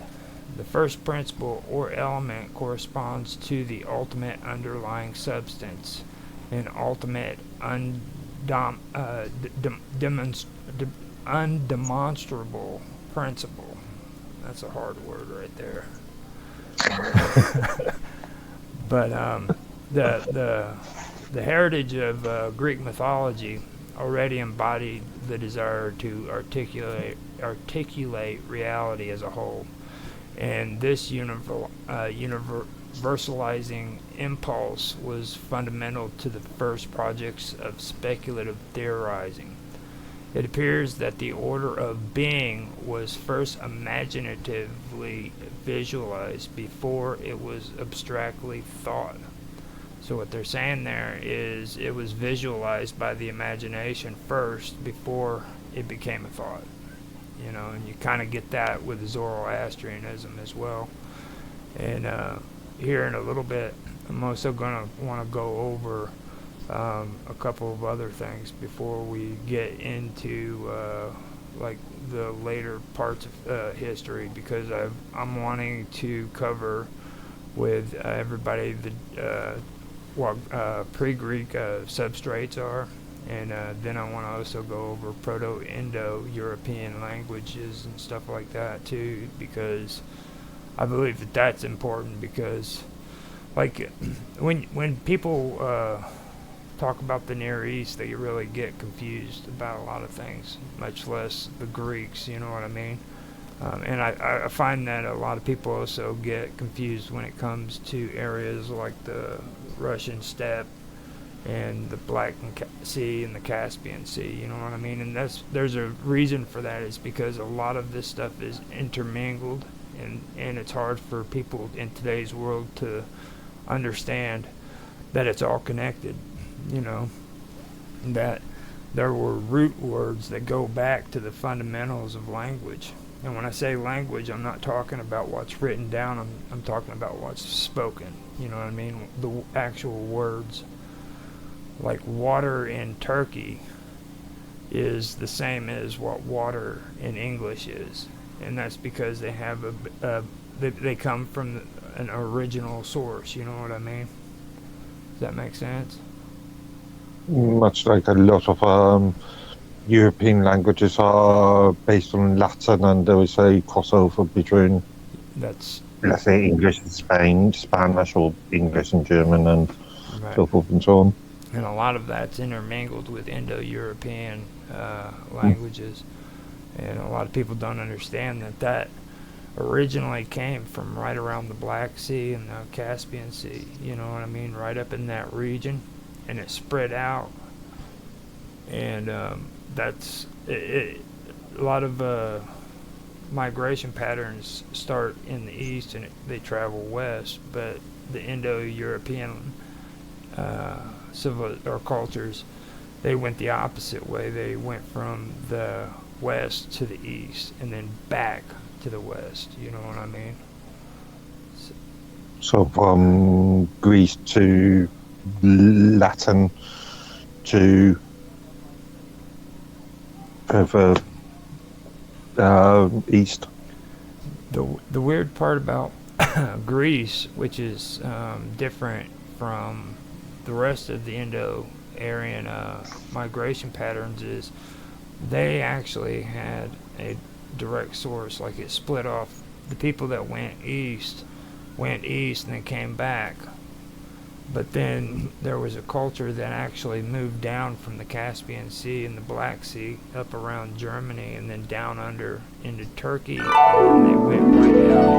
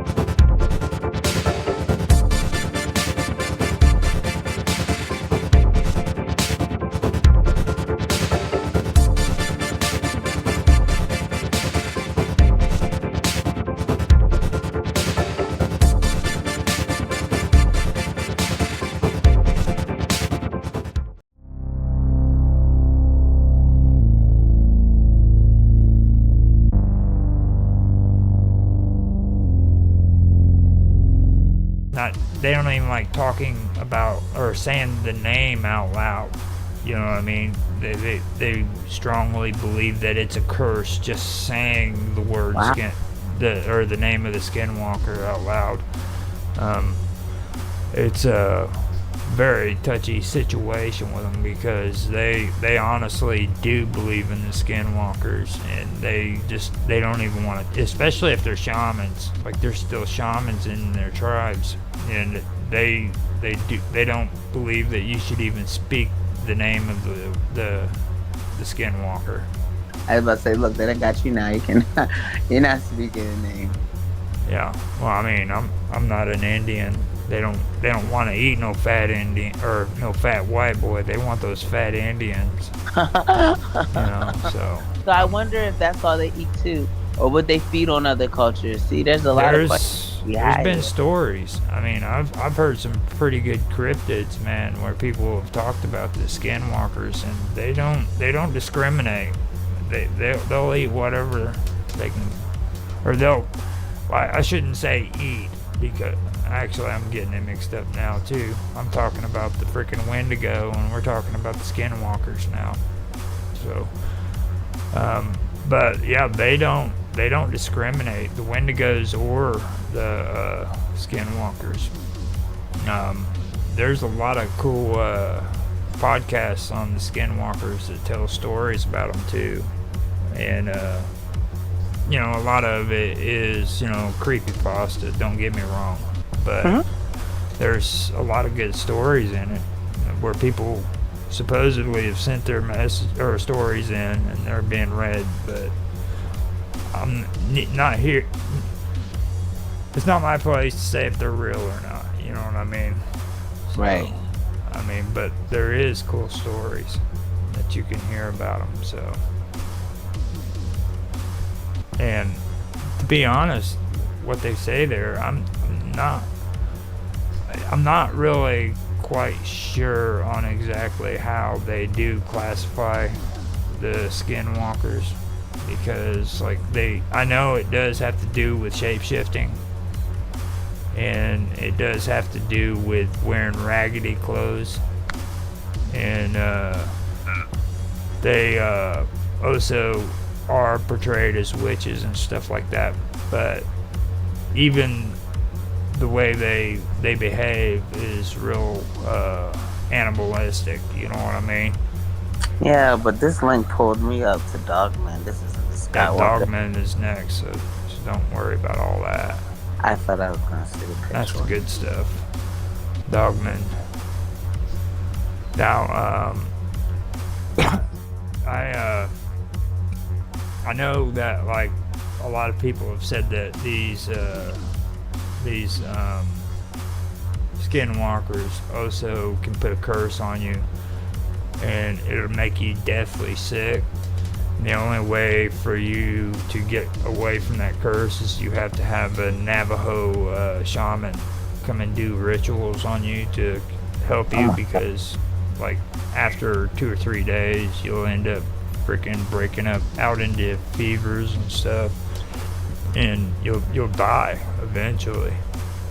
Like they make claims that people actually die because they're cursed by the skinwalker. What do you think about that? Huh? I think she's gone quiet.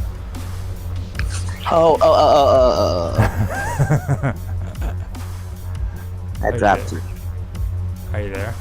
Can you hear me? Yeah, I can hear you. Can you hear me? Now I can. Okay. So, animals associated with witchcraft usually include tricksters such as the coyote. However, it may include other creatures. So, usually those associated with death or bad omens.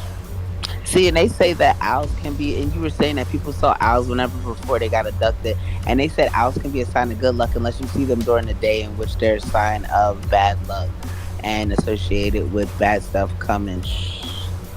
So, hey. Now, they might also possess living animals or people and walk around in their bodies. So that would probably be where the skinwalkers term come from, because they can also possess the bodies of animals and people. Skinwalkers may be male or female. Skinwalker stories told among Navajo children may be complete life and death struggles with that end in either skinwalkers or in either skinwalker or Navajo killing the other, or partial encounter stories that end in a stalemate. Encounter stories may be composed as Navajo victory stories, with the skinwalkers approaching a Hogan and being scared again. And a Hogan is the primary traditional dwelling of the Navajo people. A Hogan? Yeah. And I want to see one of these. I don't know what a Hogan is. I can pull it up for you. Here we go. Hogan. Oh, okay. There you go. Oh, they're like little hut thingies. Oh, you know what they look like? Huh. Those little cabins that... Oh, no. They didn't. Those were made out of stone. These things are different. I thought they looked like those things we were looking at in Turkey that one time. No, I did learn something else about these structures, and all structures when it comes to the Indians. Mm-hmm. And I found it interesting. According to their shaman beliefs, the direction of where the door is facing also determines if the shaman is practicing good magic or if they're practicing bad magic. I forgot which direction the door is supposed to. Of course, the next question. That's wild, really? See, I know that certain people pray to like the east and to the west and stuff like that, and that like matters to certain cultures. But I never even thought about having your doorway made in a certain way to determine whether or not it was good or bad. That's crazy. Yeah. But imagine not knowing what side you're supposed to have the door on, and you put it on the wrong side, and everyone thinks you're evil. You're like, no, I'm really afraid. Yeah, right. We see your door, buddy. We see your door. I'm no clue. So, now, non-native interpretations of skinwalker stories typically take the form of partial encounter stories on the road, where the protagonist is temporarily vulnerable, but then escapes from the skinwalker in a way traditionally seen in Navajo stories. Sometimes Navajo children take European folk stories and substitute skinwalkers for generic killers like the Hook. The Hook? Yeah. Like the Captain Hook movie that was kind of scary? The Hook, or the Hookman, is an urban legend about a killer with a pirate-like hook for a hand attacking a couple in a parked car. So, okay, I see what it is. Like the old folklore where two lovers go to Lookout Mountain or Lover's Lane, and they hear the story of a serial killer who just broke out of an insane asylum. And then next thing you know, he's attacking them. And then all of a sudden they hear this weird noise scraping the side of the car, and they become frightened, and they grab the keys and turn the ignition on and take off, only to find out that there's blood with a hook sticking in the side of the car. Hey, save that juice for tomorrow, man. What are you doing? Man, what? That's the Hook. The Hook.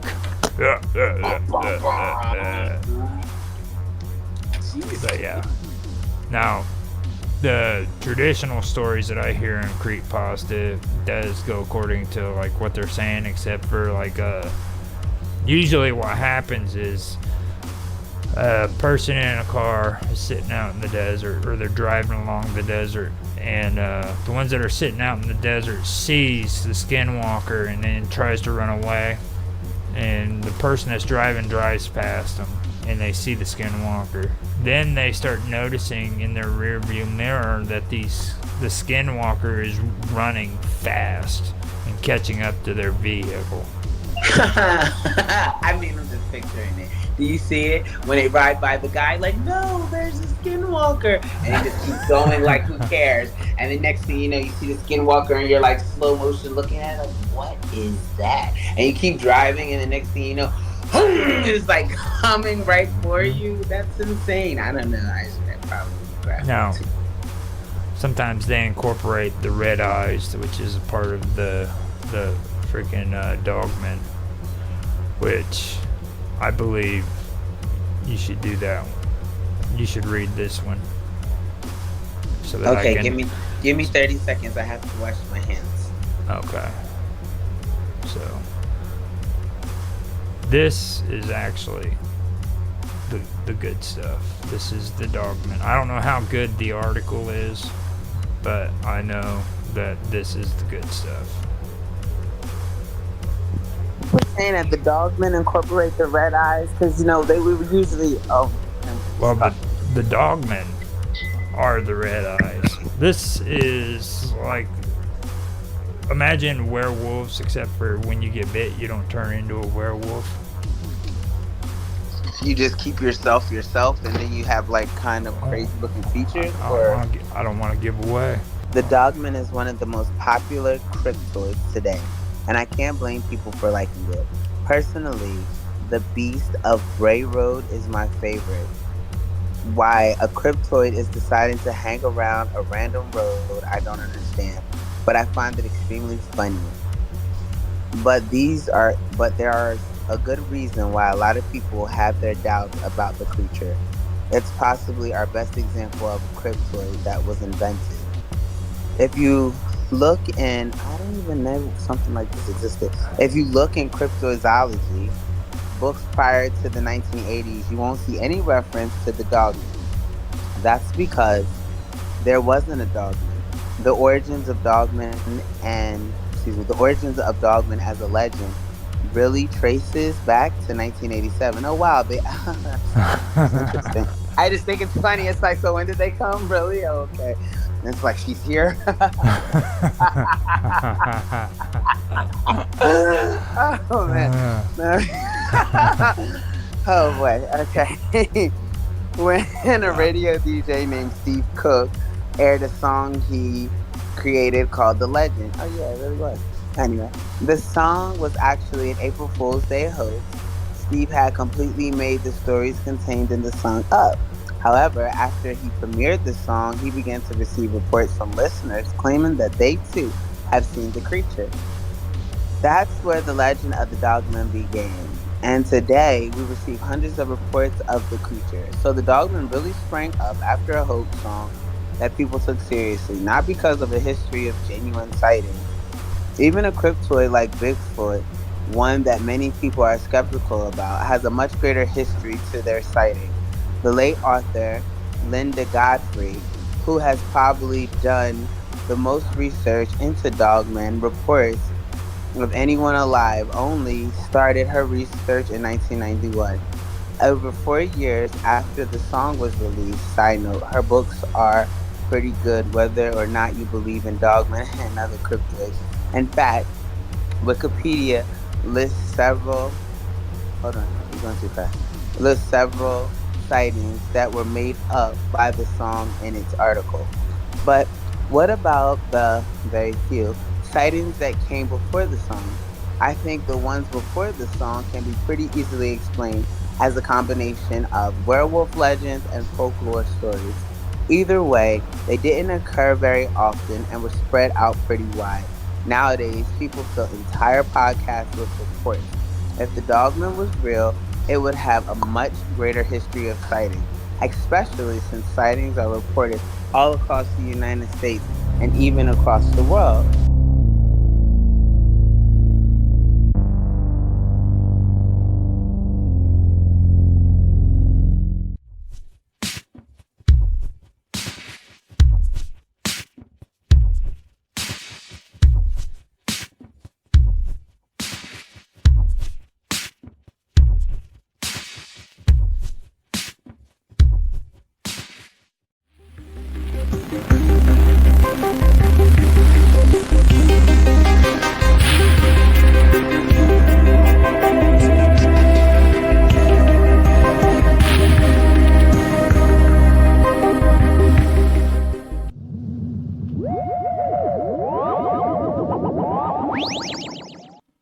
This is Summer Todd. My show was Summer Todd's Mystery Show, but we're changing it to Summer Todd's Creepy Corner. Tonight, we're going to be discussing Hollywood and kind of cult of Hollywood, or any stuff like Illuminati, anything that you want to discuss. It'll probably morph out into some different stuff. So that's what we're doing tonight. It's been a while since I've been on here, so hopefully we'll have a good show. And feel free to comment. And my son will be here, Austin, discussing things. So if you want to kick it off, Austin, can you hear me? Oh, okay. Yeah. So I wrote down like a big list of different things to discuss. We could even probably do a couple episodes of this, but I'll just start with that first thing I wrote.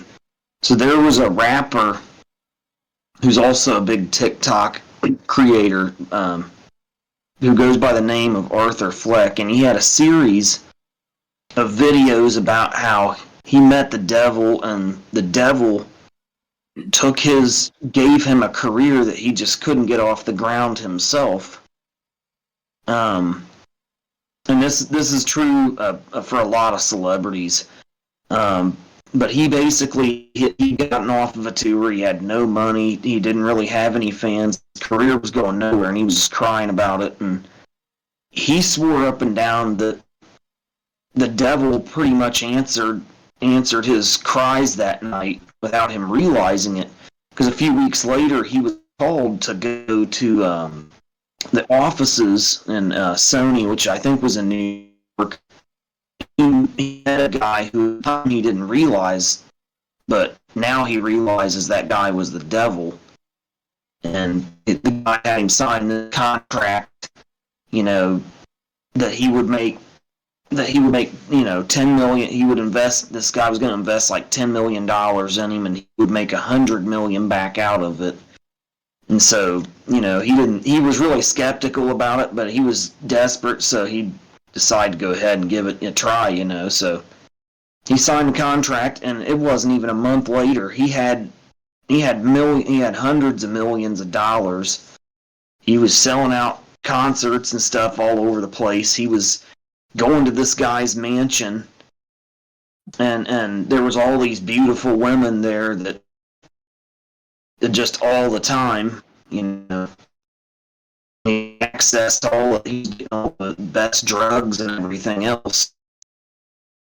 But as time went on, this guy started telling him a story about how his father, and how when he was a kid, his father and him had a really terrible relationship. He started telling Arthur Fleck about how him and his father had this really terrible relationship.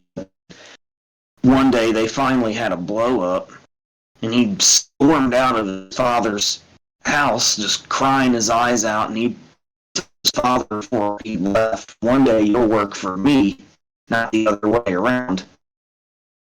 And he started realizing that the more he looked around Hollywood, this guy was the devil, and he was telling him a first-hand account of his own fall from heaven when he was the archangel Lucifer, and his father was God, and they got into it, and God told him he had to go because he was basically trying to take over and make God work for him. And then he somehow or another, Arthur Fleck had realized that he started reading into this guy's interactions with other celebrities, a lot of whom had died. And he was into the paranormal and the occult already, so he started putting two and two together. And that was how he found out this guy was actually the devil, and that everyone who made a deal with him had to be sacrificed in blood as part of the deal, or their career had to be sacrificed, or their relationship with their family had to be sacrificed. There was always some kind of major sacrifice had to be made as a result of the deal that they had made with him. And somehow or another he got out, but there was only like 8 short videos in the series where he gave a basic rundown of how he thought the devil had come into his life, how the devil gave him the career, how he found out this guy was the devil, and then how it basically ended when he realized there was a sacrifice. But the last video, he said he was going to be ending the series because he had been threatened for putting this stuff out there in the first place, and he didn't go into any detail about how he had gotten out. He just said he got out before it was too late and he had to be sacrificed, but he didn't go into any detail about exactly how it was he got out. And if you look at a lot of celebrities, so many of them have died, or they've had really close loved ones die.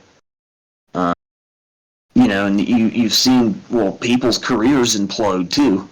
It's not always like the death of a loved one of theirs or themselves. Sometimes they sacrifice, their careers, but there always has to be some sort of sacrifice as a result of that. Well, didn't that last video, didn't he say, or what, that wasn't his last video. I saw a video where, did he say something about Jay-Z or Diddy, and then he kind of backtracked on it? Oh, that was That was Kanye West, because he was doing this.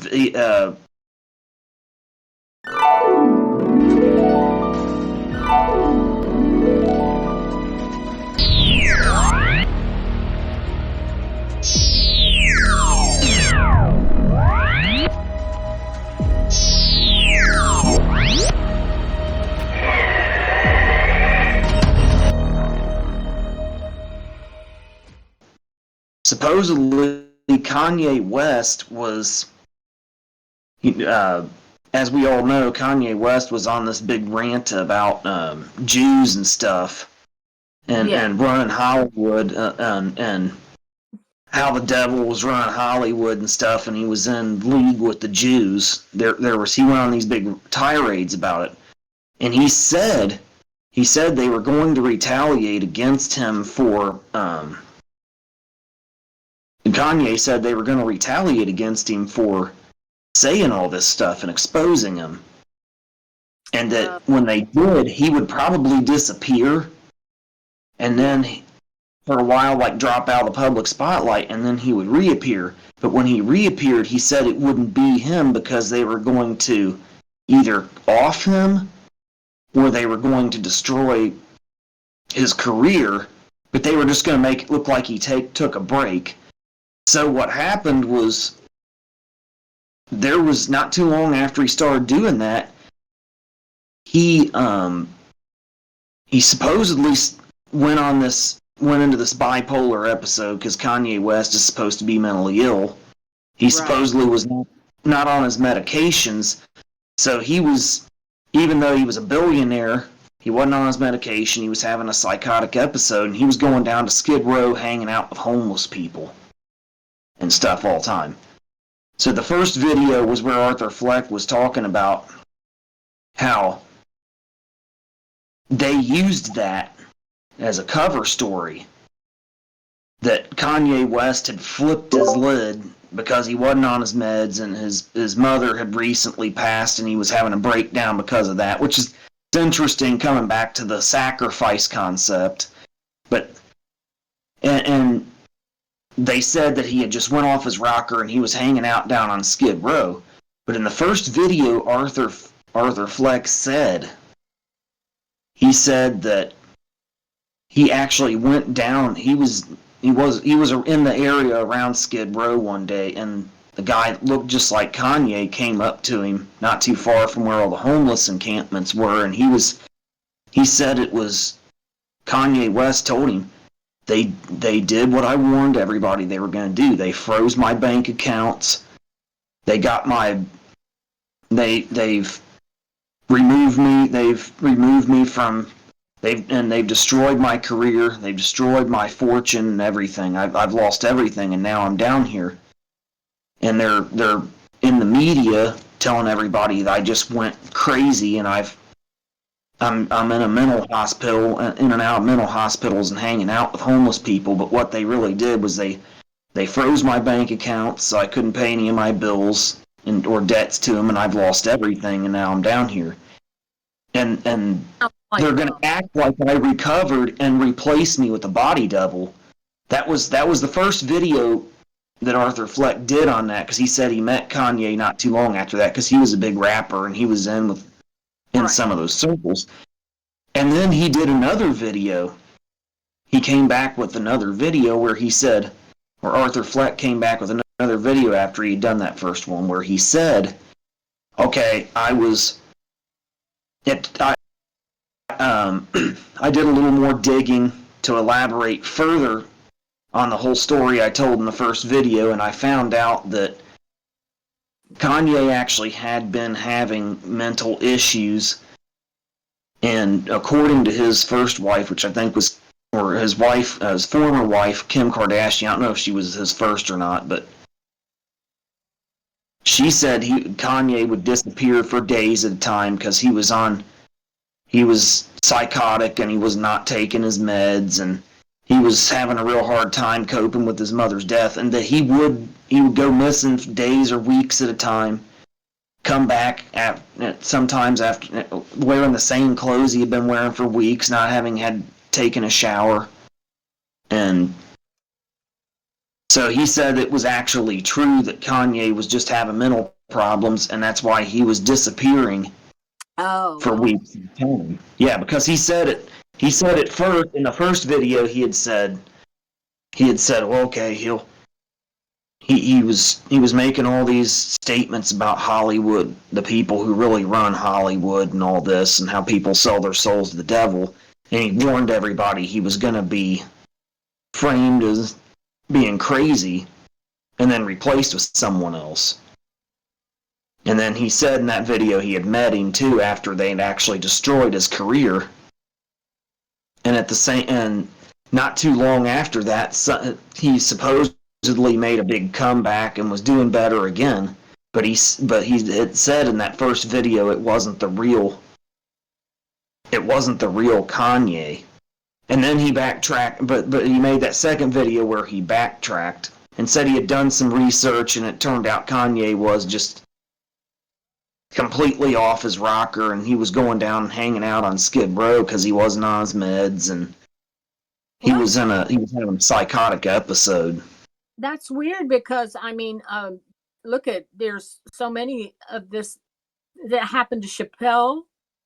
Remember, he supposedly went to Africa or something, and then Britney Spears, Wendy Williams. Who else? There's somebody else right now. I'm thinking I can't think of. There's just several of them that, like in Wendy Williams, I don't even know what's going on with her. Like she said, somebody took over her money. And she has a conservatorship, but she doesn't know who it is. And and then people were saying on TMZ that doesn't seem to be insane. But she's saying it's because she crossed Jay-Z.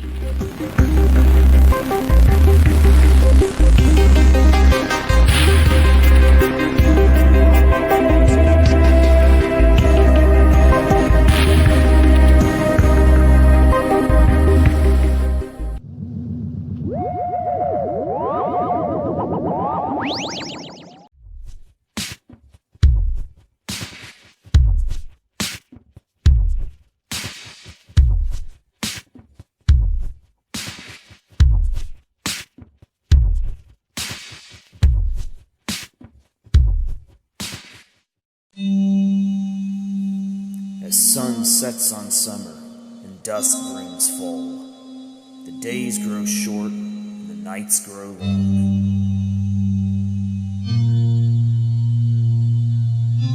As dawn brings winter, the skies become gray, and the wind grows cold. By the fireside is where the stories are told.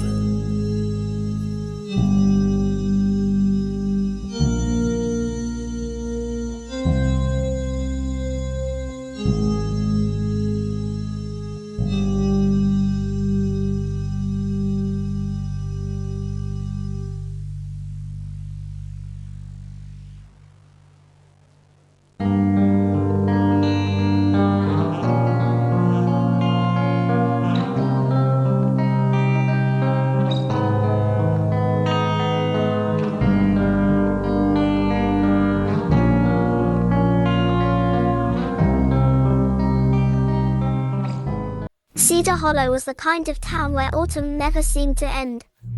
Its hills rolled like the ripples of a sleeping giant, gold and rust beneath a low, humming sky.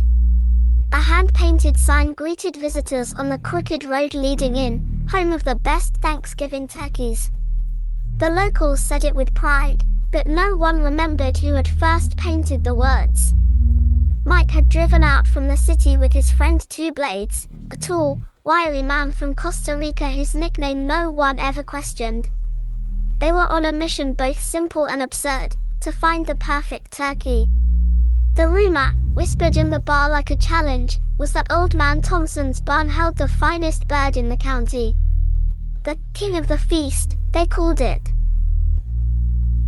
Inside, the air smelled of dust and ozone, and the dim light slanted across forgotten tools. And then they saw it. The turkey stood in the far corner, immense, its feathers glistening with oil-slick iridescence. Its eyes, deep, too deep, seemed to look through them. Mike grinned with triumph. There she is, he said. Dinner. Two Blades squinted. Why do I feel like it's looking back? When the turkey moved, it wasn't quite movement. The space around it seemed to bend slightly, like heat rising from asphalt. A low hum passed through the floorboards and up into their bones. Then the turkey's eyes glowed red. The sound it made wasn't a gobble. It was a long, wet exhalation, as though the air itself were being dragged out of the world. Mike staggered back. What the hell? The hum intensified, rattling tools from the walls. The turkey stepped forward, each motion wrong in its rhythm, each joint bending in ways that weren't designed for this plane of matter. They ran. Outside, they slammed the barn doors and collapsed in the dirt. The ground was trembling, slow, steady pulse that seemed to echo with the beat of their hearts. Then Jenkins appeared, a bearded, leathery man with a shotgun and the weary patience of someone who'd seen the world go sideways before. You idiots woke it up, Jenkins said flatly. Two Blades blinked. Woke what up? The great spirit of the feast. Jenkins' eyes darted toward the barn. There's a ritual, boy. Always has been. You take the turkey, you give thanks to it. Not the other way around. Mike frowned. You mean we pray to the turkey? But the air answered first. The barn doors exploded outward, and the turkey emerged, not a bird anymore, but a grotesque sprawl of feather and sinew, its form doubling and redoubling as if it were being refracted through invisible dimensions. Its beak opened, splitting farther than bone should allow, and from within came a voice that didn't fit in any throat. Jenkins fired. The sound vanished into the hum. Then the hum became a rhythm, pulsing, cyclic, almost musical. Mike fell to his knees, clutching his skull. The vibration was inside his head now, beating against his thoughts like a tuning fork. Two Blades shouted, It's talking to me. In my bones, man, it's talking in my bones. Jenkins was shouting something about resonance, about aligning the frequencies. He raised his shotgun again and screamed, Say the words. Great spirit of the feast, we honor you. Mike shouted them. The sound came out warped, like his voice was being filtered through static. The turkey froze.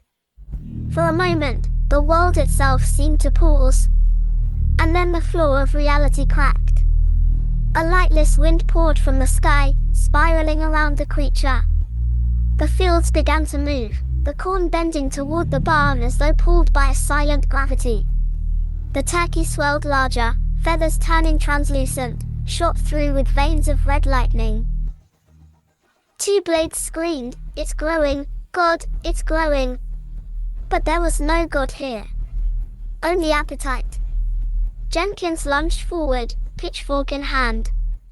He drove it into the beast's side, and a torrent of blood, black, glittering like oil, splashed across the barn wall. It smelled of metal and decay and something older. The turkey screamed, not with pain but with amusement. The sound was unbearable, a language that was less heard than remembered.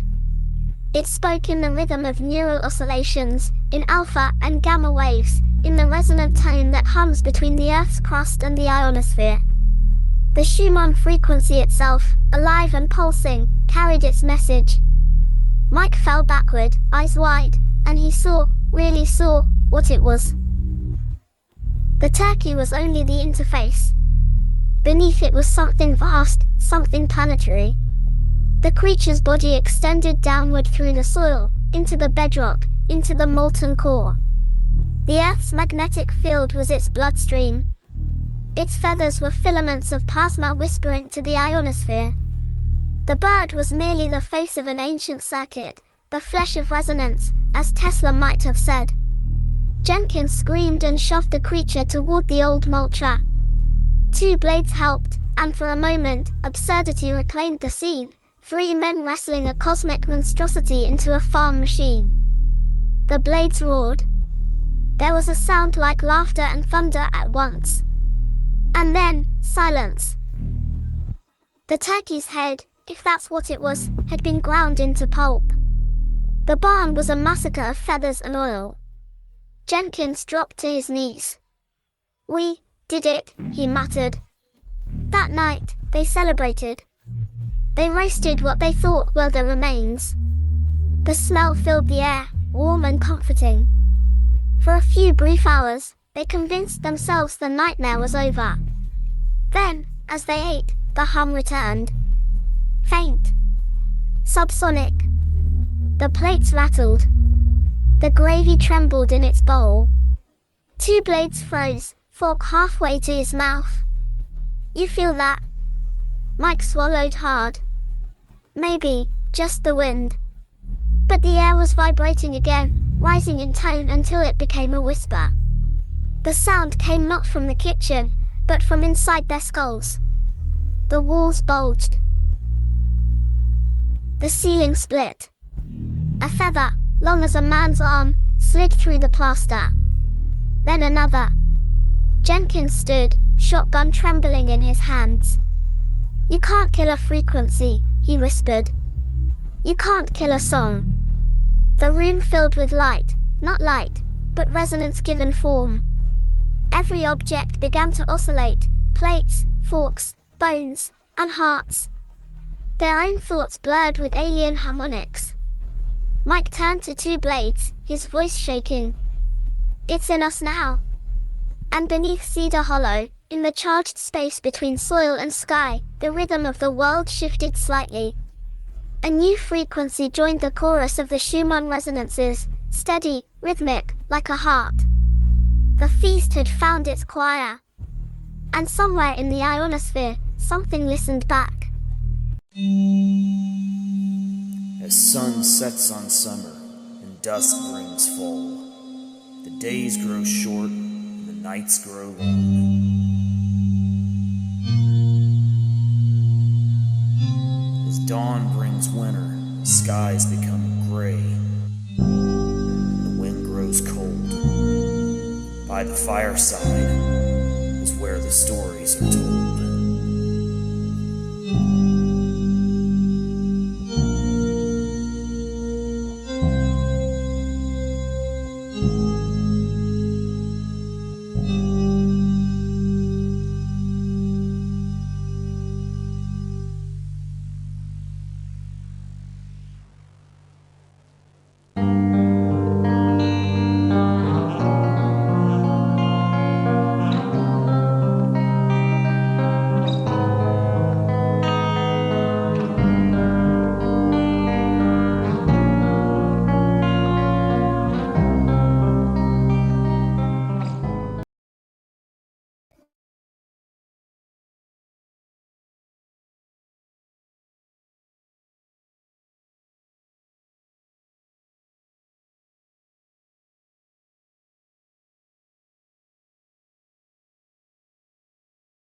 Proper playlist and giving it a thumbnail.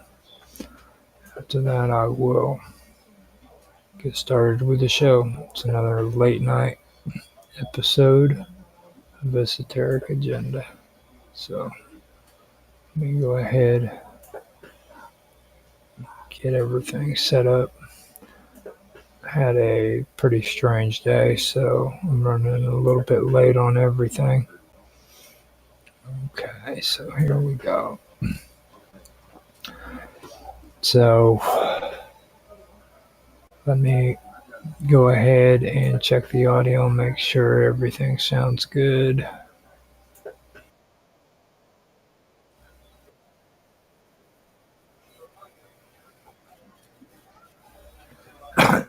Everything sounds pretty decent. I'm having some issues with background audio at the moment, but it should be handled here before long.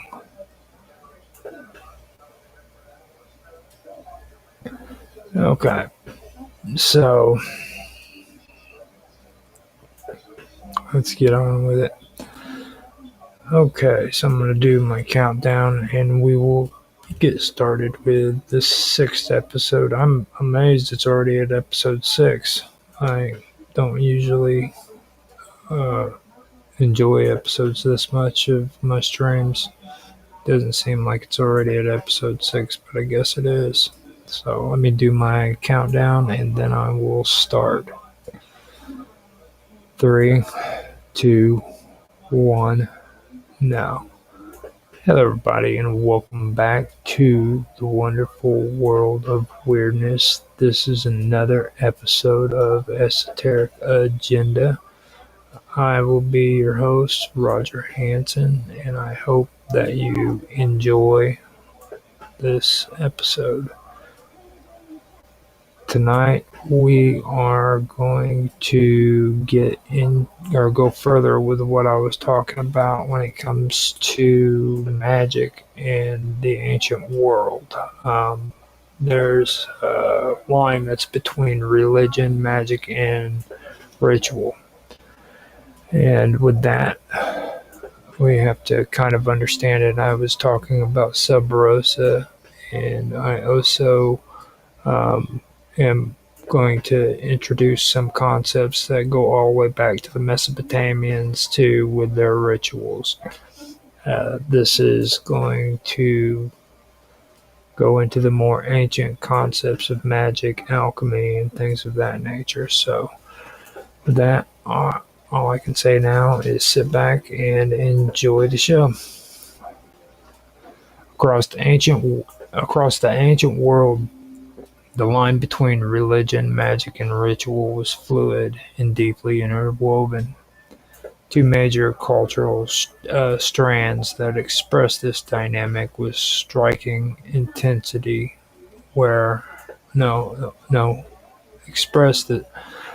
Two major cultural strands that express this dynamic with striking intensity were the Mesopotamian ritual specialists, especially the exorcist priests known as the Ashipu, and the initiates of Greco-Roman mystery cults, such as those dedicated to Dionysus, Demeter, Isis, and Mithras. Although separated by geography and language, their practices reveal remarkable structural and symbolic similarities. These traditions centered around secrecy, purification, transformation, and the controlled transmission of divine knowledge. The parallels between them shed light on how ancient humans sought divine protection, sacred insight, and transformation through carefully guarded ritual systems. One of the most fundamental similarities between Mesopotamian ritual specialists and mystery cult initiates lies in their emphasis on purification. In Mesopotamia, especially in the anti-witchcraft ritual series called Moklu, a final ceremonial act involved the afflicted person undergo ritual washing at dawn.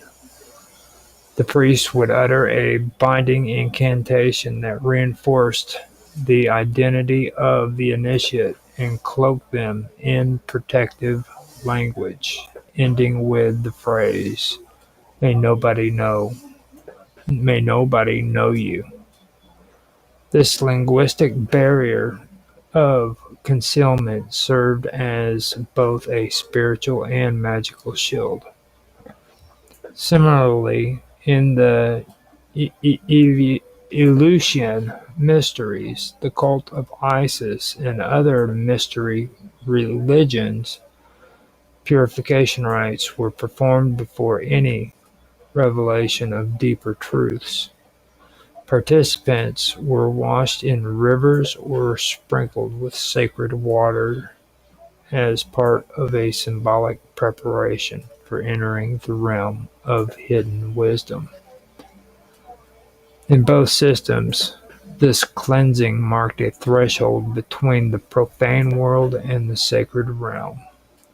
The use of hidden knowledge, powerful names, and secret incantations formed another strong link. The Ashipu were masters of magical speech. Their incantations invoked divine powers and bound demonic forces, often using coded language and secretive formulations meant to be inaccessible to outsiders. In the Maklu series, the ritual included spoken formulas addressed to Shamash and Nusku, framed in ways that affirmed cosmic order and personal protection. Greco-Roman mystery traditions likewise held their hymns and chants in secret. Only those who had been ritually initiated were permitted to hear or speak them. Orphic hymns and the sacred verses of the Sibylline books carried hidden meaning only the initiated were taught to interpret. The use of sacred, often nonsensical sounding words in mystery rituals functioned as a kind of magical speech, echoing the Mesopotamian use of protective utterance. Closely tied to these verbal protections was the ritual drama of descent into darkness and symbolic rebirth.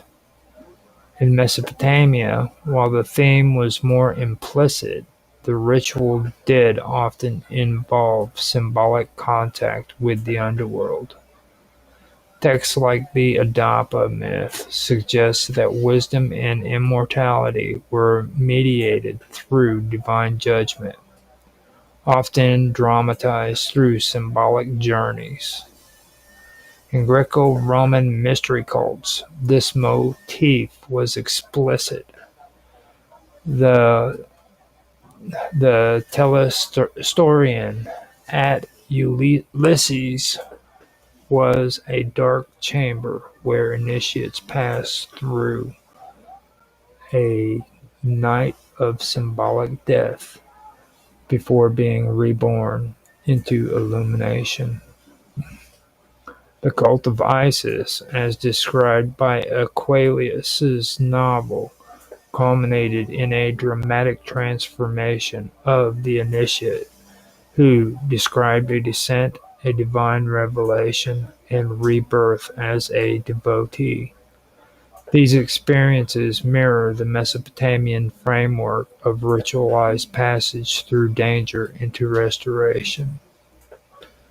Another compelling point of similarity lies in the consecration and animation of sacred objects. In Mesopotamia, a series of rituals known as Mispi and Pitpi were performed to animate statues of deities, transforming lifeless clay or stone into vessels of divine presence. The rituals involved whispering into the statue's ear, bathing it, and declaring it alive through secret formulas.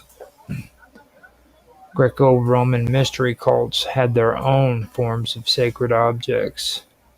The sistrum of the Isis cult, the sacred torches of Demeter, or the Turoctonic imagery of Mithraism. These objects were hidden, revealed only during initiatory rites, and considered powerful conduits for divine presence. The careful ritualized handling of these items underscores a shared sense of sanctity and spiritual charge that both cultures attached to material forms. Protective symbolism was present in both cultures through objects and icons.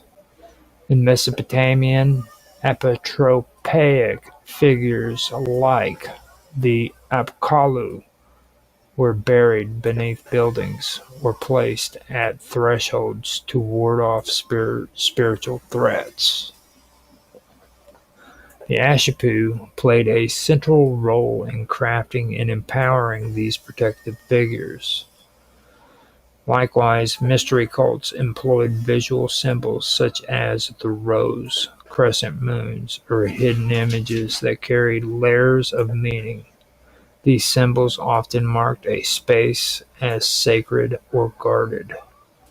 The common motif of guarding knowledge in sacred spaces through symbols, statues, and sacred geometry reflects a shared cosmological logic in both traditions.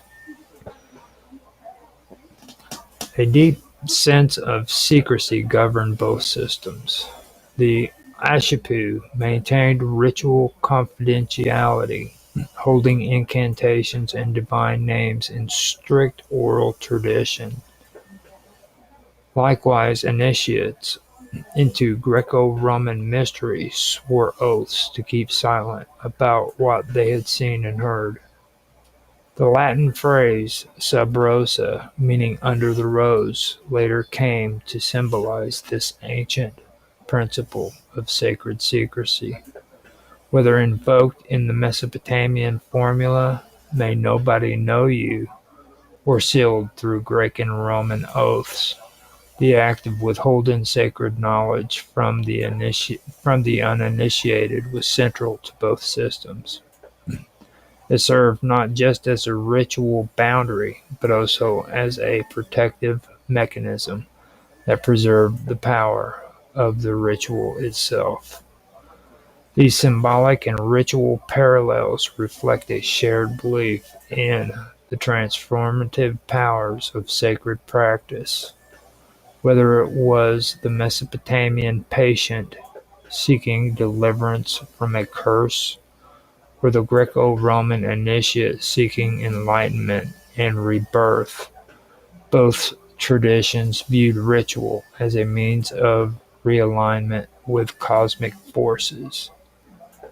This realignment was often achieved through patterned actions, symbolic speech, sacred objects, and a journey through liminal space. Both traditions demanded ritual purity, silence, and faith in the unseen mechanisms of the divine order.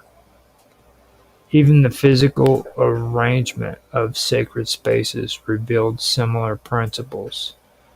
Mesopotamian temples were constructed with multiple rooms, some of which were accessible only to priests. Sacred statues were hidden from public view and treated as living beings.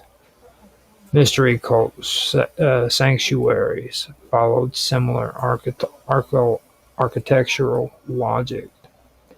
At Eleusis, only initiates could enter the telesterion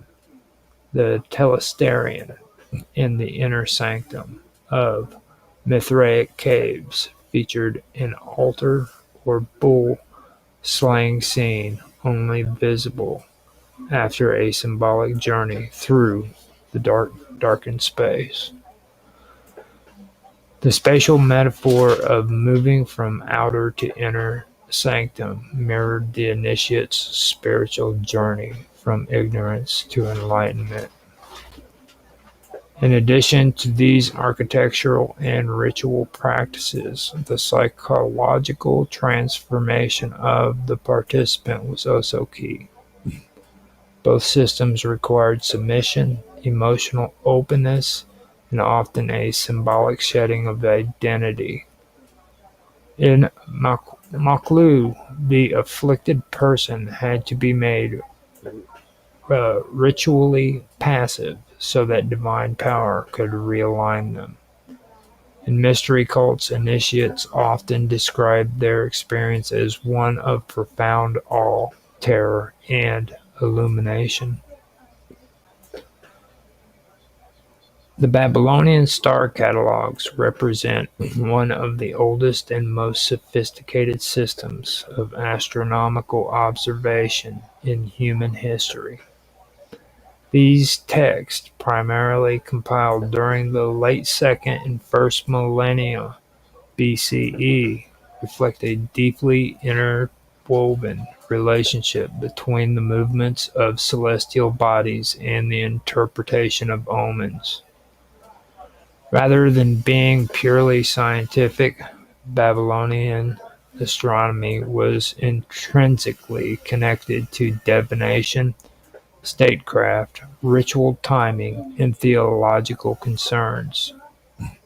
At the heart of this system was the conviction that the heavens were a canvas of divine communication, where every planetary motion, stellar appearance, and eclipse conveyed messages from the gods to those wise enough to interpret them. One of the foundational documents of Babylonian star lore is the Mal-Apin, a comprehensive compendium of star lists and astronomical observations, likely compiled around 1000 BCE, but based on older traditions. The name Mal-Apin means the plow star, referring to the constellation Triangulum, one of the first listed in the catalog. It laid out a complex system of fixed stars organized according to rising and setting times, heliacal risings, and seasonal associations. These stars were divided into 3 paths or zones in the sky: the path of Enlil, the northern sky; the path of Anu, equatorial; and the path of Ea, the southern sky. These divisions had religious significance and helped structure the Babylonian calendar. Unlike modern astronomy, the purpose of these catalogs was not detached observations, but interpretation. Babylonians believed celestial patterns were omens, signals sent by divine forces about the fate of kings, cities, or entire nations. This gave rise to a vast body of text known as Enuma, Anu, Enlil, a massive series of omen compendiums, comprising over 70 tablets. These covered planetary appearances, eclipses, conjunctions, and more. For example, one entry might read, "If Jupiter appears bright in the month of Nisanu, there will be abundance in the land." Another might warn, "If the moon is eclipsed on the 14th day, and Mars stands in front of it, there will be war in the land." Eclipses were of particular importance in Babylonian divination because they were rare, dramatic, and often unpredictable. They were seen as powerful omens. A lunar eclipse might indicate the death of a king, while a solar eclipse might predict invasion or famine. Babylonian scholars developed detailed methods for predicting eclipses using cyclical patterns such as the Saros cycle.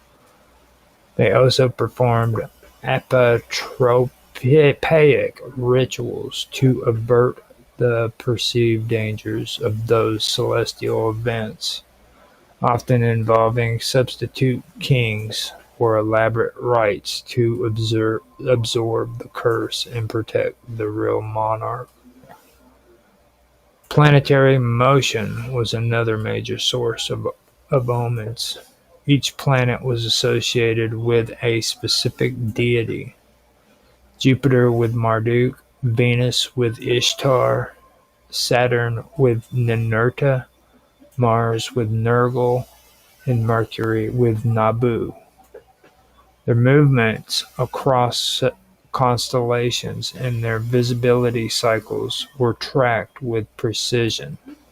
The planet Venus, for instance, was followed closely in its phases of appearance as the morning and evening star. Its heliacal rising, when it first became visible in the dawn sky, was interpreted as a signal of fertility, renewal, or warfare, depending on the context. The Venus tablet of Amisaduga, dating to the 17th century BCE, records such appearances over a 21-year period, correlating them with events of national importance. Another key practice was the use of conjunctions. When two celestial bodies appeared close together in the sky, these were interpreted through analogical reasoning and historical precedent. If Mars and Saturn appeared in close proximity in the constellation Leo, for instance, and the pattern had once preceded a plague, it might be read as an omen of disease recurring. The Babylonians did not interpret omens randomly. They used a method called Summa Itzbu, meaning if this, then that, based on earlier records. This empirical tradition made Babylonian divination a cumulative science rooted in millennia of observations. Meteorological and atmospheric phenomena were also incorporated into their own literature. Red clouds, halos around the moon, sudden storms, or unusual winds were all cataloged as signs. While not technically part of the star catalogs, these observations were often interpreted in tandem with celestial data. For instance, if Venus rose brightly during a period of heavy rains, it might signal prosperity, whereas a dim Venus during a dust storm could suggest divine disfavor. The purpose of the Babylonian star catalogs and their accompanying omen text was fundamentally practical and theological.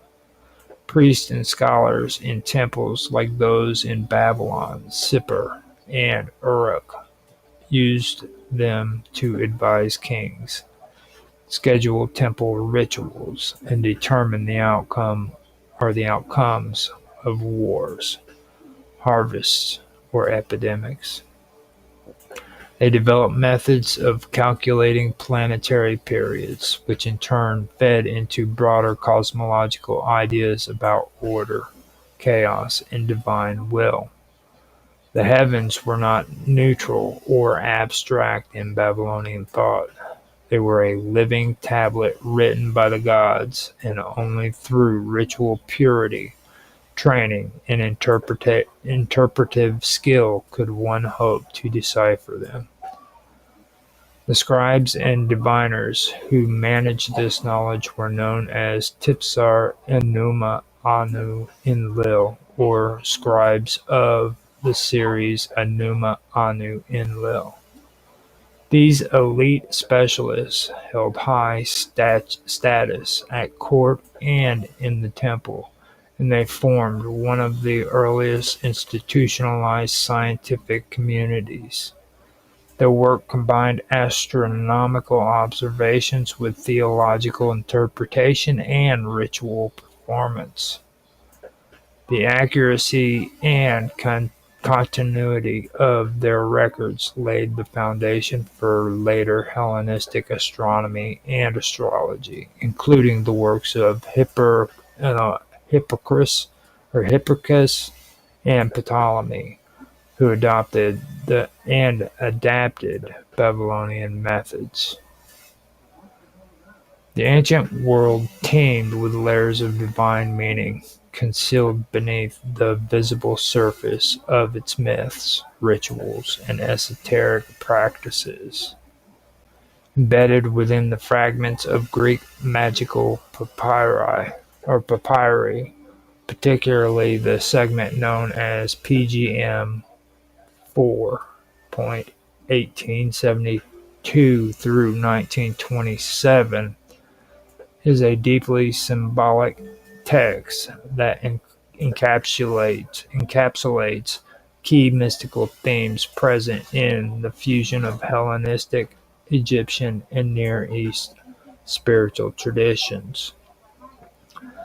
These themes are not isolated threads, but interwoven strands of a larger spiritual fabric. They reflect cosmic correspondence, rituals of purification and divine ascent, magical utterances as a sacred tool, and the syncretic transformation of the practitioner into something more than human. The principle of cosmic correspondence lies at the heart of these rituals. It suggests that the universe operates as a vast web of interlinked forces, where divine order is mirrored in multiple levels of being. The ancient magician did not merely recite hymns. He aligned himself with the rhythms of the stars, the breath of the heavens, and the pulse of divine will. The invocation to the solar deity in this spell calls upon the ruler of the zodiac and planetary spheres. The god is described as seated upon the lotus, radiating across the cosmos, with guardians encircling his throne. These elements are not ornamental. Each reflect a greater truth, that the heavens govern the earth, and that through precise ritual, the human soul can momentarily harmonize with celestial order. Ritual purification is central to this process. Before one could invoke the divine or hope to ascend spiritually, the body and soul had to be purified. The text describes preparation rites involving silence, timing, and sacred breath. There are instructions for the preparation of herbs and offerings, often tied to solar alignments. This emphasis on cleansing echoes rites performed by initiates in mystery cults, especially those dedicated to divine feminine figures such as Magna Mater or Aphrodite in her esoteric forms. In those traditions, the initiate sought to rid themselves of earthly impurities to access the divine realm. The same is true here. To invoke the radiant being enthroned on the lotus is to engage in a sacred labor. The rite is not just verbal, it is an embodied spiritual transformation. The voices uttered during such invocations are not ordinary speech. The vocus magicae, the magical words embedded in the spell, are composed of syllables that appear nonsensical to modern readers, but held powerful meaning through their sound and rhythm. These phrases reflected deeper understanding that speech was not merely symbolic but energetic. In both Egyptian and Semitic traditions, the act of speaking could create or alter reality. This idea survives in the spell's long invocations, where the god is named through string of divine syllables. These words are not translations of deities' names, but attempts to vibrate in harmony with divine frequencies. The practitioner did not need to understand them intellectually, only to intone them with precision and reverence. Such utterances are preserved across many ancient traditions. In Egyptian temple rites, priests invoked gods using sacred names preserved through oral lineage. In Hebrew and Aramaic mysticism, divine names were shielded from the uninitiated, only pronounced by the elect. The Vocus Magicae found in the PGM are the residue of these traditions, filtered through Hellenistic cosmopolitanism, cosmopolitanism. It's a big word. Cosmopolitanism. Filtered through Hellenistic cosmopolitanism. They represent the brief that divine sound they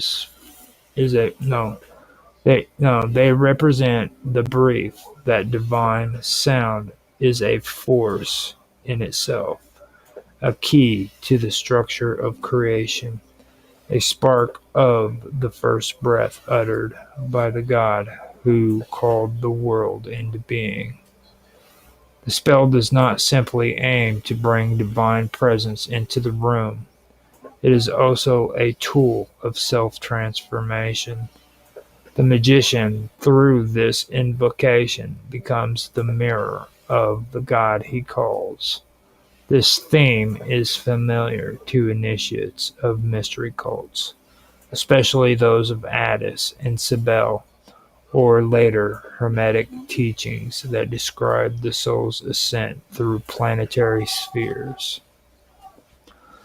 The operator is not merely supplicating the god, but reshaping their own essence to become god-like. By invoking the solar deity in such rich symbolic terms, the magician invokes not only divine light, but divine mind, divine power, and divine authority. Syncretism plays a powerful role in this transformation. The solar god of this spell is not merely Helios or Apollo. He is also the Egyptian Ra, the radiant eye of Horus, and a deity imbued with elements from Chaldean, Phoenician, and Babylonian cosmology. His throne upon the lotus recalls images not only from Egyptian temple carvings, but from mystery cults, where the divine sits above the world encircled by guardians or wheels of fire. The 16 giants who flank him echo the demonic protectors found in both Hellenistic astronomy and Near Eastern divine courts. Through this syncretism, the practitioner assesses a deity who is universal, archetypal,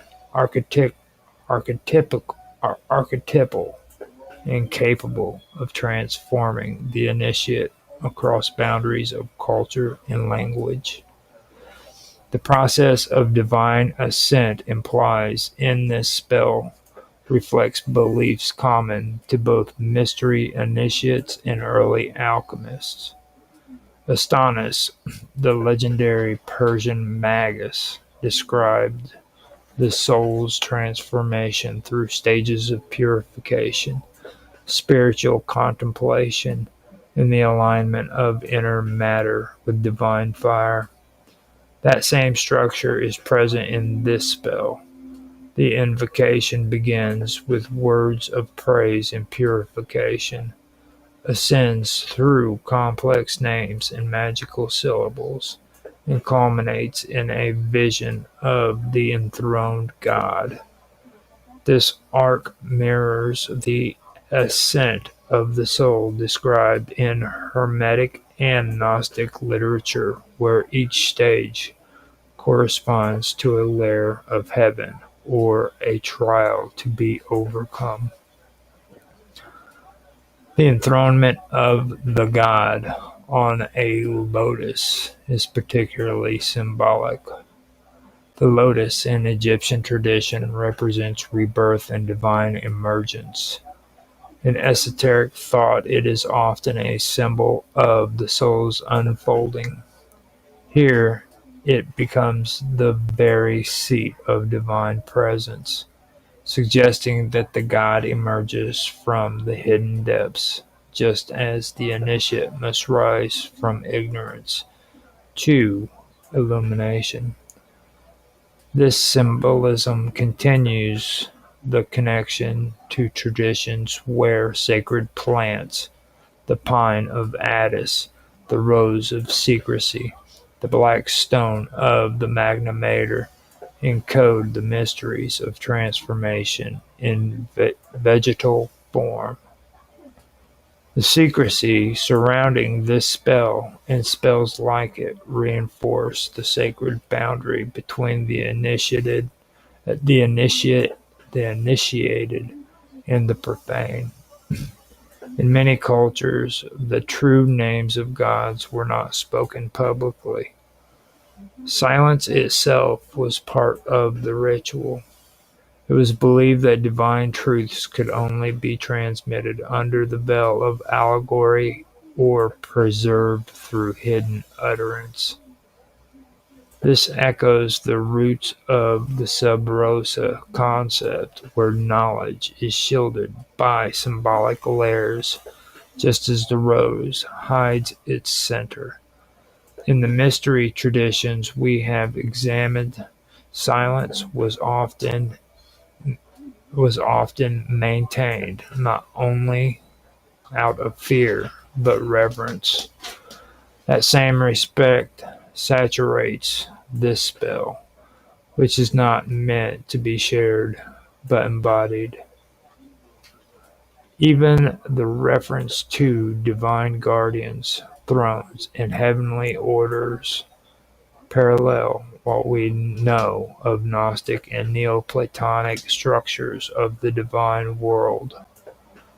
The god is not a singular being in isolation, but part of a celestial system, attended by powers who maintain the balance of the cosmos. The initiate who invokes him seeks to join that order, not in body but in consciousness. He becomes part of the solar current, part of the divine pattern. The ancient world preserved a rich tapestry of magical, spiritual, and ritual knowledge through texts like the Greek magical papyri. Among these, a particular striking example involves a necromantic ritual found within the fourth papyrus, in which the practitioner attempts to contact a dead spirit during sleep. This complex rite reflects a synthesis of Egyptian, Greek, and Semitic elements and reveals deep layers of esoteric thought, spiritual mechanics, and cosmological symbolism. It is more than a magical procedure. It is a meditation on death, contact with the unseen, and the transformative power of ritual. The rite begins with the preparation of a plant called AAX, AAX. Though its precise botanical identity remains uncertain, the ox leaf was evidently considered sacred, or at least spiritually conductive. The magician is instructed to paint a figure of a goddess onto this leaf using a particular black ink that has been prepared or revealed through earlier ritual processes. This act of painting is not merely decorative. It constitutes the creation of a spiritual icon, a focus through which divine energies are to be channeled. Within the leaf is drawn a circle, and within that circle the goddess is painted. The circle, as in many traditions, serves as a boundary between worlds. It is a liminal space that both protects and empowers. It is within this circle that the goddess is not only honored but evoked as a spiritual force. The instructions then direct the magician to wreathe the summoned spirit with black ivy. Ivy, in ancient symbolism, was associated with Dionysian cults and often used in rites of ecstatic transformation, death, and rebirth. Black ivy specifically indicates a chthonic aspect, the color black associated with the underworld, mourning, and hidden mysteries. Marks the rite as one dealing with powers below the earth. To read the spirit is to symbolically bind it within the rite, giving it shape and ceremonial containment. It is an act of both welcome and control. The spirit is being honored, invoked, and simultaneously placed within the magician's power. At the heart of the rite is the expectation that the spirit will appear during sleep. This is known in ancient traditions as dream incubation.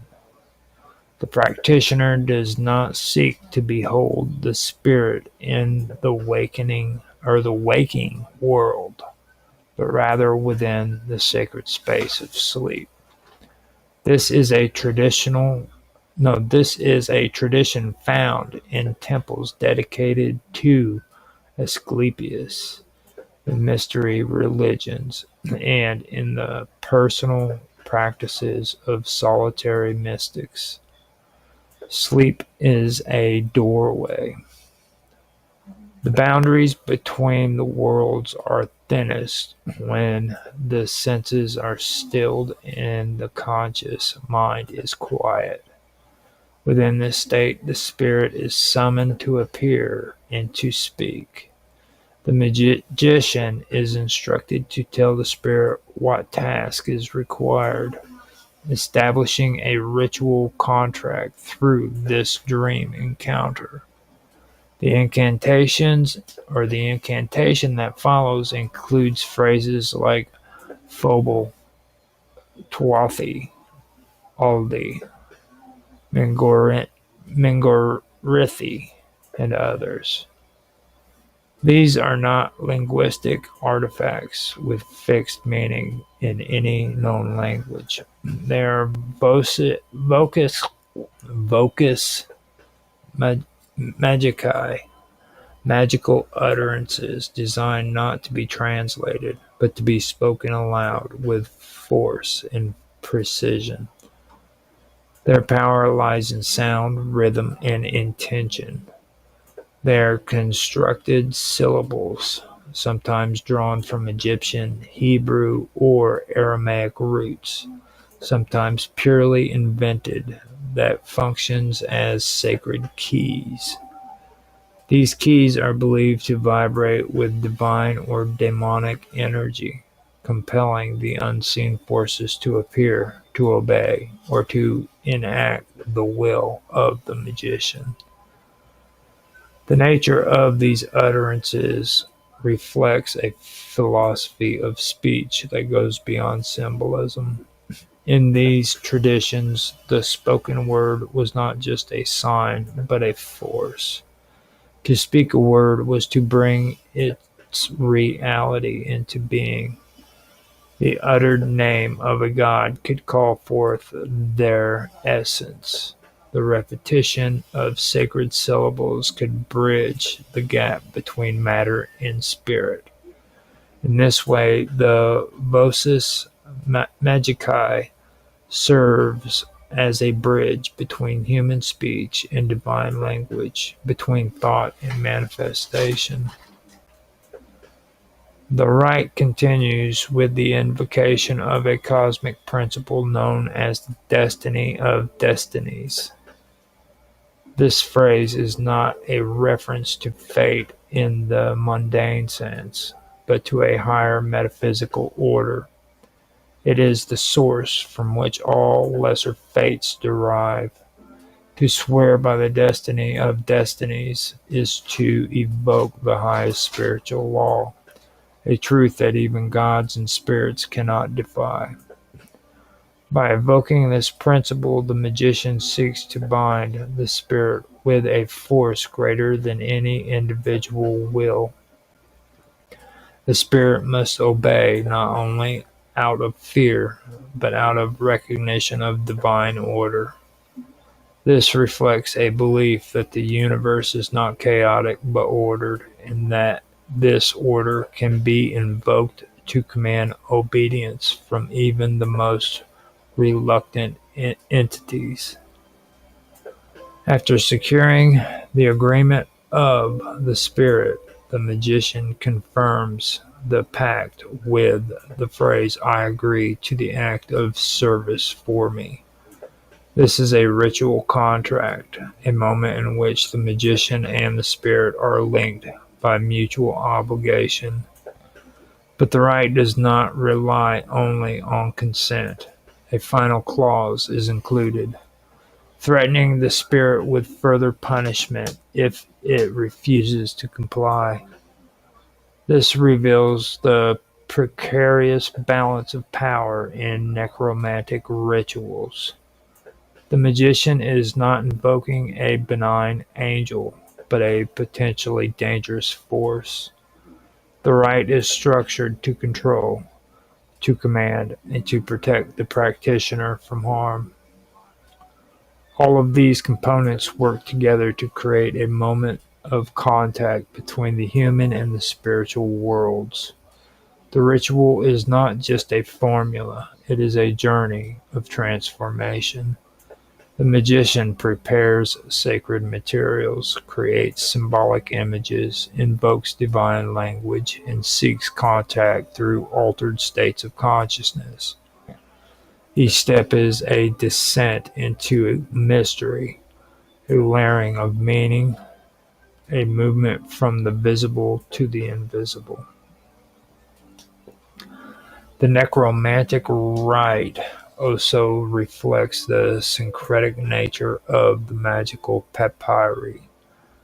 Egyptian themes are present in the use of sacred plants, divine names, and cosmological ordering. Greek elements appear in the artistic depiction of deities and the reliance on philosophical concepts of destiny and logos. Semitic influences can be traced in the structure of the oath and the linguistic form of the voces magicae. This is not the magic of a single culture, but the woven tapestry of a world in which traditions met, merged, and became something new. It is important to understand that this ritual was not superstition. To the ancient practitioner, it was science of the spirit and empirical art grounded in cosmology, metaphysics, and personal transformation.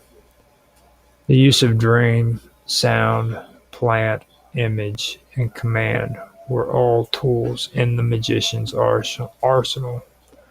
They were methods for opening the gates between the worlds and bringing about real change in the life of the practitioner. This ritual also echoes many other mystery practices.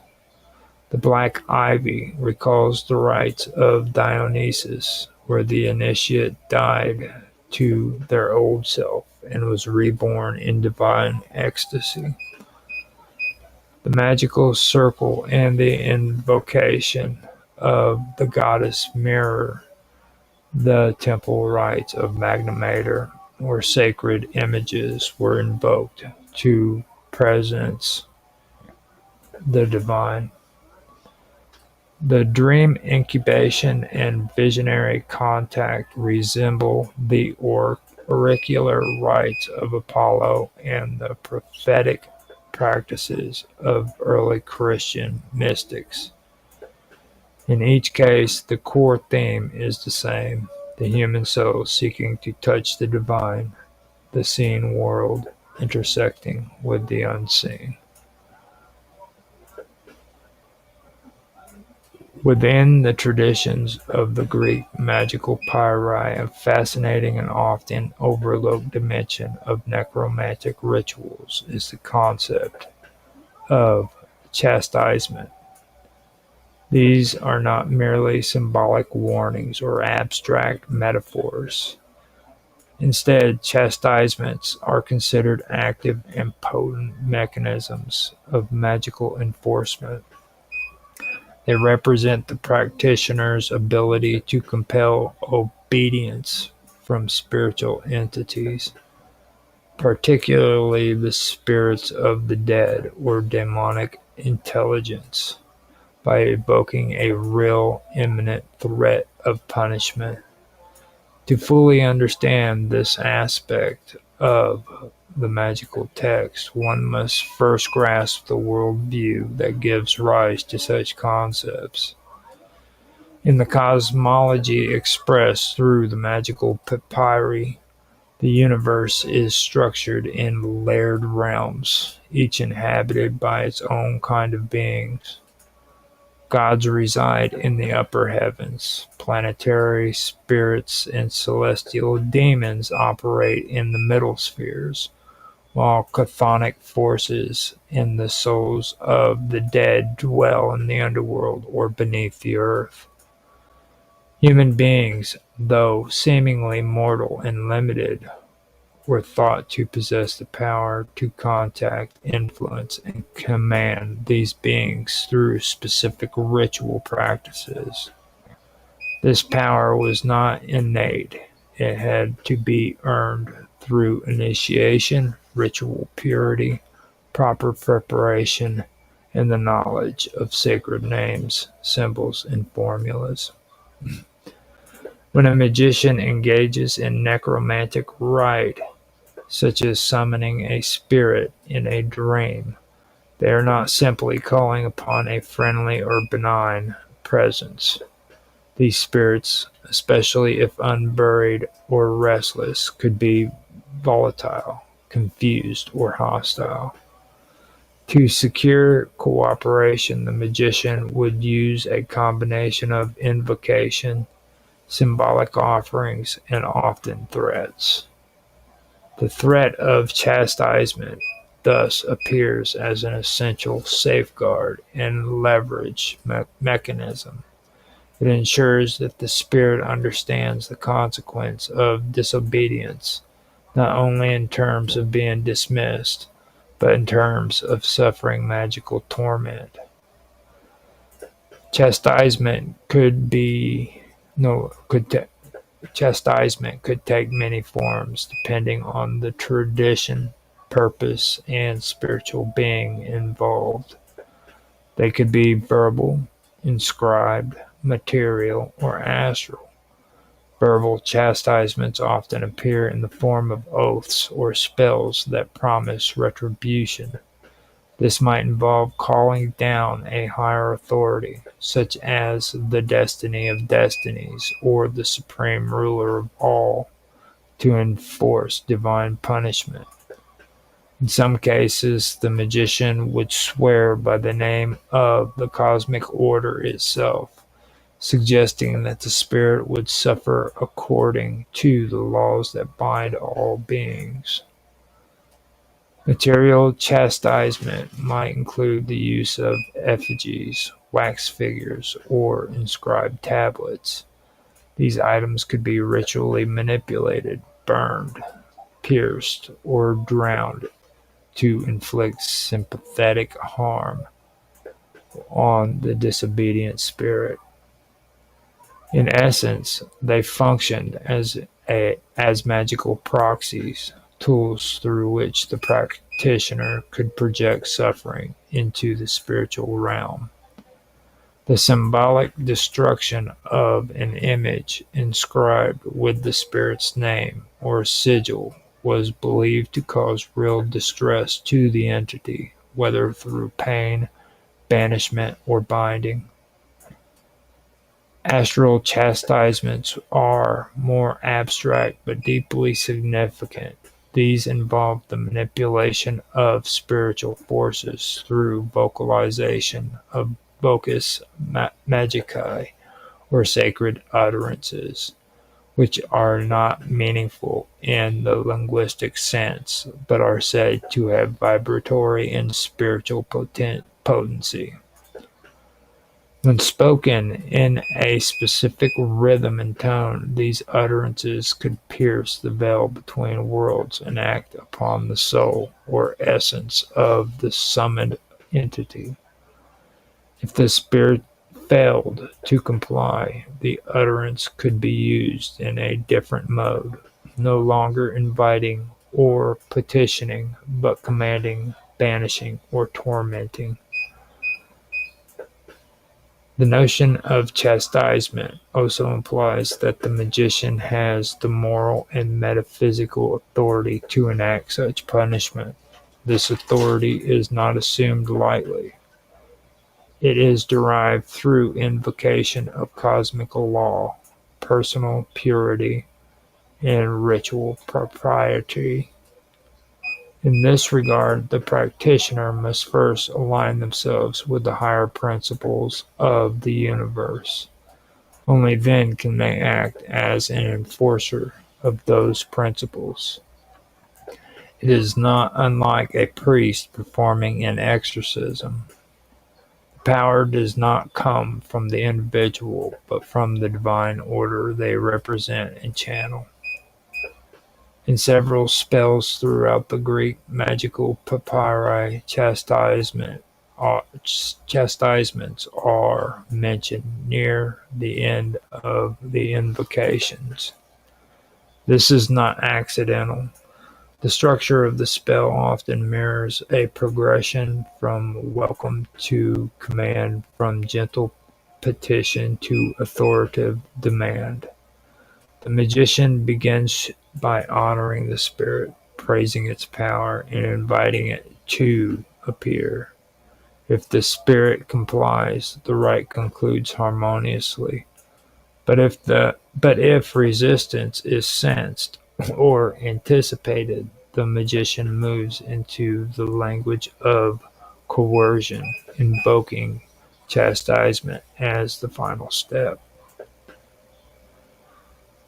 For example, in Papyri Graecae Magicae, Book 4, there is a spell in which the magician states that if the spirit does not come and perform its services, it will suffer under the rule of the Destiny of Destinies.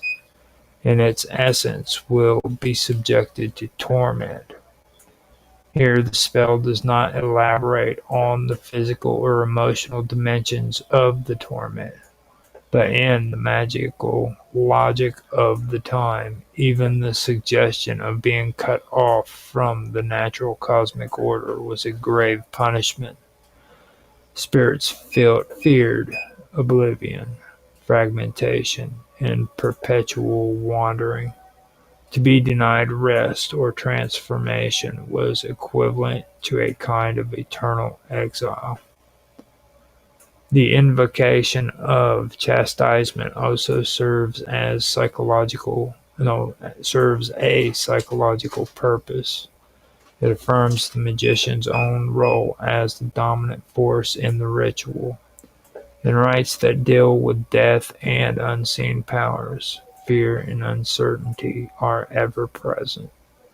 By asserting control through threat of punishment, the magician reclaims agency. This is not simply manipulation.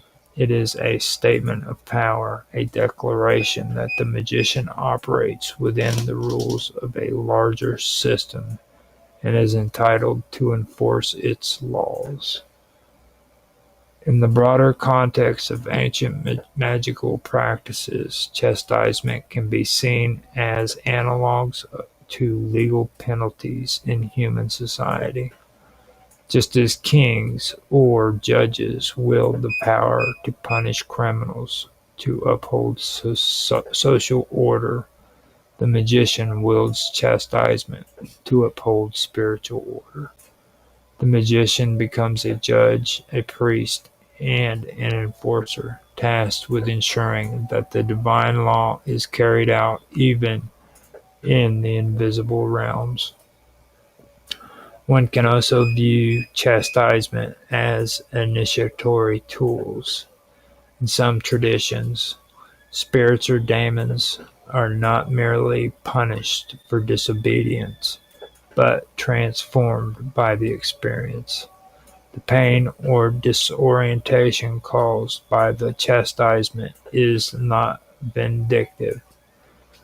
It is purifying.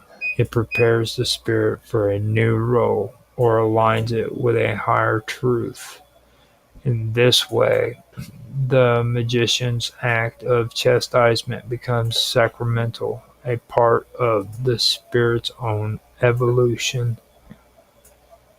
The language of chastisement often includes vivid cosmological imagery. Phrases like "you will be hurled into the abyss" or "your name shall be erased from the heavens" suggest more than suffering.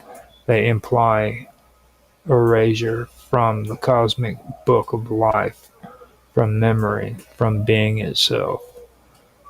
This reflects a deeper metaphysical fear among ancient peoples, not merely to suffer, but to cease to exist. The magician, by wielding such threats, takes on the role of cosmic arbiter, determining not only the fate of the spirit within the ritual, but its very status in the universal order. The role of chastisement in magical texts also intersects with the concept of balance. In a world where spiritual beings are summoned, bound, and commanded, there must be consequences. Without chastisement, there would be no leverage. The spirits might ignore the summoning, or worse, retaliate. Chastisements create the necessary tension that makes spiritual communication possible. There are the dark gravity that holds the right together, ensuring that power flows. They are the dark gravity that holds the right together, ensuring that power flows in the intended direction.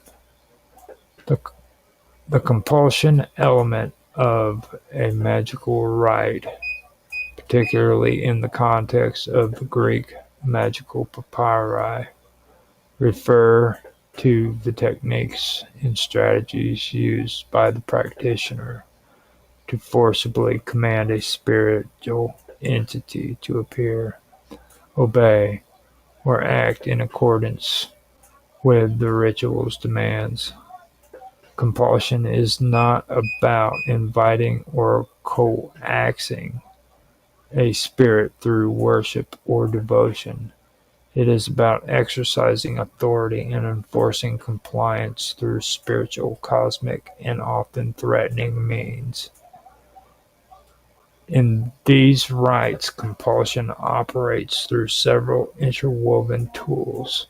The first is the invocation of divine names and cosmic forces. The practitioner often calls upon the highest and most secret names of gods or primordial forces, not simply to ask for aid, but to assert alignment with the universal law. The magician is saying, in effect, I speak with the authority of the cosmos. By invoking these names, they create a chain of command in which the summoned spirit is subordinate. The second method of compulsion involves the use of vocus magicae, or magical utterance, that were believed to possess intrinsic power. These were not normal words with lexical meaning, but powerful sounds, often derived from Egyptian and Semitic roots, strung together in a mystical formula. The purpose was to affect the spiritual plane directly, bypassing rational understanding. When spoken with proper timing and tone, these sounds were believed to pressure or even injure spiritual entities until they complied. Symbolic actions also played a role in compulsion. Drawing magical circles, burning incense, inscribing names on lead tablets, or holding specific talisman acted as material anchors that bound the spirit to the magician's will. In many cases, these rituals contained threats of suffering if the spirit did not obey. The magician might destroy an effigy bearing the spirit's name, or threaten to erase its memory from the divine order. These were not idle threats. They were understood to carry real metaphysical weight. Compulsion in these rites reflect a profound psychological tactic. By asserting dominance, the magician assumed an elevated spiritual role, becoming a figure of cosmic justice. The very structure of the ritual, beginning with flattery, moving to command, and ending with threats, mirrors a form of negotiation that escalates into ultimatum. The practitioner must project unwavering confidence, for hesitation might embolden the spirit or cause the ritual to fail. Compulsion of magical rites is a deliberate mechanism of control.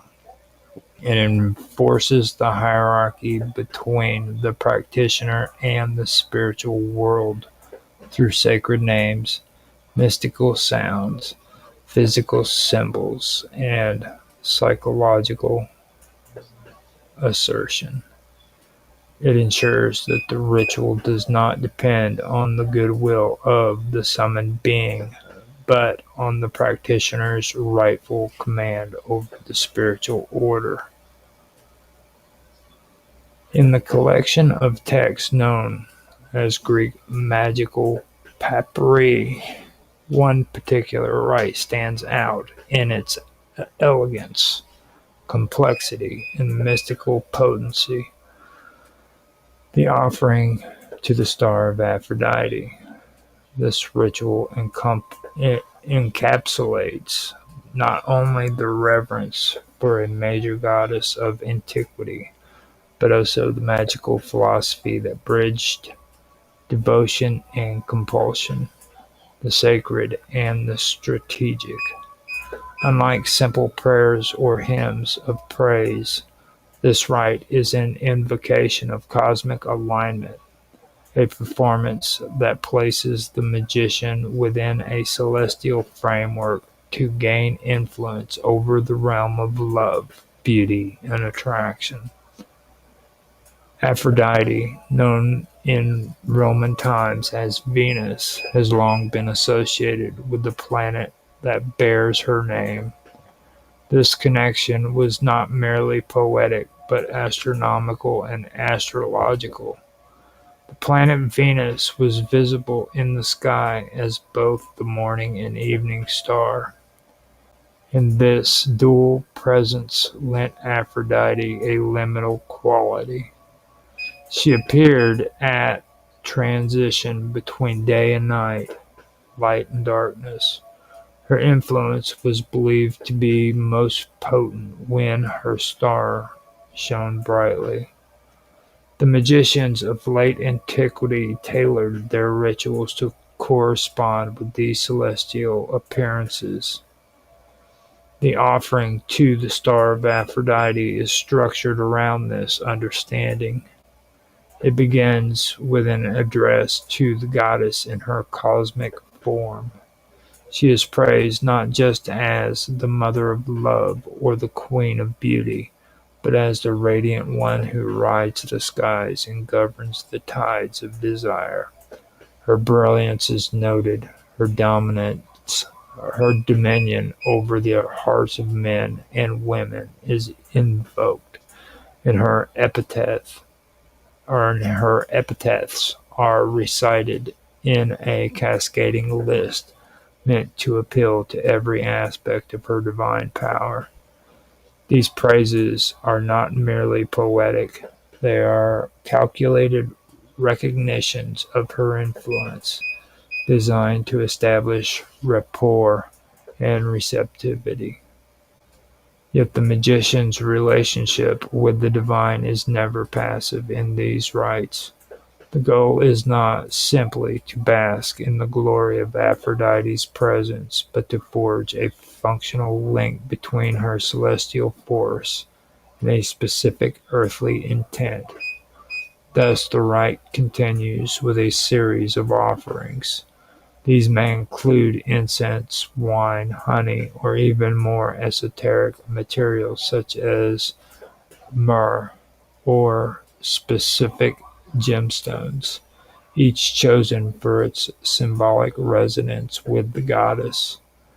The act of giving is deeply symbolic, signifying not only reverence, but a kind of spiritual transaction. The magician honors the goddess in a way that opens the channels for divine reciprocity, reciprocating, basically, reciprocity. This reciprocity is not guaranteed, and that is where the element of compulsion becomes essential. Ancient magicians understood that divine beings, while mighty, were not beyond influence. Through the use of sacred names, chants, and cosmic alignments, the magician could draw down the power of a star or deity and bind it to their purpose. In the offering to the star of Aphrodite, this is most evident in the use of vocus magicae, mystical syllables and names with no conventional meaning, but immense esoteric force. These words are not spoken lightly. They are intoned with ritual precision, often accompanied with gestures, movements, or drawn symbols, each of which contributes to the vibration of the ritual space. The vocus magicae functions as more than sound. They are linguistic vessels of power. Derived in part from Egyptian and Semitic roots, these syllables form a magical language designed to reach across the veil of the mundane in contact the divine directly. By speaking them, the magician is not asking for help, but creating an atmosphere of necessity. The goddess is not merely called, she is compelled. The rite insists on her presence, her attention, and her assistance. This is where the offering crosses from reverence into control. What makes this act acceptable within the magical worldview is the belief that the magician is not violating cosmic order, but acting in accordance with it. The magician is not a thief or a blasphemer, but a participant in the divine economy. The gods and spirits have power, but they also have duties and patterns. And the properly prepared magician can tap into those rhythms with the right tools. When the magician offers a gift and speaks the sacred words at the astrologically correct moment, they are not forcing the goddess, but fulfilling a hidden law. Within the rite, the magician often adopts a tone of command in the final section. After the offering has been made and the praise sung, the sacred words spoken, the practitioner does not wait silently. Instead, they make demands. They specify what they want: the return of a lost lover, the conquest of a desired one, the radiance of personal charm, or success in a romantic endeavor. These demands are not made arrogantly, but with conviction. The magician believes that their preparation and alignment have earned the right to speak with authority. The goddess is expected to respond, not because she is a servant, but because the rite has been fulfilled.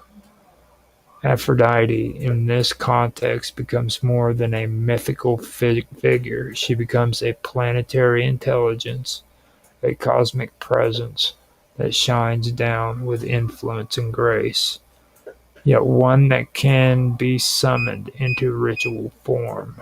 Her star is not just a celestial body, but a gate through which divine energy flows. The magician opens that gate, directs the flow, and seals the working with symbolic actions or words of release. The relationship between the magician and the goddess remains complex. There is admiration, even love, but also strategic engagement. The offering to the star of Aphrodite reveals a world where spiritual forces are part of a dynamic web, not unreachable entities to be worshipped from afar. These forces can be partnered with, honored, and, when necessary, commanded. The ritual also reflects a deeper esoteric philosophy.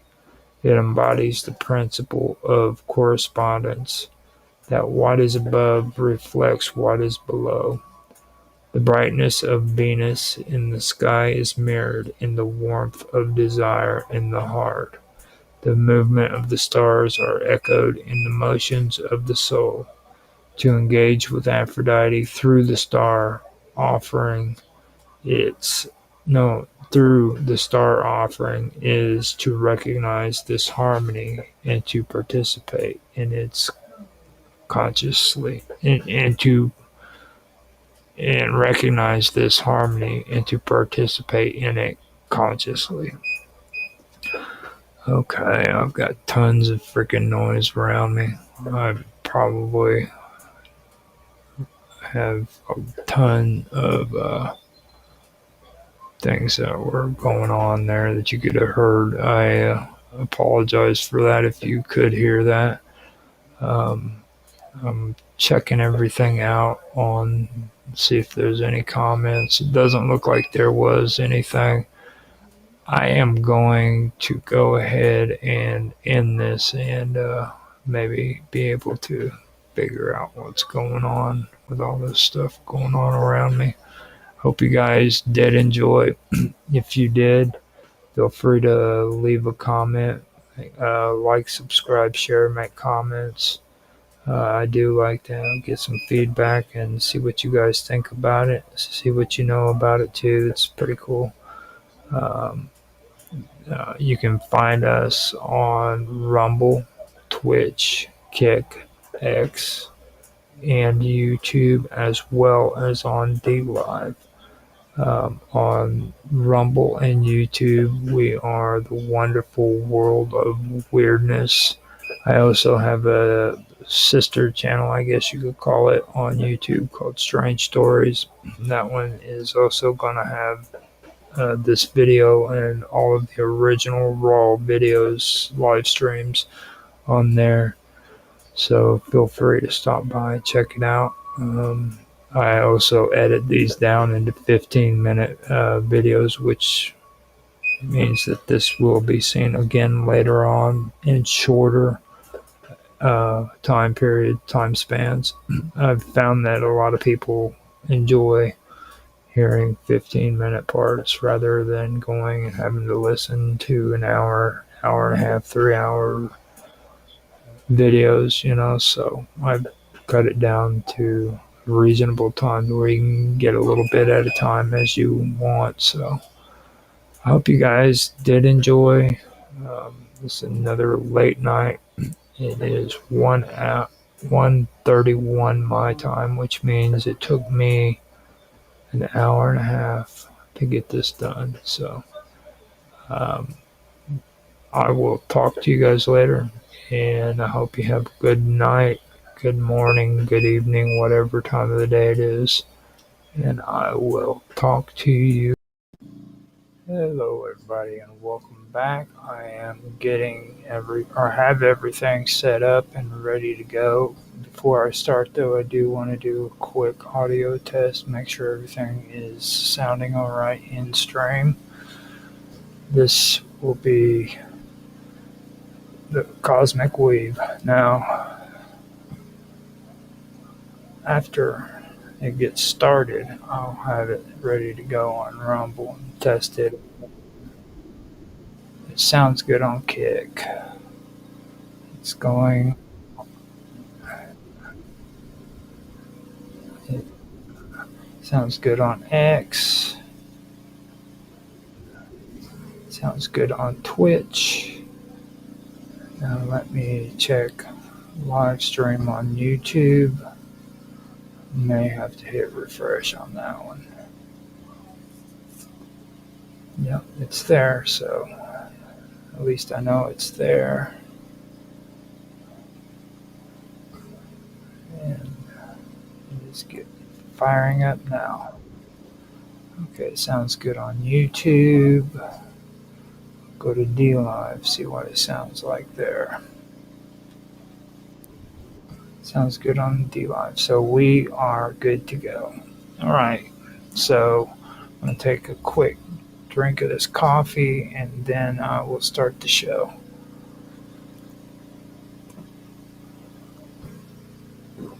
I usually do it 3 count. That way I can use it for editing purposes. I decided to do it out loud because I noticed that it's not as precise if I don't do it in the audio. When I hear it, I can start it when I or start the video on the edit when I end the count. So that's going to from now on be out loud. So here we go. 3, 2, 1, now. Hello everybody, and welcome back to another episode of the Cosmic Weave. Today is going to be basically a recap day. Now, what I'm going to do is go through the readings that I had for the previous 5 videos. This is episode 6 right here, and I'm basically going to go through it and read it out loud. Whenever I come across something that I want to discuss, I'll stop the reading and discuss it, uh, uh, and then move on after I'm done. So this first part was what I wanted to call primordial beginnings, and it also had something to do with the brain and things of that nature when it comes to the cosmic weave. Now, just so people know, a lot of the stuff that I'm discussing has to do with the cosmic weave. The only way, or the best way of finding out what that's about, is Google the words cosmic weave, and it'll give you a fair example of it. Now, even though I am talking about the cosmic weave, not everything is in line with what you'll read when you find it. There's some things that I believe cosmic weave would consist of, as well as what they say. But one thing that I did incorporate that's on my own was the concept of primordial ooze, or the primordial soup, however you would interpret it as. This has to do with a lot of people who are into parapsychology and they're into remote viewing. They always talk about primordial, but you'll never hear them explain very much about what they mean when they say the word primordial. So what I did is I went in and I started doing research, and I've been doing research on this for quite a while, to be honest with you. And there's a lot of things that kind of stick out to me, and especially when it comes to this primordial issue, and how it links with a lot of things. Now, these are, like I said, primordial beginnings. So before there were stars, okay, and planets, or light, and there was an endless void, a vast nothingness where the universe was slumbering. Okay, and it waited for a spark to awaken it. This was a time when space and time were indistinguishable. However, there was a single constant force, and that was the formless, timeless essence of what would later become creation, destruction, and transformation. A great cosmic energy existed in perfect tension between the opposing forces of life and death. Every possibility, every form of life that could be created, and every structure that could be dismantled resided here. It was the building blocks of existence, but also it was its undoing. So right there, what I'm saying is that the same things that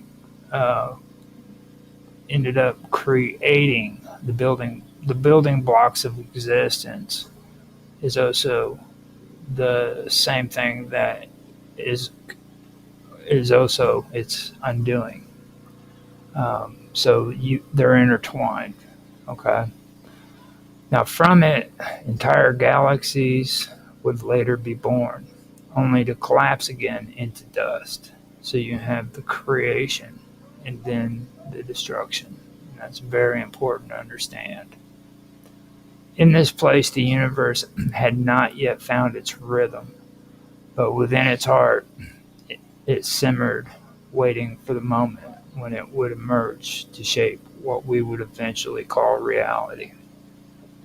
So what we're talking about here isn't the cosmos alone. It's reality, the way we see things and what's real, reality, the real world, everything, So that's what's created out of this.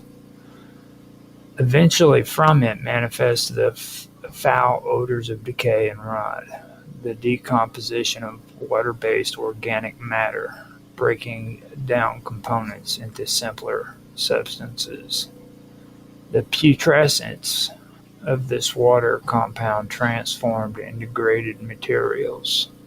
This was the process of putrefaction, where organic matter decomposed within this water-rich environment. Chaos existed in its formless state before creation, and from these waters of creation, raw material emerged, bringing forth life. Now, right here, you have the alchemical perspective of all of this. You have this cosmic ooze, or this primordial ooze, with foul odors of decay and rot, and the smell of decomposition from the watery-based organic matter. Now, it's breaking down these compounds, and it's creating simpler substances. It's becoming simpler and more, how would you say that? Becoming smaller, basically. Simpler substances. Now, the putrefaction is the whole part of it. If you go in and you look up what putrefaction is, when it comes to alchemy, you'll find out that that's actually a part of the process. And this is what I'm bringing out here. And this is another one of those things that I noticed whenever it came to things that stuck out to me. So, alchemy actually goes back quite a long way, and eventually I do want to start getting into more subjects on the topic of alchemy, especially ancient alchemy, because a lot of people are into the newer versions of what alchemy is, but they don't realize that these are ancient beliefs that go way, way back thousands of years. So I do want to get into that and maybe start out from the beginnings and kind of go through it. Now, creation began through the vast formless void of chaos, which contained the potential for all existence, a chaotic fluid state of unformed matter that would eventually form earth, water, and all the desires of mankind. So right there, it's I'm also talking about, not only is it creating out of chaos, it's not only creating our chaotic fluids, these chaotic fluid states. Not only are they creating unformed matter that would form earth and water, but it's also creating our desires, our thoughts, our emotions, our dreams. That's where the whole thing about reality comes into play, you know. Through this, it's creating what we would eventually call our reality. So you got to think about it on levels like that. Now, from these beginnings, a purified state of new life emerged. That's the beginning, when everything was new and it was fresh and nothing was tainted. Okay? So you have a purified state of new life. When you get into that, you start getting into areas like Zoroastrianism and things of that nature. And even in the Bible, where it talks about when the earth was created, there was the Garden of Eden with Adam and Eve. So this is what's being discussed there. Now, from formless decay, matter within this endless void, fertile mud from the primordial waters gave rise to life. Dissolution within these chaotic waters became a medium for transformation. So right there you have dissolution. Okay, and that's another alchemical process. which you can check out and find out what's going on there. And that's dissolution from the chaotic waters. This became the medium for transformation. And transformation is something that goes into deeper concepts like resurrection, things of that nature, change, how things never stay the same, stuff of that nature. That's where things start getting really, really interesting when it comes to this whole thing. I've said it a few times in the streams where whoever came up with the concept for this cosmic weave was brilliant. Okay, they covered a lot of bases. I've actually wanted to do something for this topic for a long time, and I finally was able to pull enough information together to where I could do it. The reason why I've been having such a hard time at getting it going, though, is because it's not only hard to explain it to you guys here on the stream, but writing it down and making sure that I write it out appropriately is also another issue, because there's a lot of things here that is repetitive.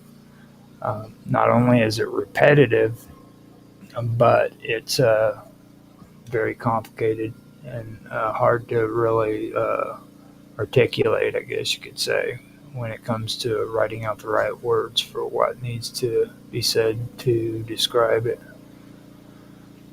So that's what happens when you start talking about transformation. You start getting into conversations like this.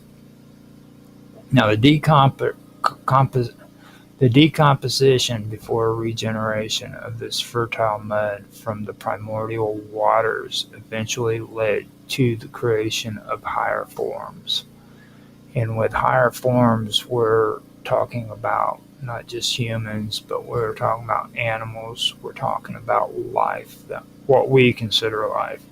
Now, there is life such as trees and plants and vegetation, stuff like that. So that also is something that could be higher forms as well. It all depends on how far you're willing to go with that whole concept. Now, from the interaction of these elements arose the element of wind, and from this, the creation of earth, air, fire, and water eventually led to life. So we have our elements. First, there was the element of life, and from this, the creation of earth, air, fire, and water. So you have the primordial void of nothingness that eventually forms the ooze.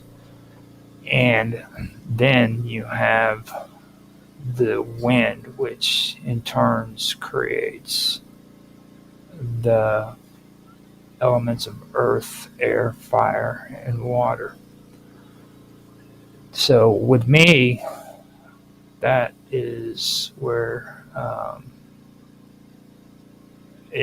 I go further and I say, and water, eventually leading to life. So because of these elements, life came into being. Now, the cyclical nature of putrescence and rebirth occurred through flux and transformation of the waters. From this primordial mud, the Axis Mundi was also born, linking different realms, the primordial waters of the void, earth, and celestial order of divine realms. Chaos preceded structured reality, where putrescence led to rebirth. In the lower realms of the Axis Mundi remained the endless primordial void, with its fertile mud from the primordial waters of creation, a state of dissolution before transformation, undefined, formless, and decomposing. From this realm, the Axis Mundi began to reach into the heavens, first by growing its foundation of roots out of decay and putrefaction, but eventually ascending into the higher realms. A cycle of destruction led to rebirth, a bridge between the chaotic decay of the primordial and the divine enlightenment of the heavens. The journey of the soul through the Axis Mundi, which unites all realms, achieved its ultimate transformation. Once before there were stars, planets, and even time, deep within the dark void, an ancient force began to stir.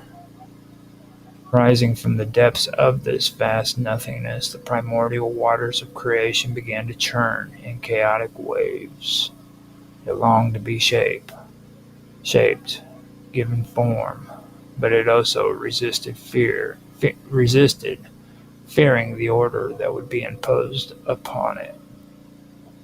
Now, right there, I brought in this concept of the primordial ooze. Resisted, but it still longed to be shaped. Now, the reason for that is it wanted to be shaped, but it also resisted because it feared the order that was going to be imposed upon it.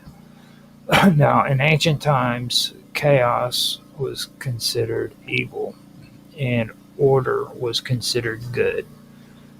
So, from that, you can go into this with the idea that even though this primordial ooze wished to be formed and structured into something, it also resisted that because it knew that order would be placed upon it, and it resisted it out of fear because it didn't want to be have to deal with that order.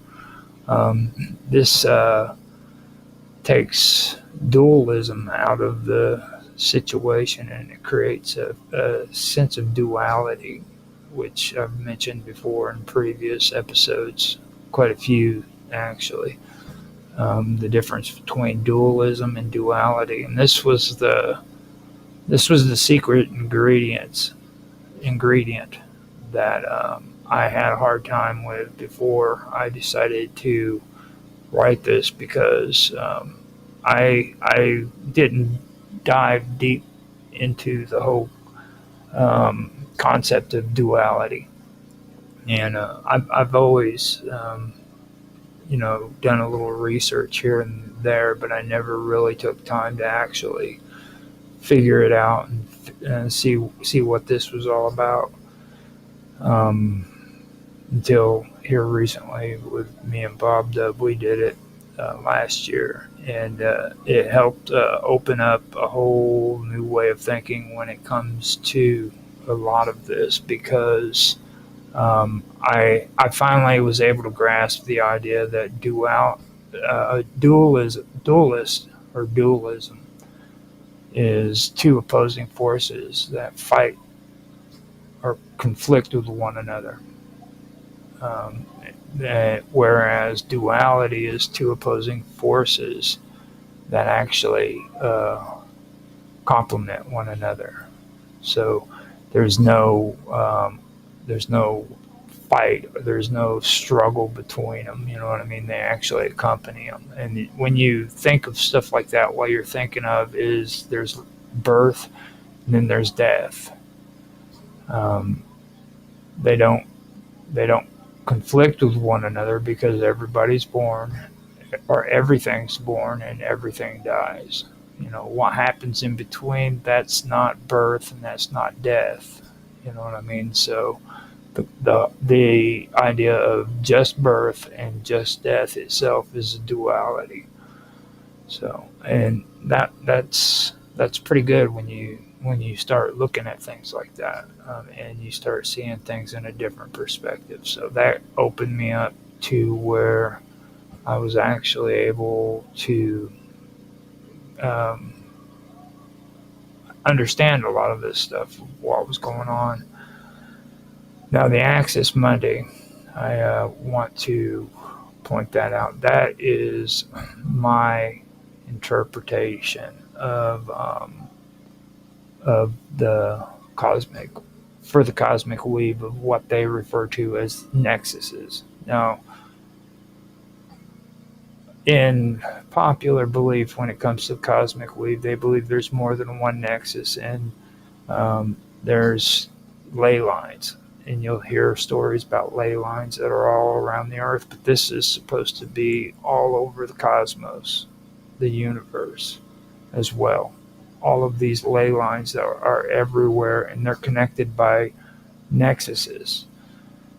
Now, me personally, I don't believe in that concept. If this theory is correct, I believe there's one nexus, and this one nexus is what I refer to as the Axis Monday.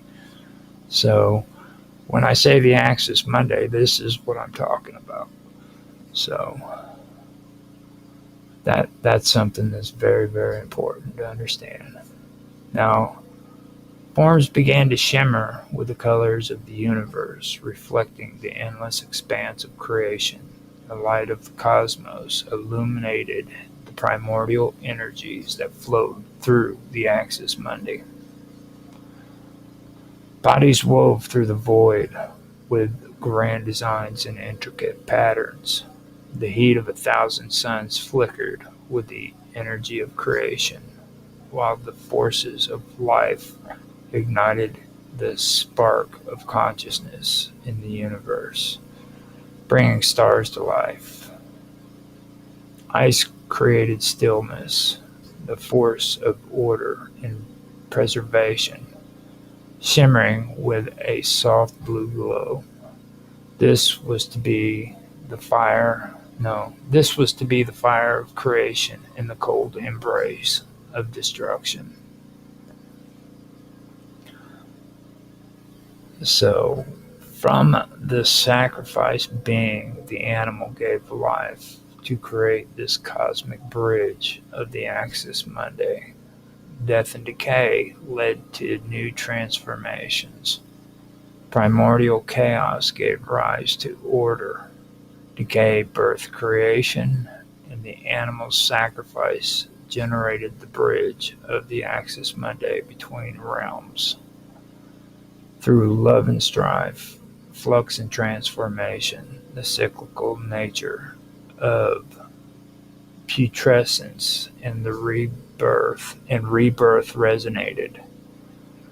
Through the decay or decomposition of water-based organic materials, which often resulted in the breakdown of compounds into simpler substances, the first body or structure from the primordial mud gave birth to the world. A cosmic being was sacrificed and dismembered to create the world and the universe itself. This included each realm, multiple worlds or layers of existence within the Axis Mundi. This also suggests an ascent of the soul, where base matter was purified through trials, and the Axis Mundi served as a passage between realms to test transformation. Now, right here we have the process of alchemy taking place, which is a part of the ascension of the soul. And that is where base matter is purified through trials. And the Axis Mundi served as a passage between realms. Now, and the reason for that, passing through it, is it's to test the transformation, the alchemical transformation. So the journey began in the primordial mud, from which life emerged, and then through chaos, where order had to be carved from the formless void and blackened through putrefaction before rebirth. So before rebirth, you had to have trials. You had to be tested. You had to go through these trials and tribulations before you were reborn. And from that emerged from primordial death stronger. After that, actually, you're emerging from the primordial depths stronger and wiser, passing through the cycle of death and rebirth, just as putrescence is necessary for new life. The souls seem to climb towards the heavenly divine for spiritual enlightenment, encountering primordial darkness to break down the ego, then returning with wisdom and final enlightenment. This is where you start delving into the whole area of your ego, placing yourself above things rather than showing the opposite, which is humility, and learning how to show humility rather than pride. Because out of pride comes ego. How do this is something that a lot of people have a hard time with, because they've been brought up thinking that to be prideful was a good thing.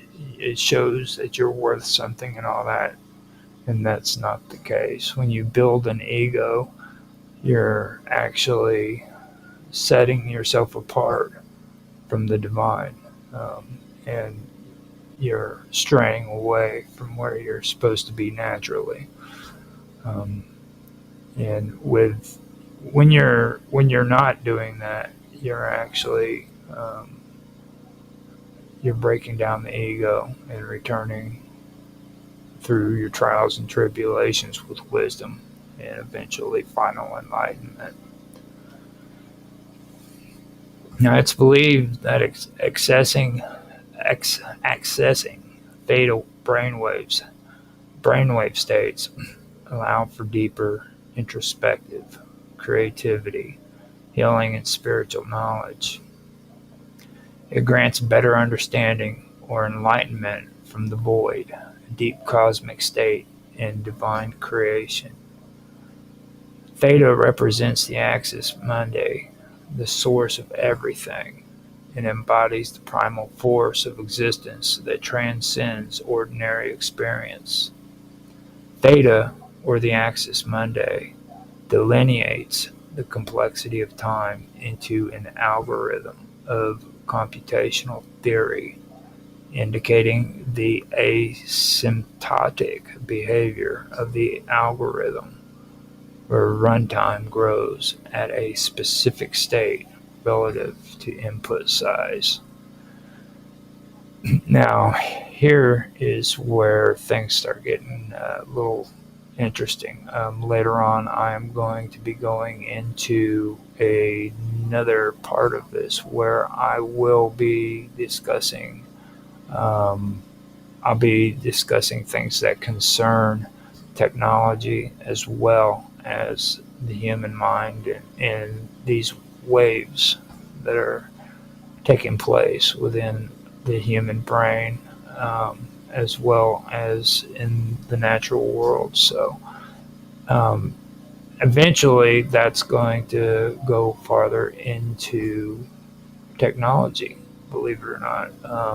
A lot of this opens up into what's going on now with the new technologies we're coming out with. So expect that in future episodes. But I don't want to get too deep into it until I actually have it all written out and ready to go for the next few episodes. So with that being said, I will continue. Now, theta, or the axis Mundi, whichever term is preferred, constitutes death, the afterlife, and the passage of the soul into another realm within the axis Mundi. The circle represents the world, the cosmos, the eternity, signifying wholeness, unity, and an infinite existence without beginning or end. It symbolizes completeness in the infinite, the cosmic in its totality. The soul of the world was crafted from the axis Mundi into harmonious ordered perfection, a divine form with eternal qualities. The cosmic perfection of ordered cycles, where the heavens and the stars moved in circular orbits in divine motion, a cosmic whole, and an orderly, continuous completeness of unity within the universe. Time was cyclical, as was life, with birth, death, and rebirth, as well as the world itself, where were constantly renewed. The eternal cycle of life and the world's recurring rebirth, with everything interconnected and perpetually transformed within the framework of an eternal rhythm of divine completeness. The soul of the world and the universe, the divine source governing the order of the cosmos, the absolute, unknowable forces that bind the universe together, the world in perfect equilibrium, both physically and metaphysically, harmonizing the material and spiritual worlds. The physical world was part of a greater cosmic and divine plan. In numerology, the vibration of 0 carries an intrinsic meaning that amplifies qualities. It binds relationships that are not just personal, but also communal and spiritual. The presence of each 0 in numerology intensifies energies, granting heightened spiritual significance. 0 represents divine guidance, infinite potential, and cosmic energy, urging trust in the universe, in the universal flow, divine timing, and faith in the journey. 0 is an enhancer in numerology, amplifying core numbers. It suggests leadership, new beginnings, and a far-reaching influence. It can indicate spiritual or divine dimensions, hinting at unlimited potential within a cosmic framework. The repeated presence of zeros suggests vast untapped energy, accessible through meditation, introspection, and spiritual practices.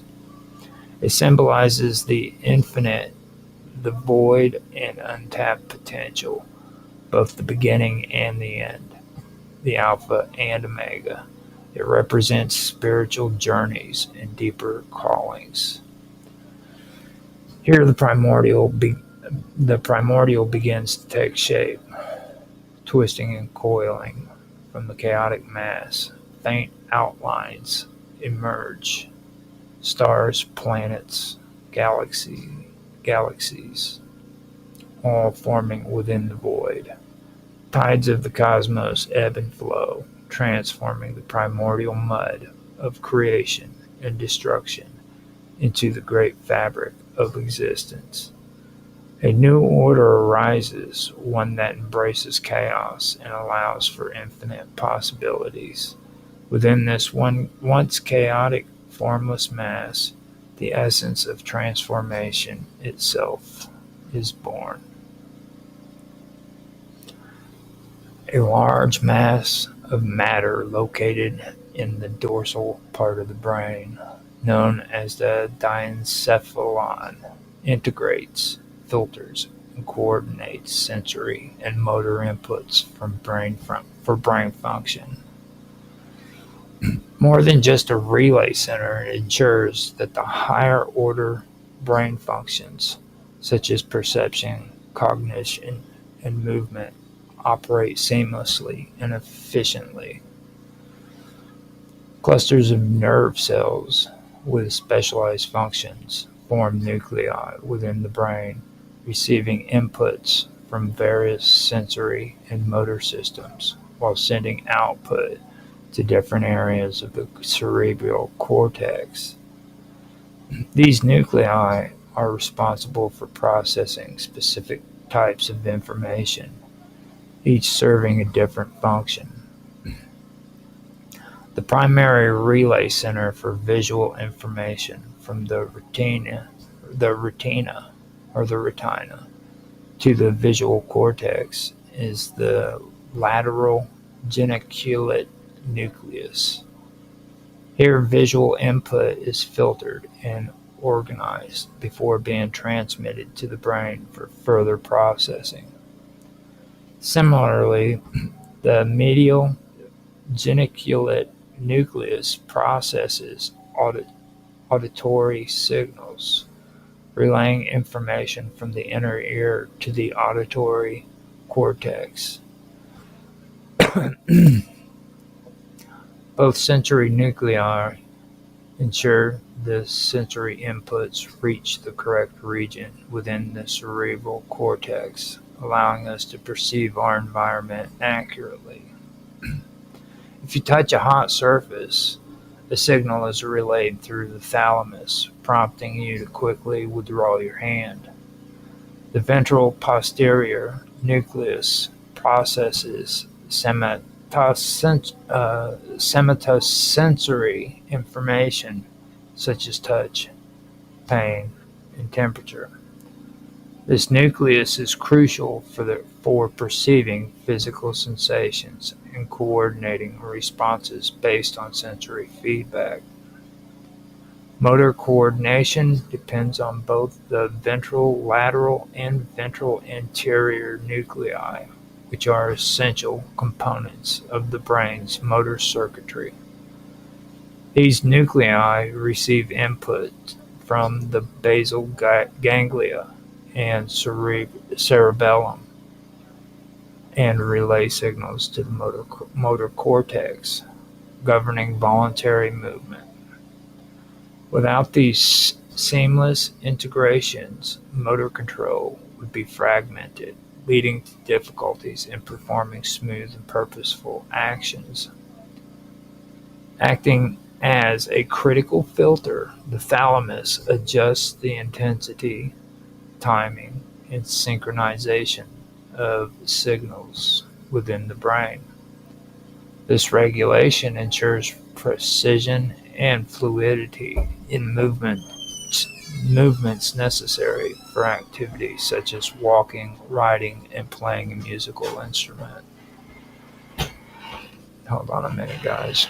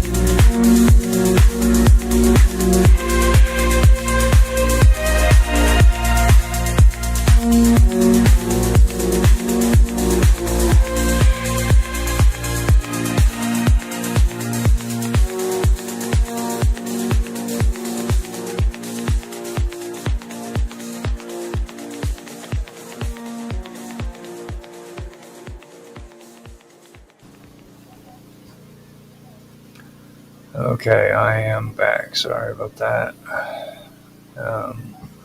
Now, with that being said, I'm going to continue where I left off. The thalamus also regulates states of consciousness, sleep, and wakefulness, contributing to the generation of maintaining of oscillatory rhythms in the brain. This is crucial for sleep patterns, especially during slow wave sleep. Thalamocortical neurons synchronize with the cortex through rhythmic firing, creating brain waves that determine different sleep stages. While awake, the thalamus selectively allows certain stimuli to reach the cortex, acting as a gatekeeper for sensory information by filtering out irrelevant noise. This enables alertness and focus, preventing sensory overload by controlling the flow of information to the brain.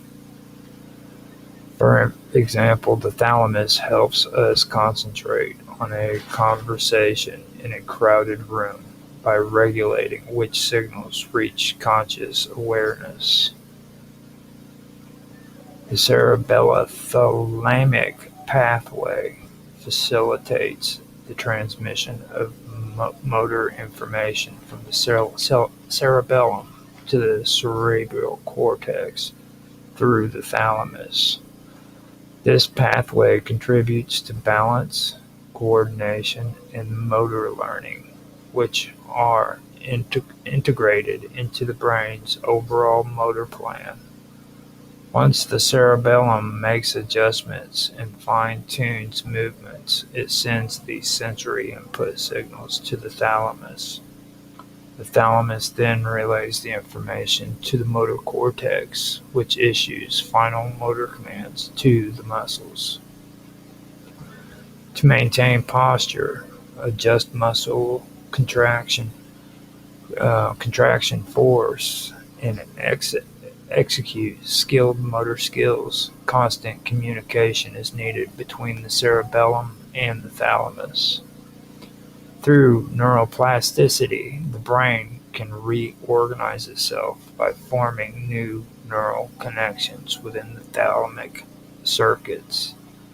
This genetic underpinning of thalamic development and function, the thalamocortical loop, and the dynamic interplay between the thalamus and cerebral cortex are essential for memory, attention, and decision making.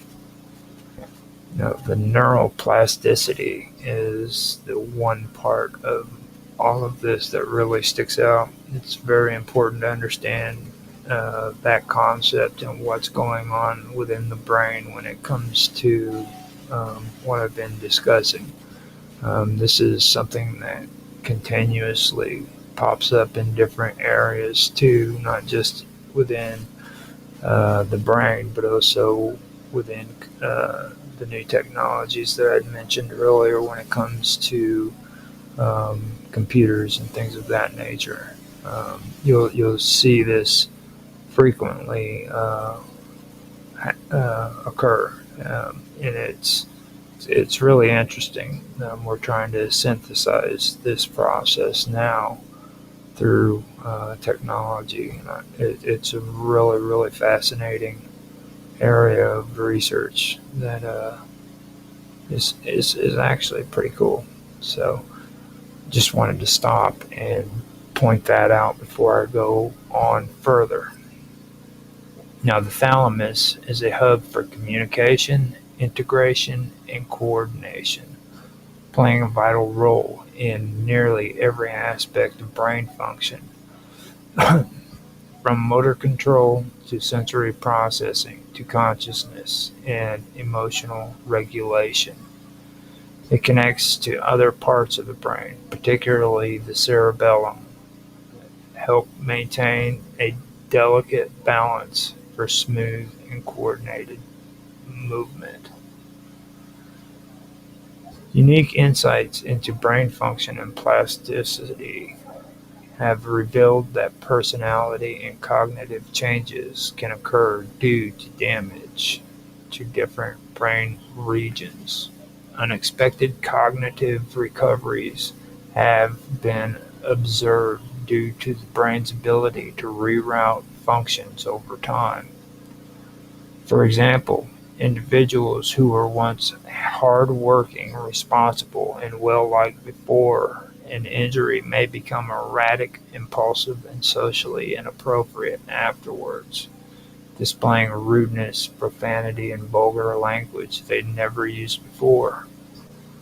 This suggests damage to the prefrontal cortex, which is responsible for impulse control, decision-making, and social behavior.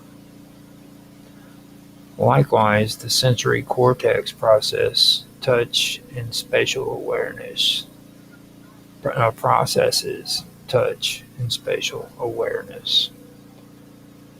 If damaged, it can cause paralysis or loss of sensation on certain body parts. The brainstem controls vital functions such as breathing, heart rate, and consciousness. The middle cerebral artery supplies much of the brain's oxygenated blood. These regions also influence memory, emotional processing, and consciousness, with the limbic system playing a role in emotions and behavior. Neurons can rewire themselves, allowing undamaged areas of the brain to take over lost functions from damaged areas. This occurs by sprouting new dendrites and axons to reroute information. If the left hemisphere is damaged, the right hemisphere may compensate by taking over some language or motor functions. Through repetition, the brain can rewire the motor cortex, enabling individuals to regain partial function when a specific brain function is lost. Nearby or lost areas of the brain can adapt over time. The visual cortex, for instance, can be repurposed to process touch and sound. Even the prefrontal cortex can be rewired, allowing individuals to experience social changes to regain normal social abilities.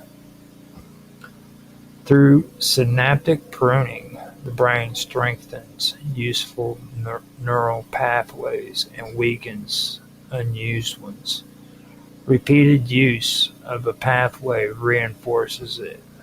Even communication skills can be regained by retaining undamaged language areas of the brain. Even communication skills can be regained by retraining undamaged language areas of the brain. The brain continuously redesigns its functional map, following the principles neurons that fire together wire together.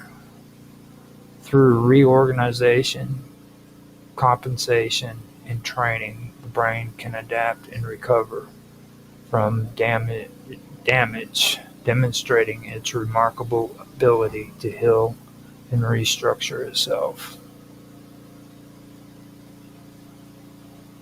From out of the chaotic, unknown reaches of the primordial void, necessity and fate emerged. With them came morality and predetermination. Events set with a place for each thing. Fate and destiny began to govern through a system of cosmic law within the universe. Necessity was unyielding and inevitable force that shaped the universe into existence. All events within the universe would become predestined, unfolding according to predetermined order. Once again, the primordial waters of creation began to churn in chaotic waves, yearning to be shaped and formed, yet resisting out of fear of the order that would be imposed upon them. Within this process, however, the unchangeable laws of the universe did not yet apply. Out of this divine reasoning of predetermination, change began to take place, changes that would struggle against the established order of the cosmos, creating something new. From the ethics of predetermination, divine reasoning, and change emerged grace and understanding. Within the axis Mundi, floating in the vast expanse of the primordial waters, was the center of harmony, a guiding light that directed the flow of the primordial mud. Began to emerge from the waters. Forms shimmered with the color of the universe, reflecting an endless expanse of creation, a place where creation and destruction swirled together in an eternal spiral, where the boundaries between dimensions blurred and time folded in on itself. Deep within the axis Mundi, within its nucleus, resided a radiant sphere of energy, the very center of harmony. The primordial waters continued to resist the harmony, though while fate began to weave existence into being, laws of nature, through the power of change in a fixed course, became integrated into what we would call reality. From its beginning, the universe, through divine providence, determination, and free will, gave birth to acceptance, submission, and predetermination. The earth also emerged, creating a foundation of fertility, stability, life, existence, and interconnectedness between natural and divine forces. Structure was introduced to the universe through the Earth's nurturing and sustaining force. From the Earth's structure came life, the soul, abundance, and fertile plains introduced into the universe. Through the untamed chaos of creation, the separation of the earth and the heavens was revealed. The sky formed, and from it came light, bringing a bright celestial heavenly realm of divinity. The sky also brought thunder, rain, water, and divine authority over nature. The universe is alive, constantly shifting and transforming. It isn't static or something that needs to be preserved. The untamed chaos of creation revealed the separation of the earth from the heavens and the divine, the separation and balance of the fundamental forces of nature were critical steps in the creation of an ordered cosmos. From established order comes the creation of life within the natural world. Within the heart of the axis Mundi is where all information is carried, processed, integrated, and projected outward. Information is translated into patterns that can be interpreted by and understood by the axis Mundi. Within its core, this processing center of information awaits the arrival of climbing and mossy fibers. These fibers deliver signals to the deep nuclei that exists within the heart of the axis Mundi. Here is where the axis Mundi transforms the raw data of existence into knowledge and action, acting as a core processor of the cosmos. It decodes information and integrates it into the broader cosmic narrative. After this process, the information is then elevated to a higher state of understanding. From established order comes the creation of life within the natural world. With it generates power. The Earth's cycle of birth, growth, and renewal follow. Earth is the life giver that embodies fertility, abundance, and nurturing care. Earth is also a formidable force, unleashing power through earthquakes, storms, and other natural phenomena. The destructive potential of late summer rains or the roaring winds of the north with their strong cold nature. The unpredictability of the eastern sky at dawn, bringing either rain or warm air. The favorable winds heralding spring, renewal, life, and consciousness reflects Earth's potential. Born into consciousness, just as death marks the cessation of breath, the soul, spirits, or ghosts are born into awareness. From the breath of life manifests divine inspiration, speech, and freedom. Each night we go through several sleep cycles, with a complete cycle lasting about 90 minutes. These cycles consist of different stages of sleep too. The stages are light sleep, deep sleep, which is slow wave sleep, and finally, rapid eye movement sleep. Most people discuss rapid eye movement sleep, but I'm going to focus on slow wave sleep instead. Slow wave sleep is sometimes called deep sleep, and it occurs during the third stage of non-rapid eye movement sleep. During this phase of sleep, the body repairs tissues, builds bones and muscles, strengthens the immune system, and is the most restorative phase of the sleep cycle. It is also an important time for memory formation and brain recovery. During the first part of the night, your body spends more time in slow wave sleep, but as the night progresses, you begin to spend more time in rapid eye movement sleep. Rapid eye movement sleep is the phase of sleep when dreams occur and is linked to emotional regulation and creative thinking.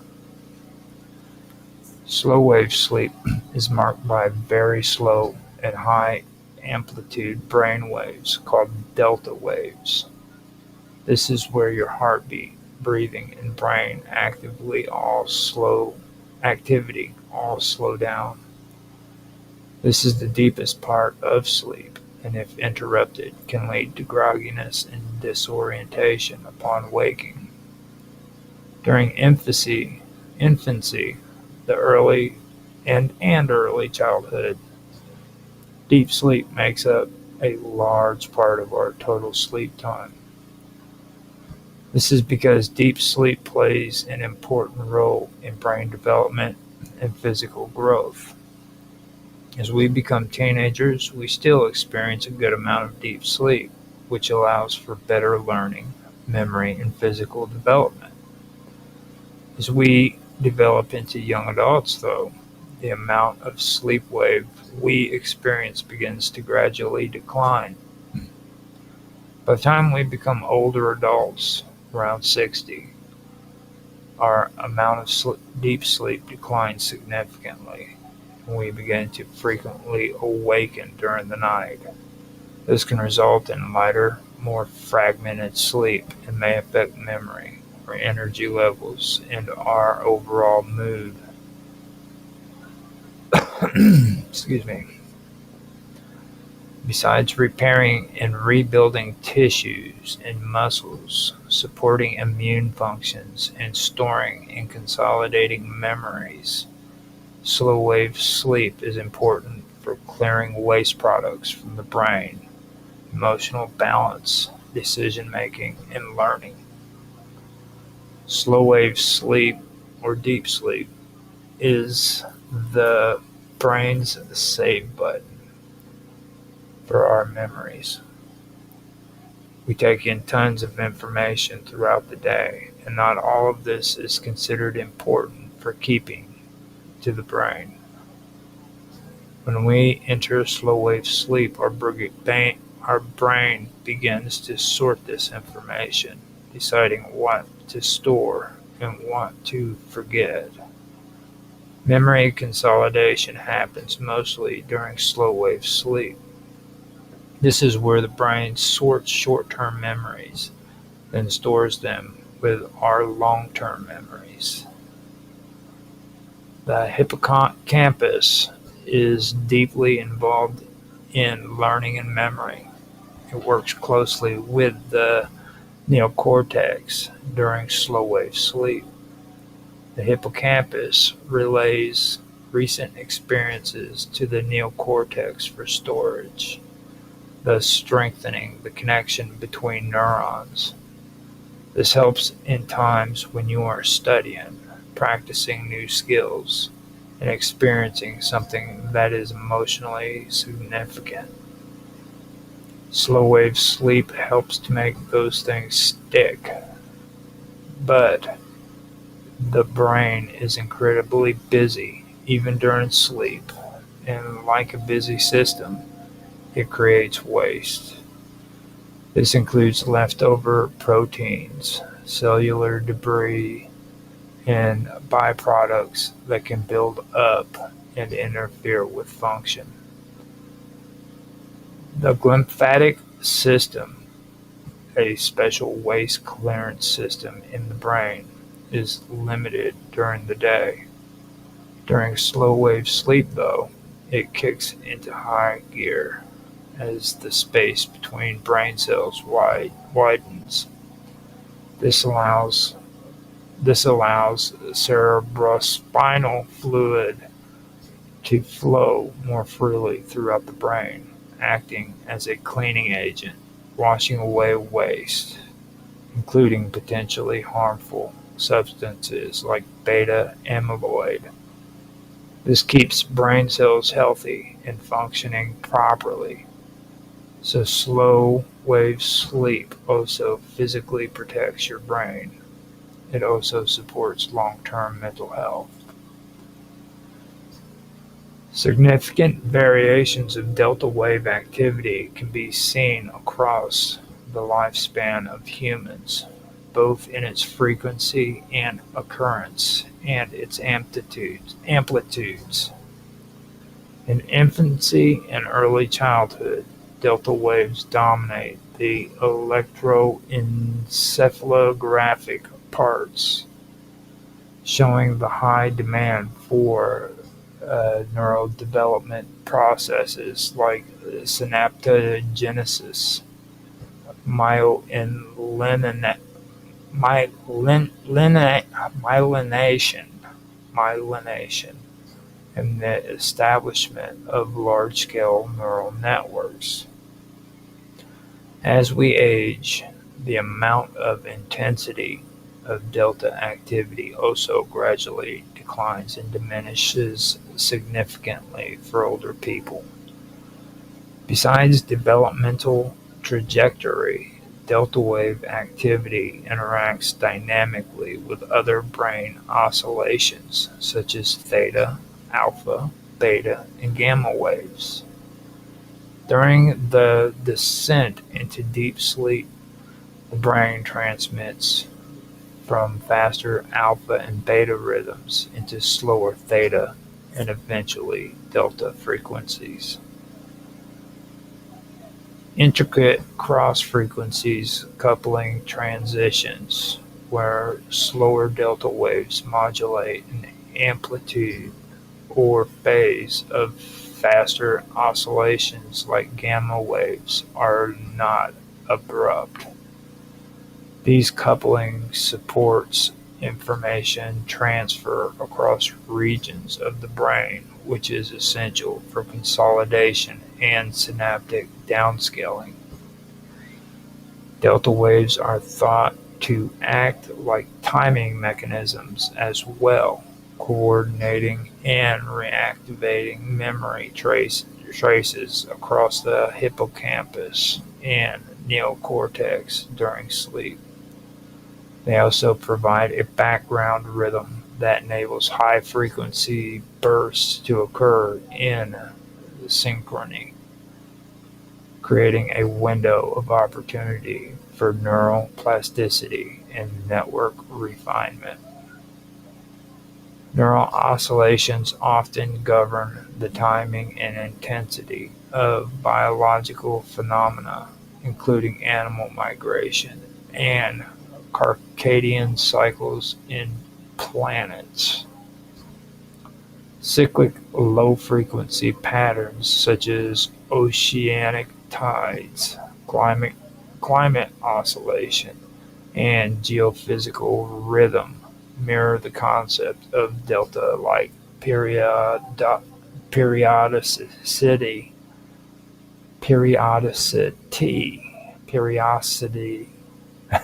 yeah, in the pacing and regulatory influences. The artificial neural networks and computational models of cognitive delta-like waves simulate rest states or periods of reduced information processing, allowing the system to recalibrate, update weights, or prevent overload functions, similar to delta wave activity in the human brain. Collective behavior seen in animal groups, such as synchronized movements, show that slow-frequency coordination serves as a stabilizing force, showing how data waves integrative role plays a part in neuron populations. Not only as a part of internal neurophysiological states, but also in a fundamental principle of temporal organization and systemic balance in both living and non-living systems.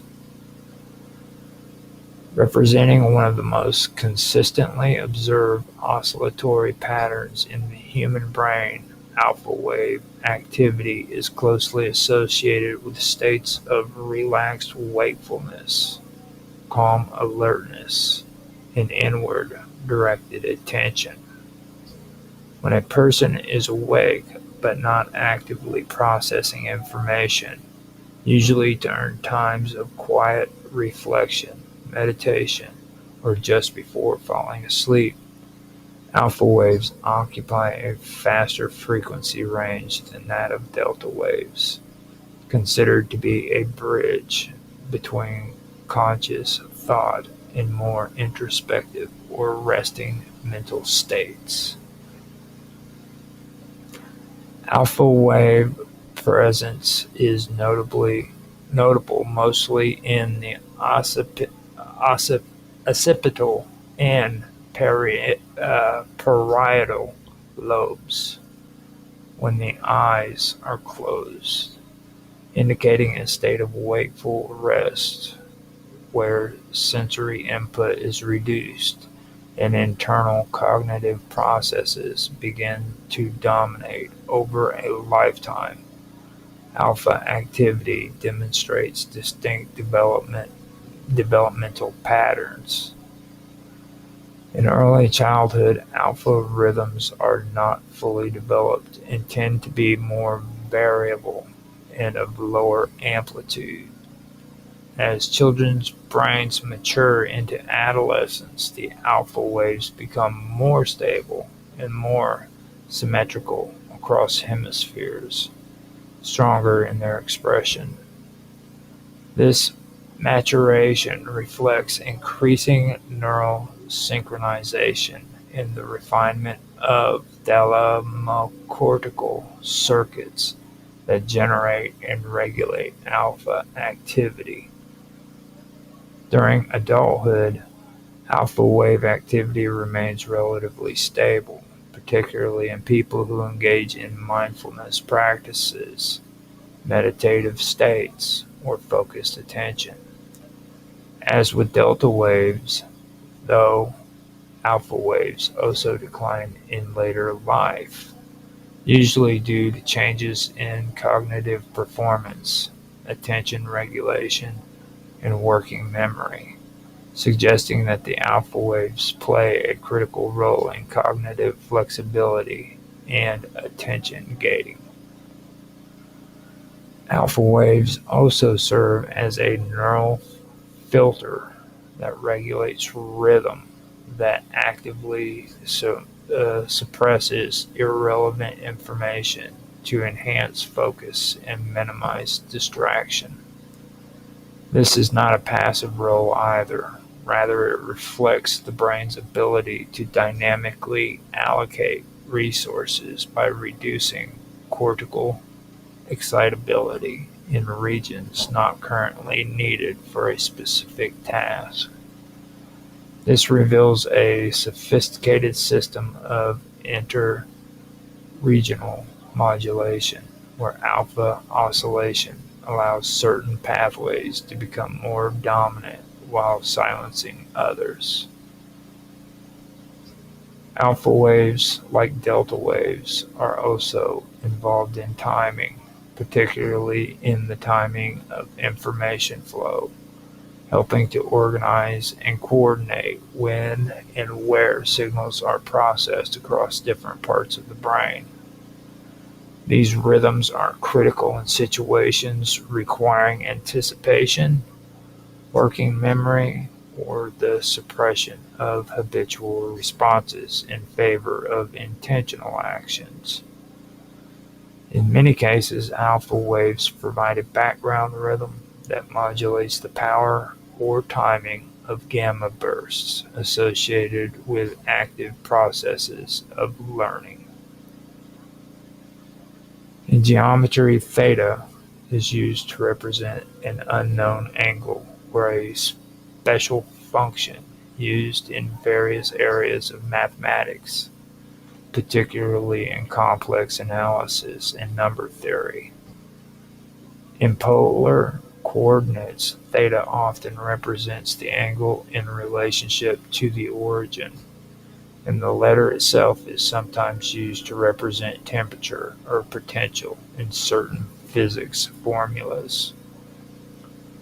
Theta waves are a type of brainwave that occurs during periods of deep relaxation, light sleep, or meditation.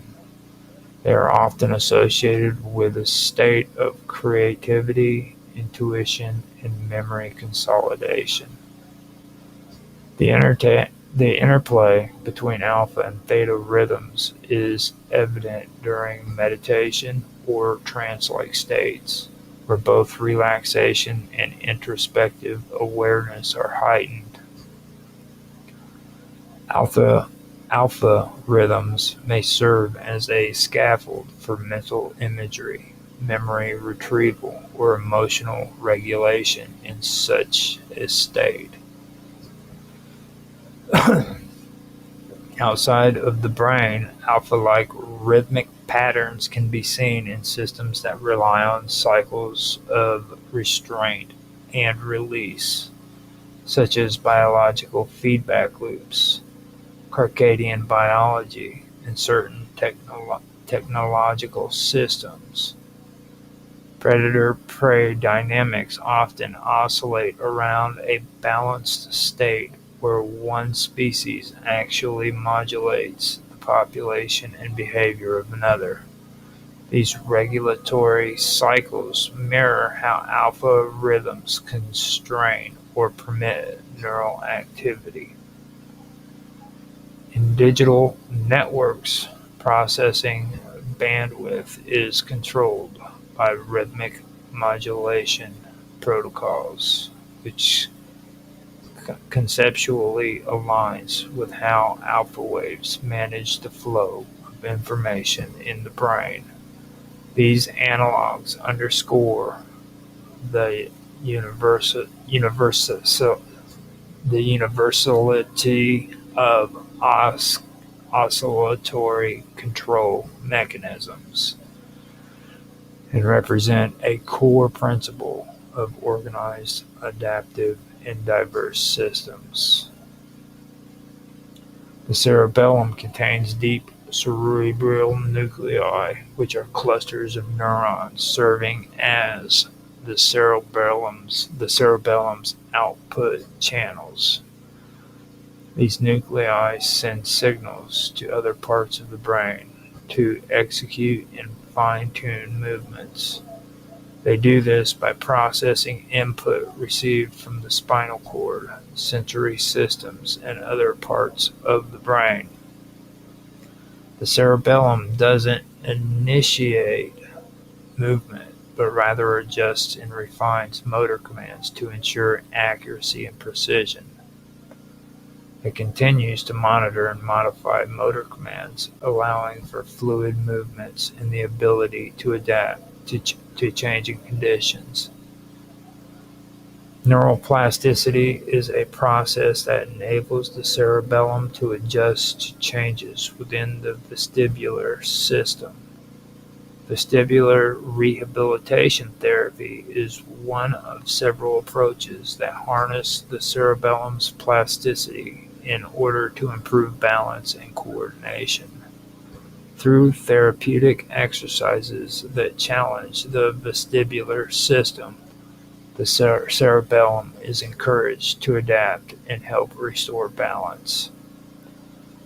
Through neuromodulation, a physiological process, certain neurons use chemicals to regulate diverse populations of other neurons, modifying their activity rather than directly triggering an action potential. Unlike traditional neurotransmission, which works through point-to-point synaptic communication to produce immediate, short-lived effects, neuromodulation has more prolonged and widespread influence on the neural network.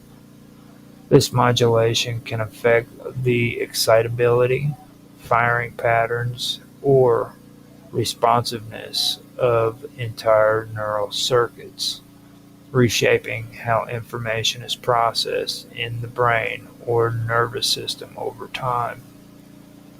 A variety of chemical messengers act as neuromodulators, such as dopamine, serotonin, norepinephrine, acetylcholine, norepinephrine, acetylcholine, and certain neuropeptides. These substances don't necessarily cause neurons to fire, but instead adjust the condition under which firing might occur. Dopamine might increase the likelihood of a neuron responding to input, while serotonin might reduce responsiveness in another context. This capacity to finely tune neural activity makes neuromodulation fundamental for behavioral flexibility, mood regulation, arousal, attention, reward learning, motor control, and the sleep-wake cycle. The transition from wakefulness to sleep is governed by changing levels of neuromodulators like acetylcholine and norepinephrine.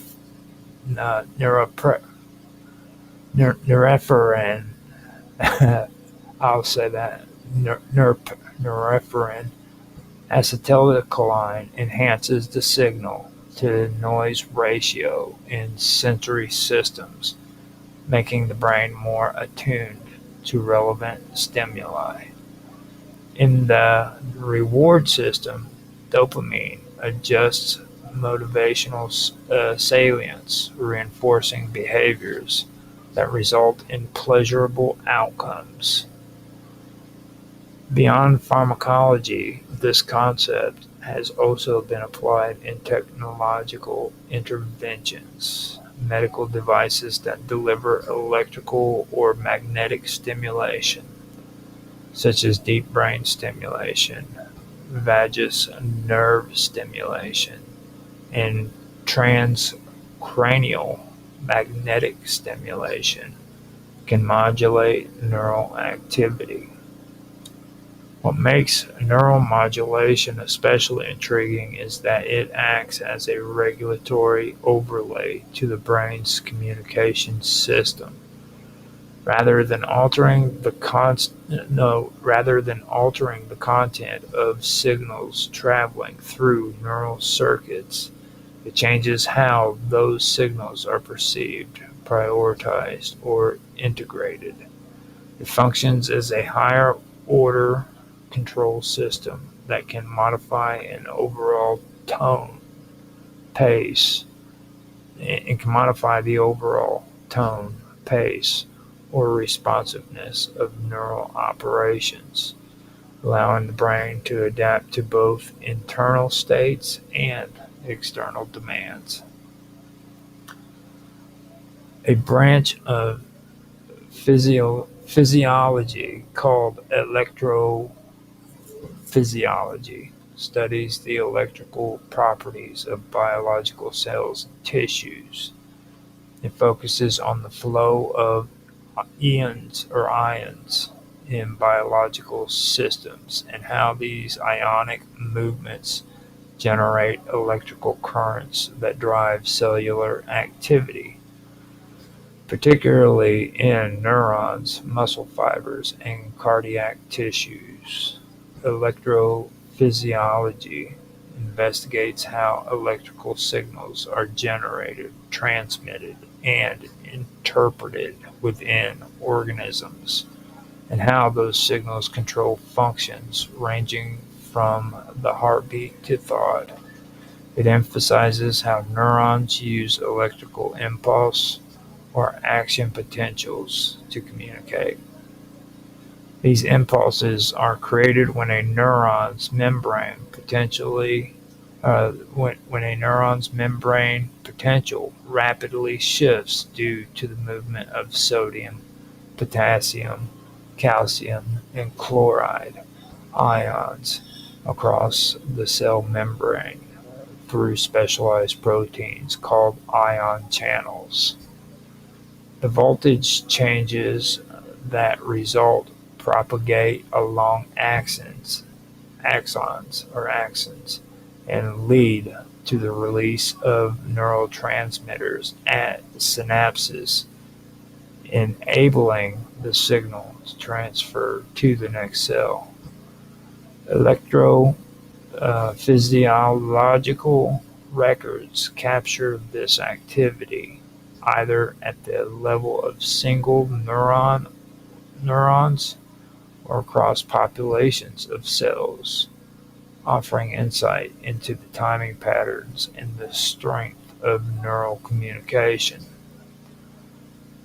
One technique in electrophysiology is the use of the electroencephalogram, which measures electrical activity in the brain via electrodes placed on the scalp. This allows researchers to examine patterns of brain waves such as delta, theta, alpha, beta, and gamma rhythms, which correspond to different states of consciousness, attention, and cognitive function. Intracellular recordings allow scientists to explore the electrical behavior of individual neurons, including their responses to synaptic input and firing characteristics. Electrophysiology is also applied to muscle physiology, sensory systems, and even artificial systems that interact with the body. Devices like cochlear implants and brain-machine interfaces depend on principles of electrophysiology to convert electrical signals into inputs and outputs for communication or control. Biological function is governed by rapid changes in feedback loops that happen in milliseconds. Electrophysiological techniques provide a window into these quick processes, helping researchers understand how organisms respond to stimuli and how information moves through networks. The concept of the cognitive cerebellum is gaining traction in neuroscience. The cerebellum is involved in higher-level cognitive functions such as planning, decision-making, and problem-solving. It depends on its intricate neural circuitry to coordinate movement and process sensory input, or it depends on intricate neural circuitry. This circuitry includes various types of fibers and neurotransmitters that work together to fine-tune motor commands. Two primary fiber types in this system are mossy fibers and climbing fibers. Mossy fibers originate from multiple sources, including the spinal cord and brainstem, and project to the cerebral cortex.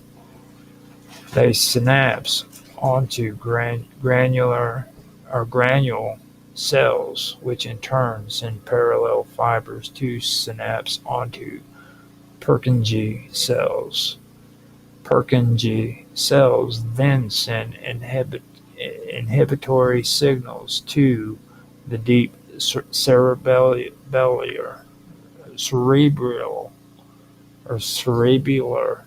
nuclei, which acts as the cerebellum's output channels. Climbing fibers, in contrast, originate from the anterior olive in the brainstem and project directly to the Purkinje cells.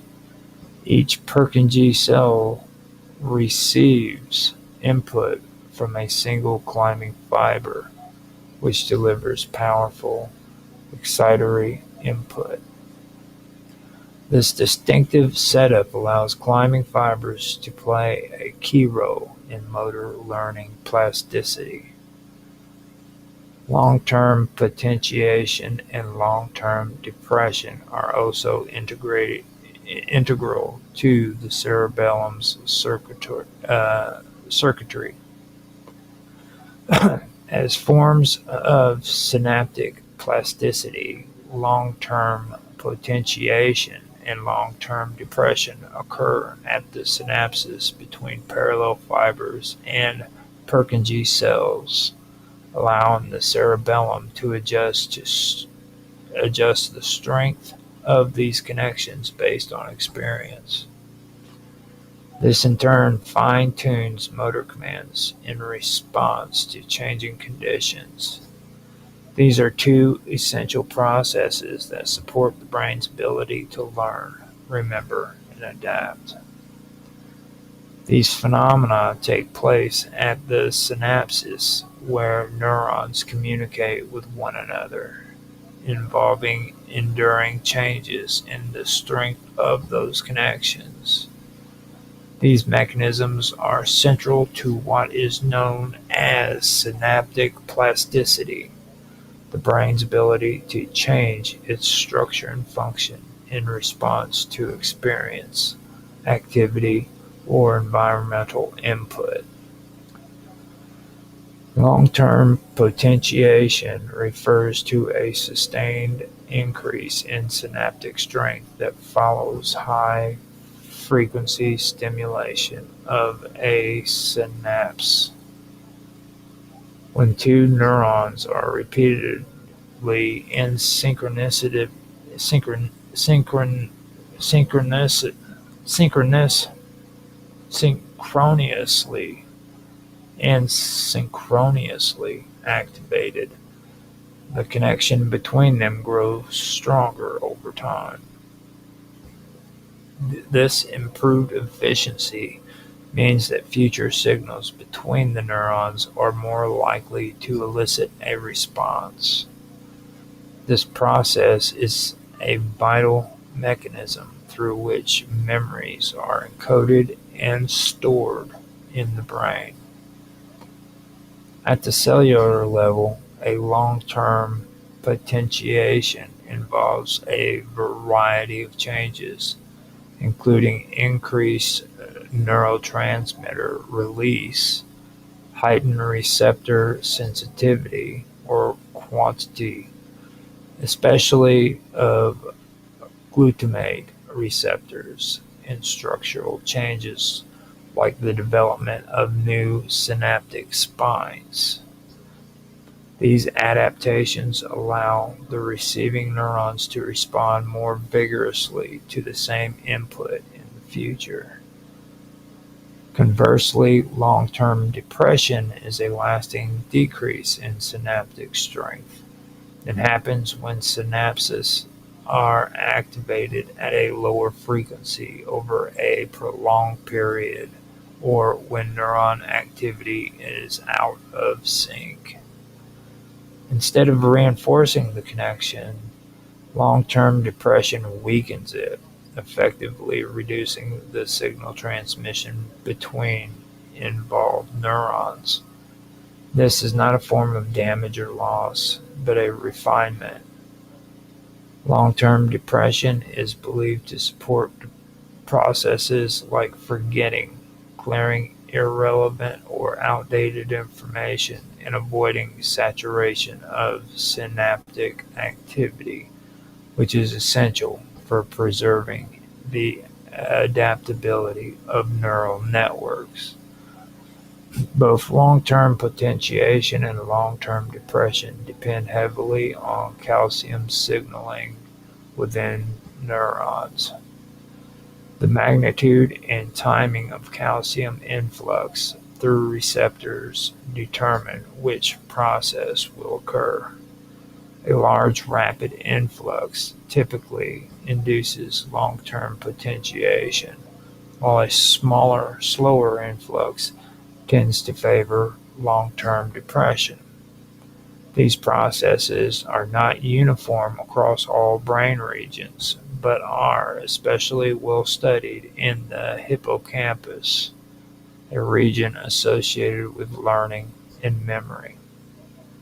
However, they also take place in the cortex, cerebellum, and other regions, where they support sensory processing, motor, learning, and cognitive flexibility. Long-term potentiation and long-term depression are not simple opposites. They work together as complementary mechanisms that fine-tune neural networks over time. Learning involves not only strengthening relevant connections, but also weakening those that are unnecessary. This balance permits effective storage, retrieval, and revision of information. The flexibility these mechanisms offer ensures that the brain can respond to new experiences, shift focus, and alter behavior. Long-term potentiation and long-term depression form a cellular foundation for much of what is understood as memory, learning, and neural adaptability. Okay, I got through that, and that is pretty much all of it. I've been able to go through there and catch everything up on what I have covered so far. I hope I did a better job this time, because I know through a lot of that I messed it up. I know a few words that I messed up this time too, but it sounded a little bit better than what it was before. So with that, I am going to check and see if we have anybody in the chats that is wanting to make a comment. We have 3 viewers on Rumble. Got 2 viewers on Kick. Somebody made a comment on Kick, but it's just a spammer wanting me to buy views. Nothing that I can see on X. We have 2 viewers on Twitch. And right now we have 1 current viewer on YouTube, but there's been 54 views on there. And I can never tell how many people are actually on DLive. It never tells me. So with that, I don't have any comments, so I can go ahead and end this. I hope you guys did enjoy this. At least hopefully you guys understood some of it. Like I said, I've been working on this for a while. I'm not done with it. I just wanted to take today so that I could recap on where I've been and just kind of focus on the readings, get them out there into a good stream.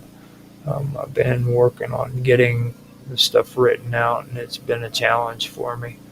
But I'm getting there, and I will be back next week with another episode of the Cosmic Weave. I hope you guys did enjoy. If you did, please like, subscribe, share, make comments. Making comments doesn't only help with the algorithm, but I also enjoy responding to your comments. All I ask is when you make a comment, don't be a dick about it. If you disagree with what I'm saying, give your feedback, whatever, but just be respectful, and I'll be the same with you. With that being said, I hope you guys enjoy your day, your morning, evening, or night, whatever time it is where you're at. And I will talk to you later.